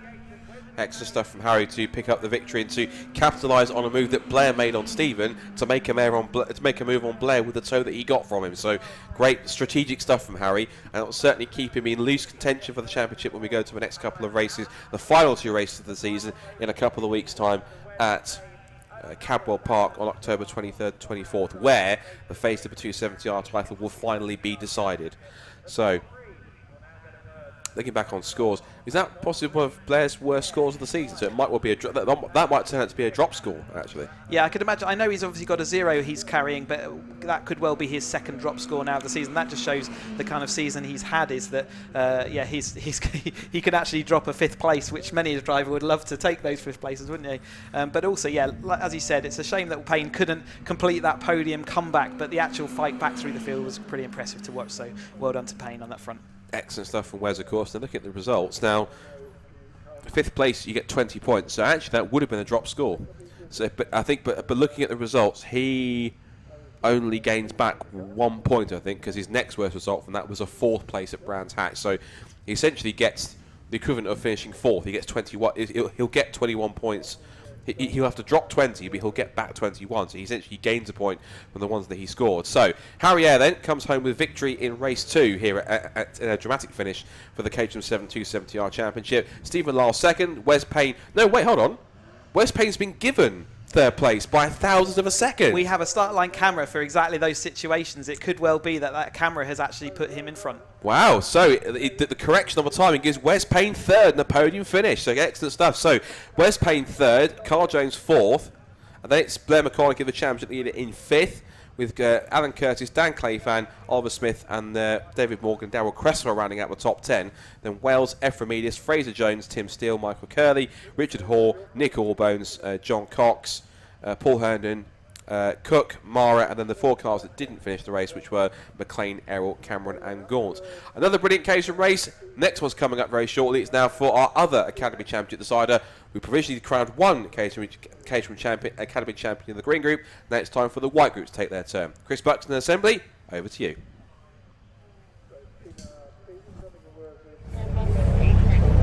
We return now to the Love Cars at Caterham Academy White Group. This time it is winner takes all for the championship protagonists. Harry George and Charlie Lower equal on points, both of them on 145. Let's have a quick chat with our pole sitter.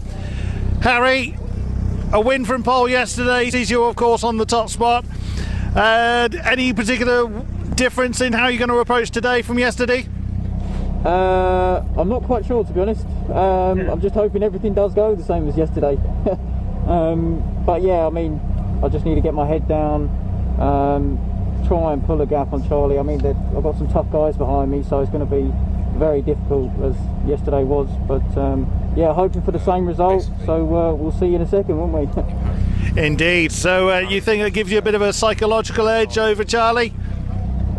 No. I mean, I wasn't nervous up until this point, so but I'm sure he's feeling it too. So yeah, I mean, we'll see 20 odd minutes. So yeah, but looking forward to it nonetheless.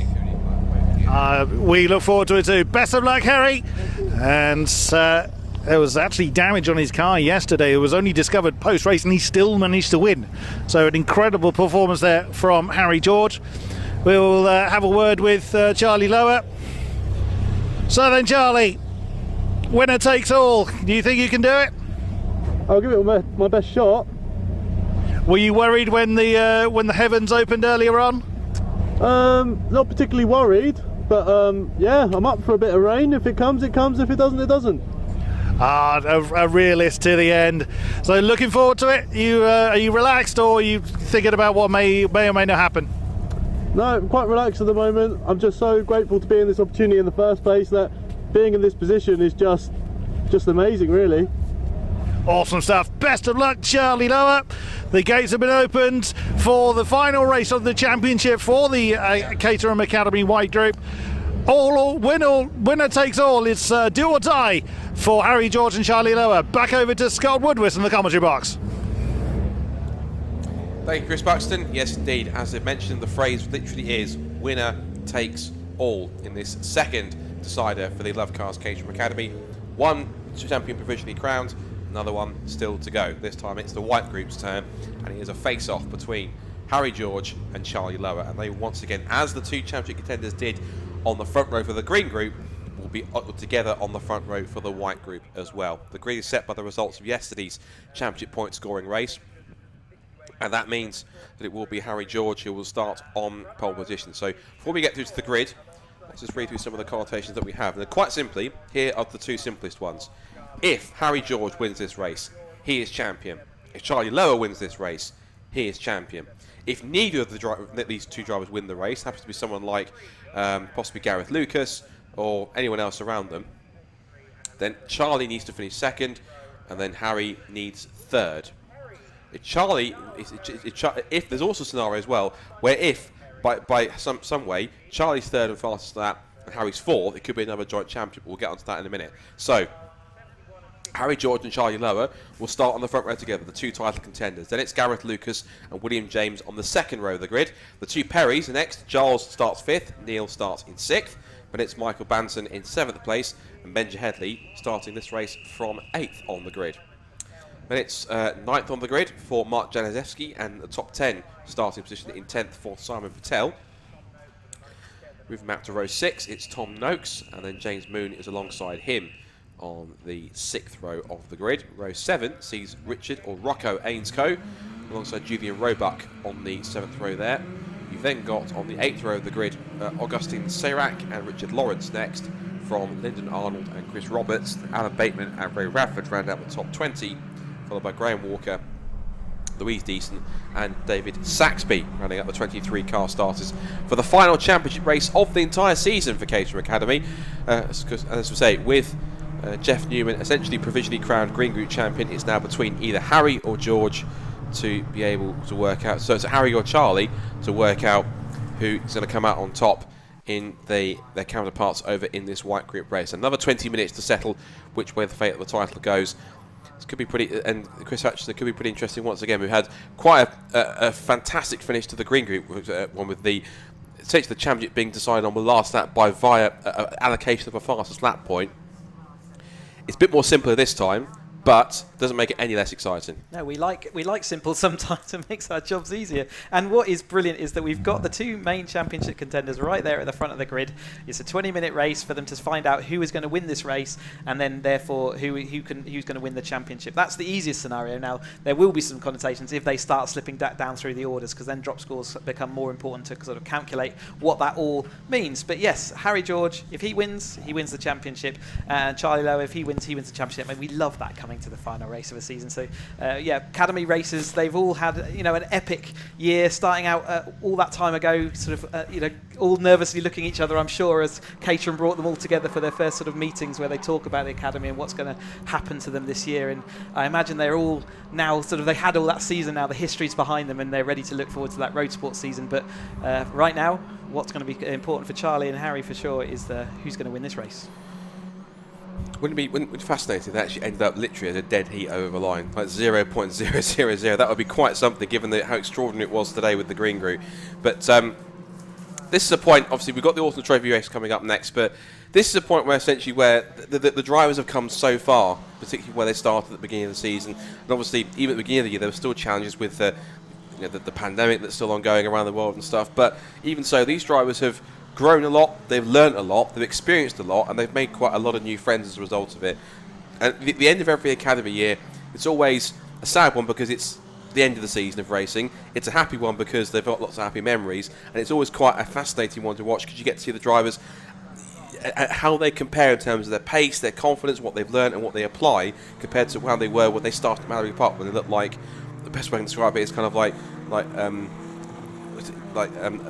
a giraffe or a deer that's unsteady on its legs, kind of like thinking about, well, where do I go, what do I do? Where they're much more confident, much more happier, much more centred, much more knowledgeable of what they've got to do, much more confident and consistent. And so the comparison is pretty much like night and day, isn't it? Yeah, it really is. Especially, as a driver in these, I've driven all of these cars through the championships, and you kind of know when a car's been driven hard and well, and when it's still got a bit to work on. And certainly at the beginning of the year, you see that all through the grid. However, like you say, they turn into drivers through that year, and they're all then looking forward to the next step of the ladder. But Harry George and Charlie Lower have been a real sort of consistent force at the front here. William James was earlier in the season, but that sort of his championships faded away slightly. But yeah, Harry and George, absolute permanent fixtures at the top of this race, and they're on the front row now. Last couple of cars moving into position. Green flag will fly at the back, and then the 5-second ball will go up, which it does now. So, one Caterham Academy champion crowned. Let's crown another then. So the Love Cars Caterham Academy white group all set to get underway here at Snetterton. We are under starters' orders. It's a decent start for the first couple of rows. William James from the second row gets the even better jump and tries to put himself alongside. Down towards turn one, it is to be Harry George that leads it then. Charlie Lower in second place as they turn in. Benja Headley's made a great start. What was that, the fourth row of the grid from 8th up to about 3rd or 4th already. They're turning through Richie's corner for the first time, down towards the hairpin, and they're still side by side. Benja Headley really getting his elbows out in there, but it's George ahead of Lower then. So William James is 3rd, Gareth Lucas is there in 4th, and Benja Headley remaining in 5th position. So they all jostle and fight for racing room now. They've got a bit more spatial awareness now, a bit more chance to see the cars around them and how the cars react, and to feel the car moving around them on colder tyres at the start of a race. It's all key knowledge now they've got after 5 or 6 times doing it. A couple of the cars a little bit out wide on the exit is moving around, but the top 4 are pulling away now. Harry George, Charlie Lower, big lock up for William James. He can try and get it stopped, and I thought for a second he was going straight into the back of Charlie Lower there for a second, but he does hold on. So that was a bit of a fright there, I'm sure. I'm sure that Charlie must look in the mirrors and thinking, oh no, please don't hit me. But thankfully William did get the car anchored up in time. So it is then going to be George from Lower, from at the moment, James and then Gareth Lucas on the attacking 4th place. Top 4 pulling away early doors, but predominantly it's these two now, like it was in the first the race between Chiddicks and Newman. These two now 1v1, slug it out for the championship. First past the post wins. I don't think William James will be finished yet. He did just have that moment, but absolutely at the moment he had the two at front have got a nice clean race that they can just decide between themselves how they want to go about it. But yeah, that lock up into Agostini, it's very easy to do, especially early doors on slightly cold tyres. Once they're locked up, it's hard to get them unlocked, and it's certainly hard to get your brain to lift off the brake pedal rather than apply it harder. Yeah, as we see Charlie out front currently, he's overtaken down the back straight with Harry George now in 2nd place, but that gap that looked like it might be developing has gone. Of course it has. Yeah, 3rd place now for Gareth Lucas, who's got around William James now, so he also passed for 3rd place down the back straight. 64, which is Richard Lawrence, who a bit deeper in the mid-pack, but towards the end of the first racing lap and into the complex for the first time at Murray's, thump of the curb from Charlie Lower, and he will lead them across the line unless Harry George can put himself level and get his nose in front by the time they cross the line. So up to the line to end the first lap they go, side by side for the lead, and it will be Harry George who just gets his nose in front to lead the first lap then. So George leads, Lower 2nd, Lucas 3rd, William James in 4th place, side by side for the lead into Richie's once more. And George takes the wider approach, sweeps around the outside and remains in front as they turn out through Richie's and then back down towards the Wilson hairpin. The second group headed up by Giles Perry. You've got Benja Headley, Michael Banton and James Mood in there as well, also with Neil Perry and Rocco Ainscough doing a good job at the start there to get up into the top 10 spot. So far, looking strong so far the first couple of first lap or so into the books, and now everyone start to, in theory, settle down and see if we can settle that, finally figure out who wins this white group title now with the front four all together. Yeah, like you say, a little bit further back, Moon making up 4 places there.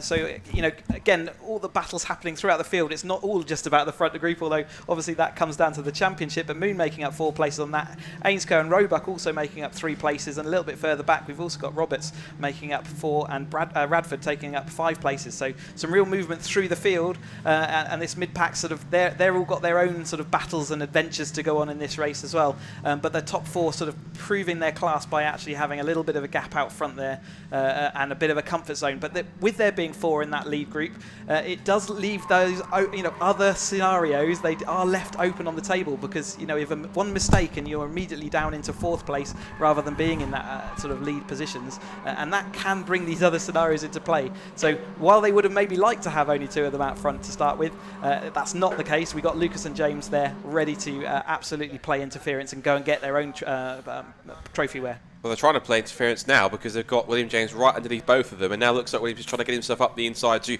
try and pester Charlie Lower for a position to try and get past him as they come up through the bomb hole now for the 2nd time, or the 3rd time at this point on lap 3. Further back we've got Tom Noakes battling away with Augustin Seyrac, who's lost a couple of spots. He's lost out, I think, to Roberts and Radford, I think, there. So Tom Noakes has dropped a couple of... Seyrac has dropped a couple of places as a result. So now George is in. Just needs to be. Remember, whichever one of these two essentially wins this race, if they stay in 1st and 2nd, whoever's in front of the other is the champion. But of course, if they start going further back, you can have more connotation on who used to be ahead of who. So we'll work it out, try and work it out as we go along. I think it was Charlie Lower indicated to go to the left-hand side, which meant that William James think, right, well, I'll go down the middle if you don't mind. And down the middle he goes. Not only does Lower go around the outside of both of them, but William James follows him through down the outside. So he also takes the fastest lap of the race for good measure. James now looking for a way through, trying to squeeze past, but they all hit the brakes and try and reach different parts of the apex. And now we see that Gareth Lucas also getting his elbows out and up into 3rd place. So now it firmly is advantage Charlie Lower. Now Harry George shuffled down to 4th. It's now Gareth Lucas up to 3rd, William James in 2nd place, and Harry George now back into the lead now. He's now in title contention, but there's still just under 15 minutes to go. Plenty of time for it all to change. Yeah, a big gap appeared there as well. Interesting to see with the Academy car, although it's kind of similar to the Roadsport car in many ways. It's still got its, it's got its screen and its lights. They've got the slightly bigger tyres, which means their gear ratios are all slightly different, and they're suffering with a little bit less power going up the hill, and the toe is actually more powerful from the exit of the last corner. So that really needs to be taken into account, because twice we've seen going into that first corner, it's certainly not the person going in the lead onto that final straight. It's got Mark Januszewski, he's a bit off pace in this race. He was a little bit higher up in the first race, but down in 17th at the moment. He's battling with Lyndon Arnold, and I think there was also Ray Radford was in there as well. So not quite the race he's having to end off his 2021 championship season in the Academy.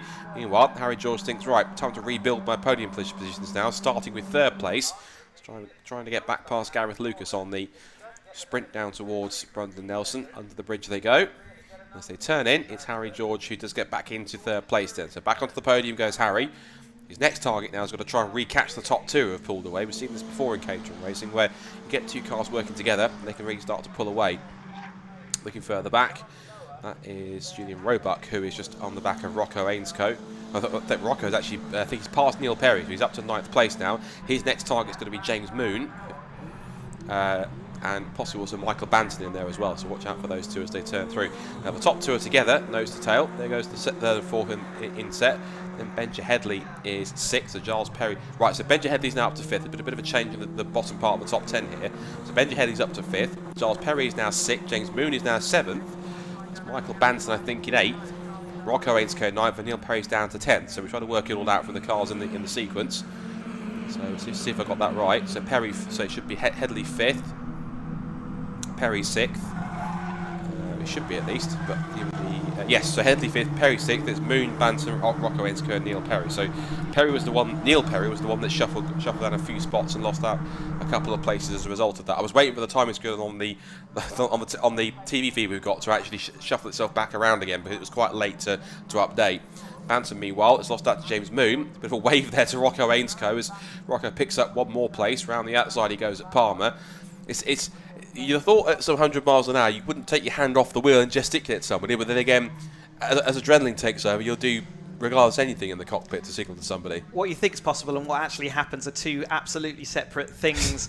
We saw at the front there, we're still sort of looking at the mid-pace pack battle there, but you saw George absolutely having to spread it. He's got a 1.5 second gap to catch back up with his championship chances, and that's what it comes down to. It's a little bit of a desperate move there, wasn't it, on Lucas going down the back straight, needed to get past and really needed to get going. But yeah, as we see these midfield battles going, and you'd be surprised quite how much communication there is between drivers, even though we can't talk to each other, and thank goodness we can't. There is a lot of communication that goes on between drivers out here in a race. Yeah, and not all of it's verbal. So if it is verbal, you can't hear it. Either way, the second half of that mid-pack is making its way down the Bentley straight as Harry George is back into second place. Now then, the second, third, fourth place cars, both George and Lucas, have caught back up to the top two. Harry George is straight back into second place past William James, but he now needs to repass Charlie Lower to get himself back into a championship winning position. Meanwhile, James Moon here picks up another place at the expense of Giles Perry. And that is now Rocco Ainscough making a great choice. Rocco Ainscough having a great final race. There was a touch there, I think, between himself and Giles Perry. Nudges Giles wide.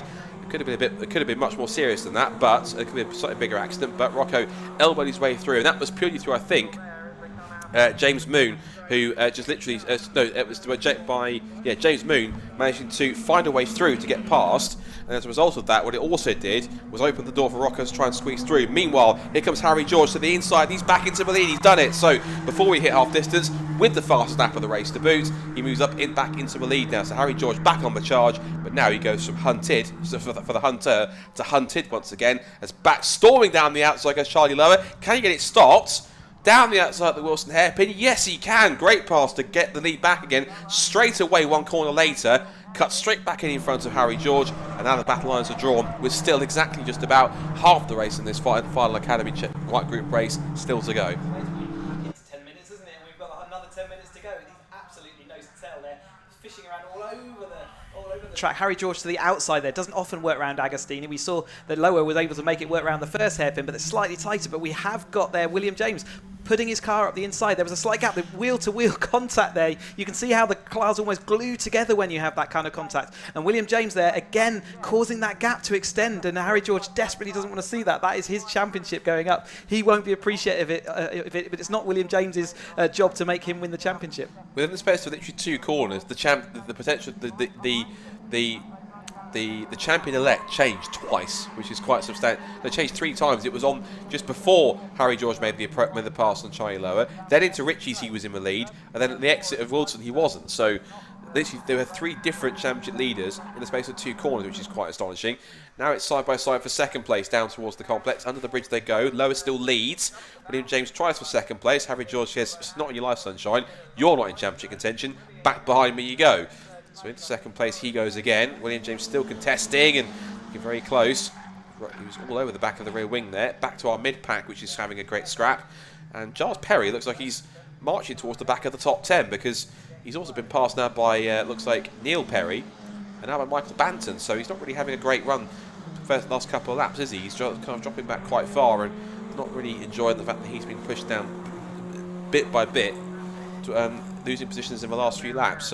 So easy to happen though, Scott. If you get out of the train, if you get pushed to one side, you're off the line, you lose momentum coming out the next corner and you get absolutely swallowed alive. The speed of these Caterhams is so absolutely matched that any sort of loss of 1 mile an hour is really desperate. William James up the inside, going into turn 1 again, exactly what Harry doesn't want to happen, but it is happening. Got a lot of first names going on there, haven't we? Harry James and William George. So it's just, sorry, I'm getting my muddled all up.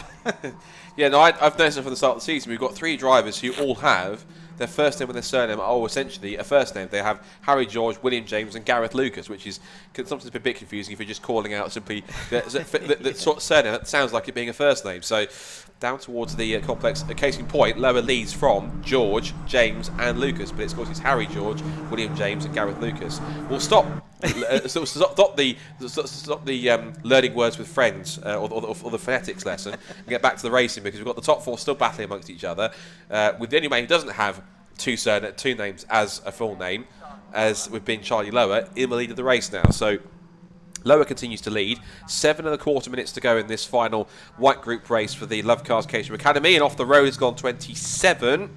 27 off the road Patel? is Simon Patel. Yes, he started 10th. He's actually quite far down the order. He was in 12th position when that happened. So round he's gone, and he's got to try and recover and get back the positions he might have lost. I think he was around battling with the likes. I think it was with Julian Roebuck and Tom Noakes. I think between the three of them, I think they've come together, and it looks like Patel's been the one that's come off worse. George back to the lead now. Harry George back in front of Charlie Lower. William James there in the sort of light, almost turquoise coloured car with the pink roll bar padding. That is William James, and the black car at the back of that group, that's Harry Lucas.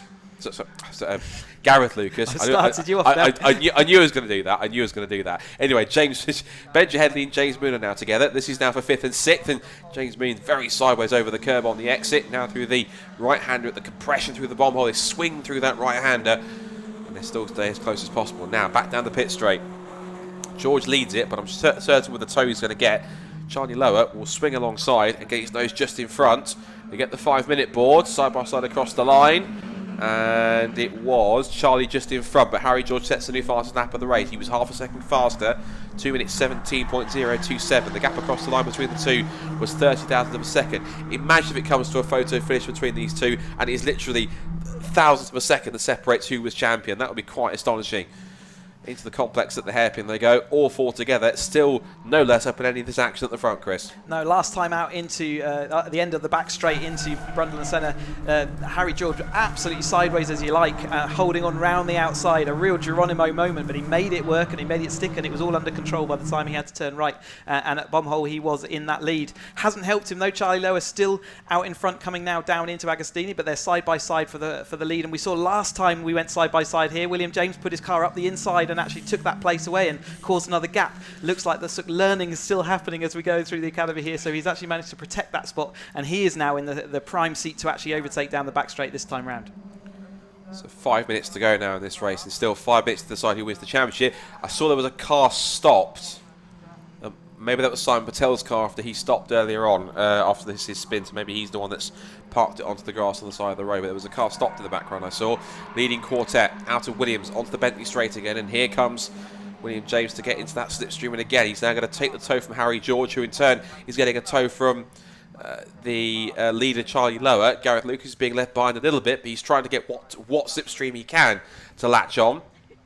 And now as they turn in, the two championship contenders again, nose to tail, one after the other. Lower versus George, but still William James and Gareth Lucas just edging closer and trying to pick their way through if they can. And they're much further back is the likes of Benja Headley and James Moon. So the gap is like 14 seconds between the front 4th four and are 5th. moving It's quite out, large. moving out every single lap, aren't they? It's that gap is growing. They're having an epic battle as well. They're not. Oh, we've got a real massive understeer, just carrying far too much speed into the right hander. Sort of a little wave of sorry there. Do you see some of that communication happening? Rocco looking around the outside of the bomb hole and didn't quite make it stick, but certainly a little bit of a nervous moment there. He just tried to pile more front steering lock on, and it just really wasn't there. As the front group go over the line all together again, there's nothing between this lot. Remember, there is a championship on the line for two of these. William James now makes it to the front of the race. And we said the connotation was, if neither of them win the race, Charlie needs second, Harry needs third. So I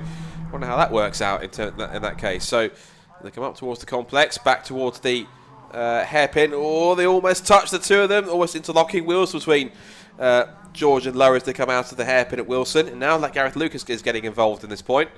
He's going to try and sneak in and snatch a podium. Now there's a black and white flag going out for somebody, and on the pit straight, there's no race control message yet, but I think they're either putting the board out for somebody. So it's probably just, I'm guessing it's a warning just for track limits rather than a penalty. So someone's getting a warning for the track limits. Up the inside looks Harry George, because he knows he has to try and get the win to guarantee the championship. Tries to pull himself alongside in the sprint towards Hamilton. Can he do it? No, he can't. He slots back in between James and Lower as they come up through Hamilton. Now to Oggies, this very tricky sort of right-hander. It's near the apex right-hander. It's quite a sharp entry, and then it opens out on the exit. Round the outside, passing Michael Banton. It looked like it was Rocco Ainscoe. Great move there. That could be for 6th position as Banton holds on after his little excursion running wide at Nelson. He's now got all over him, the 2 Perrys, and also possibly Tom Noakes in there as well. So all sorts going on between them. Meanwhile, 3 abreast of a lead. Gareth Lucas has fallen back a little bit. He's watching on, and it's James in the middle, and now he gets squeezed out, and it's now Charlie Lower back into the lead. So Lower leads, George in second place. William James is back to third now after he led for most of that lap. Into the complex of Brundle and Nelson. They will start the last lap of the season with 2 minutes to go. Quite generally, again, remind you, between the top 2, Harry George and Charlie Lower, quite literally, winner takes all. If either of these guys win the race, whichever one does it wins the championship. It is one more tour of the 300 circuit to go, Chris.